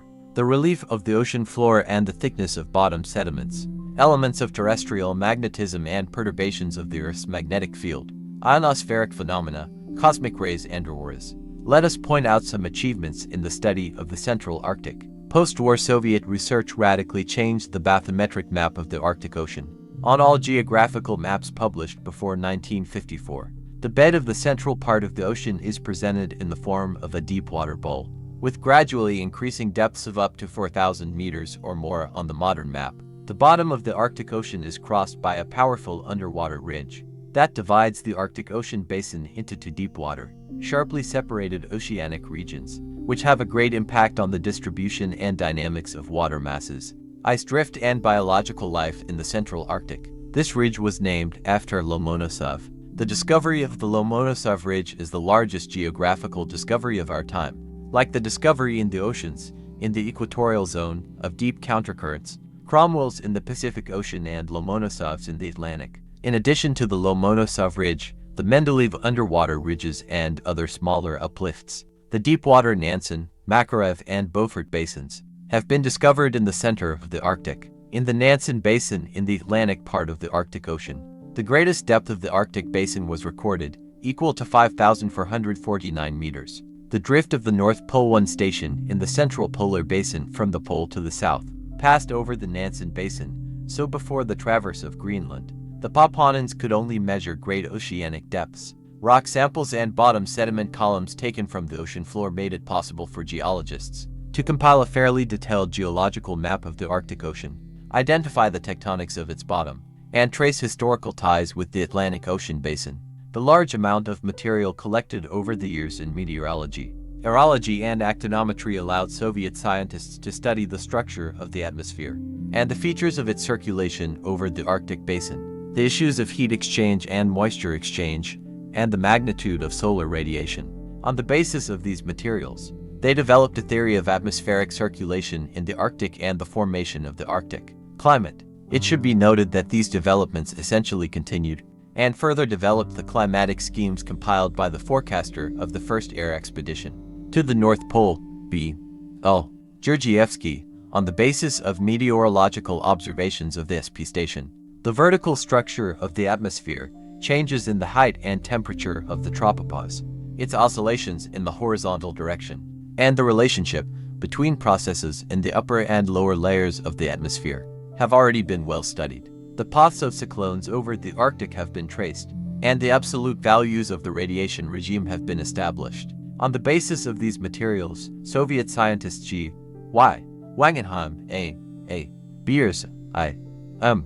Dolgin, and others made generalizations and developed a theory of the Arctic climate, which served as a scientific basis for compiling long-term and short-term weather forecasts in the Arctic, and establishing the relationship between synoptic processes occurring in the Arctic and in more southern latitudes. On the basis of hydrological studies, which covered the entire Arctic basin in the post-war period, the structure of the waters of the Arctic Ocean was established, their origin, the ways of penetration of Atlantic and Pacific waters were revealed. Currents and tidal phenomena were studied. All these data allowed Soviet polar oceanographers to give a new and complete picture of the distribution of water masses and their dynamics. The formation of ice cover and ice drift, the work of N.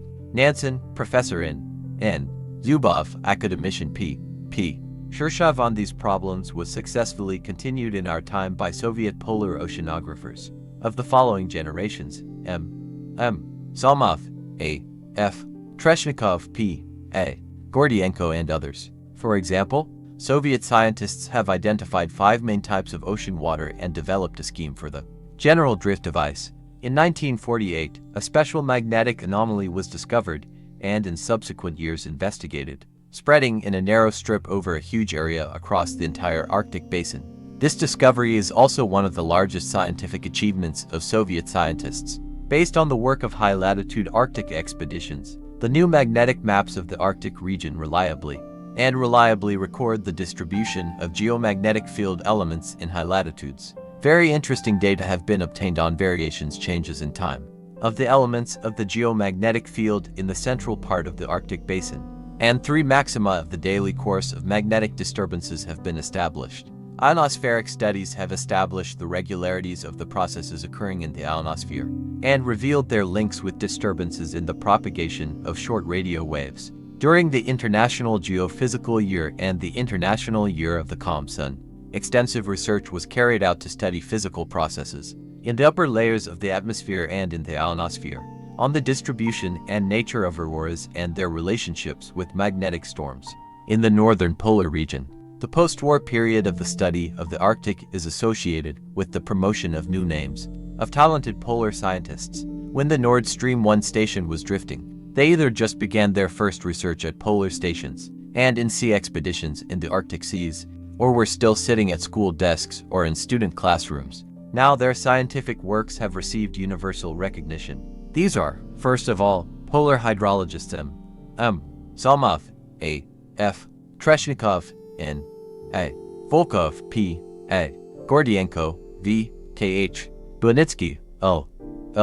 Balakshin, forecasters and aerologists I. M. Dolgin, K. I. Chukinin, I. Shpikovsky, V. Frolov, V. G. Kanaki, G. I. Matveychik, magnetologists M. G. Ostrakin, P. K. Senko, N. A. Milyaev, B. E. Brunelli, ice researcher G. N. Yakovlev, ionospheric V. Dryetsky, and many others. Years passed, and now these polar explorers are already the older generation for polar scientists of our days, and young people rush to the Arctic in their footsteps. Now the names of young people begin to appear in the same row with their older mentors. It can be recalled that the staff of the SP8 station consisted of young people, and was headed by a young scientist V. Rogachev. In conclusion, a brief biography of the author of the book Life on an Ice Floe should be given.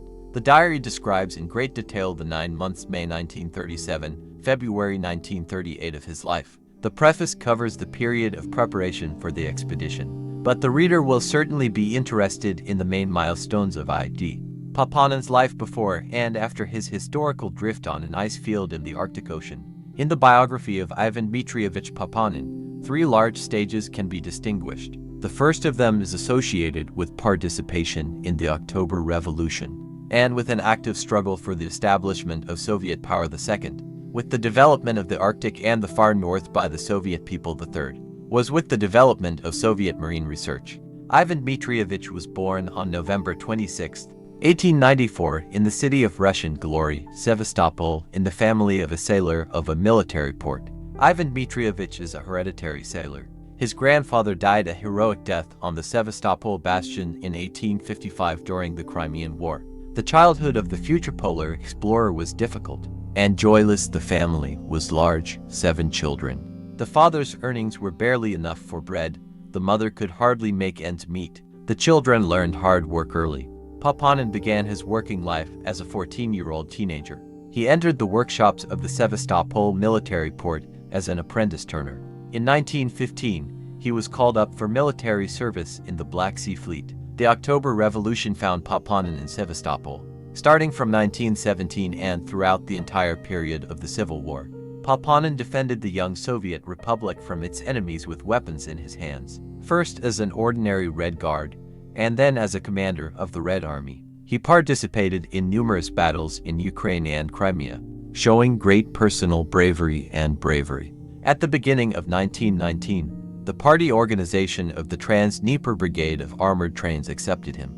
As a member of the party, Papanin was one of the organizers and an active participant in the Crimean partisan movement. He was a member of the Revolutionary Military Council of the Crimean Insurgent Army, operating in Wrangel's rear. After the liberation of the Crimea, Papanin worked in the bodies of the Crimean Cheka and in the Revolutionary Military Council of the Fleet of the Black and Azov Seas. In 1923, Ivan Dmitrievich was demobilized from the Navy and went to work in the People's Commissariat of Communications, but he does not sit in one place. In 1925, he left for Alden, where he led an expedition to choose a place for the construction of radio stations in the gold mines in Yakutia. The second period of Papanin's life, associated with his active work in the study and development of the Arctic, begins in 1931. That was the first time he came to the Arctic. He participated in an expedition on the icebreaker Maligen to Franz Josef Land. During the Transarctic flight of the airship Graf Zeppelin, he mentions this in the preface to his diary. The Arctic captivated Papanin, and he firmly decided to devote his future life to work in the Soviet Arctic. In 1932, he left the All-Union Planning Academy and went to the Arctic again, this time as the head of the polar station on Franz Josef Land, in order to create a large scientific observatory in the Tikaya Bay, in connection with the Second International Polar Year. For 3 years, Papanin headed large polar stations. Under his leadership, the construction of exemplary Soviet polar stations was carried out in Tikaya Bay, then on Cape Chelyuskin, in the harsh polar conditions, where great courage and iron endurance were required of people. Papanin's ebullient energy was widely deployed. Even then, he gained great fame as an experienced polar explorer and an excellent organizer.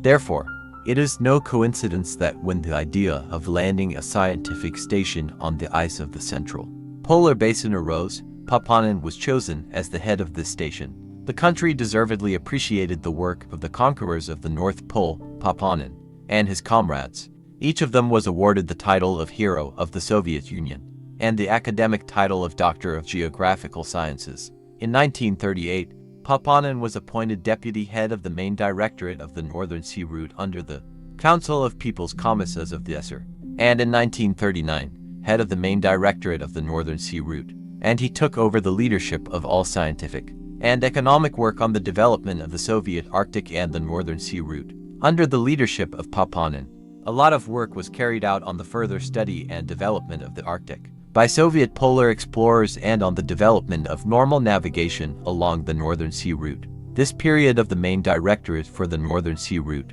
was marked by the commissioning of powerful icebreakers and transport vessels, the construction of mechanized Arctic ports, an increase in the number of polar stations and scientific observatories on the coast, and on the islands of the Arctic Ocean, the laying of new air routes over the Arctic expanses, extensive exploration of the mineral wealth of the Soviet Arctic, and the organization of industrial development of new polar regions. This creative work was carried out by a team of thousands of polar explorers, who carried out an offensive on the Arctic on a wide front from Murmansk to Chukotka, from the Barents Sea to the Bering Sea. Many of them already had a lot of polar experience behind them, while others came to the Arctic on the Komsomol call. A great deal of educational and organizational work in these collectives was carried out by political departments created in all large Arctic organizations and enterprises. The chief commander of this army of many thousands of Soviet polar explorers in 1938 to 1946 was I.D. Papanin. In 1940, the main directorate for the Northern Sea Route, on the instructions of the government, organized an expedition to remove the ice-breaking steamer Georgy Sedov from the ice of the Arctic, the crew of which had been drifting in the Arctic Ocean for 27 months. This difficult expedition was entrusted to Ivan Dmitrievich, who in difficult winter conditions organized the removal of the ship from the ice of the Greenland Sea. for the successful completion of this task and the heroism and courage shown at the same time. Ivan Dmitrievich was awarded the title of twice Hero of the Soviet Union in 1940. The Great Patriotic War began. All the activities of the main directorate for the Northern Sea Route were subordinated to the interests of the country's defense. In October 1941, Papanin was appointed Commissioner of the State Defense Committee of the USSR for Transportation. In the north, under his leadership, the Murmansk, Arkhangelsk and Severodvinsk ports in a short time turned into the largest seaports. Equipped with modern mechanization, their cargo turnover increased tenfold. Papanin has a great merit in the successful organization of the transportation of weapons and important cargo through the northern ports to supply military equipment of the Soviet Army and strategic raw materials of the defense industry. During the war, Papanin, as the head of the main directorate for the Northern Sea Route, was also engaged in the organization of transport operations along the Northern Sea Route and icebreaker escort of transport and military ships in winter in the White Sea. After the end of the war, in 1946, Papanin fell seriously ill and was treated for 2 years and did not work. In 1948, the third period in the life of Ivan Dmitrievich Papanin began. Associated with the development of Soviet marine research, he began to work in the system of the USSR Academy of Sciences. First, he worked as deputy director of the Institute of Oceanology for Expeditions, and in 1951 he was appointed head of the newly organized Department of Marine Expeditionary Work of the Presidium of the USSR Academy of Sciences, where he has been working to this day. With his active participation, a large research fleet was created in the scientific institutions of the Academy of Sciences. In a short time, and expeditionary work was launched in the world ocean, in the seas of the Soviet Union and in inland waters. It should be noted that Ivan Dmitrievich Papanin is one of the main initiators and organizers of the first Soviet scientific expedition to Antarctica. In 1954 and 1955, the Department of Marine Expeditionary Work under his leadership held meetings of the initiative group, which developed a plan and program for the upcoming expedition to Antarctica. The name of Papanin is associated with the development of one of the largest biological institutes in the Academy's system. In January 1952, Papanin was appointed Commissioner of the Presidium of the Academy of Sciences and Director of the Baroque Biological Station, located in the Rybinsk Sea. Papanin correctly appreciated the great importance of the biological study of our artificial reservoirs and tried to invest a lot of energy and labor in the radical reorganization of this biological station. Under his leadership, in a short time, it turned into a large peripheral research institution dealing with the issues of biological study and national economic development of artificial reservoirs. This institution is now called the Institute of Biology of Inland Waters. Papanin is its director. Ivan Dmitrievich Papanin has been actively involved in social work throughout his life. For 10 years, he was a member of the Audit Commission of the Central Committee of the CPSU, was elected a member of the Moscow City Committee of the CPSU. He was twice elected a deputy of the Supreme Soviet of the USSR, several times a deputy of local councils, including the Moscow Soviet. In Papanin's archive there are many letters from workers who thank him as their deputy for the help provided in the organization of their industrial, social and personal affairs. Since 1945, he has been the permanent chairman of the Moscow branch of the Geographical Society of the USSR, is a member of several scientific committees and commissions. Papanin often spoke in the press and on the radio to the Soviet public, but he especially liked to speak to young people and children. In addition to conversations about the history of the development of the Arctic and about his life on drifting ice, his favorite topic of speeches to Komsomol members and pioneers is the theme of Soviet patriotism. It is no coincidence that in many cities and villages of our country there are schools, pioneer squads and pioneer detachments named after Papanin. The name of Papanin appears on the geographical map of the Arctic and the Pacific Ocean. 3 river steamers are named after him. For his services to the Soviet state, I.D., Papanin was awarded 2 Gold Stars of the Hero of the Soviet Union, 7 Orders of Lepin, 2 Orders of the Red Banner, the Order of Nakhimov of the First Degree, the Orders of the Red Banner of Labor and the Red Star, and 9 medals.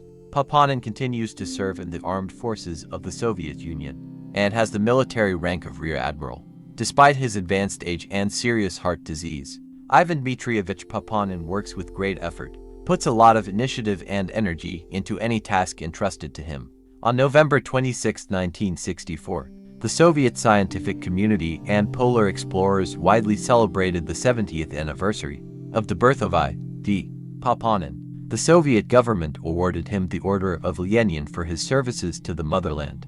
In the overcrowded spacious hall of the House of Scientists in Moscow, the hero of the day was honored. He received about 900 greeting addresses, letters and telegrams from all over the Soviet Union and from abroad. One of the first to warmly congratulate his old comrade in the work in the Arctic was the head of the main directorate of the Hydrometeorological Service, under the Council of Ministers of the USSR, hero of the Soviet Union, Academician K. Fedorov. Then, addressing those present in the hall, Yevgeny Konstantinovich said, "I have held and still hold high posts. I have various honorary titles. In one of them I am most proud of, the title of Papanets. The book Life on an Ice Floe is a literary monument about the exploits in the Arctic of the four Papapins, and it will be read with deep interest by everyone who is interested in the history of the conquest of the harsh northern region by the Soviet people, the Suzumov, Soviet Union, Anniversary Subscription Edition. In honor for the 50th anniversary of the Great October Socialist Revolution, the publishing house Thought publishes a multi-volume publication, The Soviet Union. This is the first complete popular science geographical description of the Soviet Union, a huge country with a multinational population of 230 million, diverse climatic zones, rich nature, a country of inexhaustible economic opportunities. The reader will get acquainted with each Union Republic, with the features of its nature, economy and population, national culture, cities and sites. Prominent scientists of the Academy of Sciences of the USSR and academies of the Union Republics, universities and institutes of the country take part in the preparation of the publication. Numerous color and black and white illustrations and original maps, which will make up to 20% of the volume of each volume, will enrich and embellish this anniversary edition.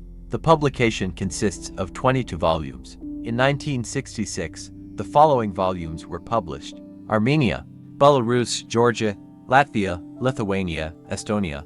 In 1967-1968, the following issues will be published: Urals, Volga region, North Caucasus, Uzbekistan, Azerbaijan, Turkmenistan, Ukraine to books, Moldova, Central Russia, European North, Western Siberia, Eastern Siberia, Far East, general overview of the USSR, Kazakhstan, Kyrgyzstan. The price of one volume is from 1p. 50k to 2 rubles. Subscription is accepted by stores that distribute subscription publications. In 1966, it will be published. Geographical Calendar Yearbook, Land and People, 1967. This 10th issue of the calendar will be dedicated to the 50th anniversary of Soviet power. The anniversary issue will vividly show the development of the USSR economy during the years of Soviet power, the flourishing of the Union republics and individual regions of the country. Tell about various sectors of the national economy and new buildings. The significance and role of the experience of communist construction of the USSR for the countries of the socialist community will be clearly and convincingly revealed, and the achievements of our friends will be shown. The historical part will be devoted mainly to Soviet scientists and expeditions, their successes. The geographical chronicle will be especially rich in this regard, in connection with the 10th anniversary of the beginning of space exploration in the Earth and People calendar. 1967, several articles and essays were published. The original color maps appendices will be Jubilee, Industry of the USSR for 50 years, The World in 1914 and The World in 1966, Soviet expeditions for 50 years, all entertaining materials, crosswords, tasks, etc., and poems will also be associated with the anniversary. End of the book. Look for the first part of this book on our channel. Subscribe to our channel so you don't miss new episodes about explorers and freight forwarders, as well as about other exciting historical facts and stories. We will be very grateful for your subscription and likes to promote our interesting and useful videos. We love you and work for you.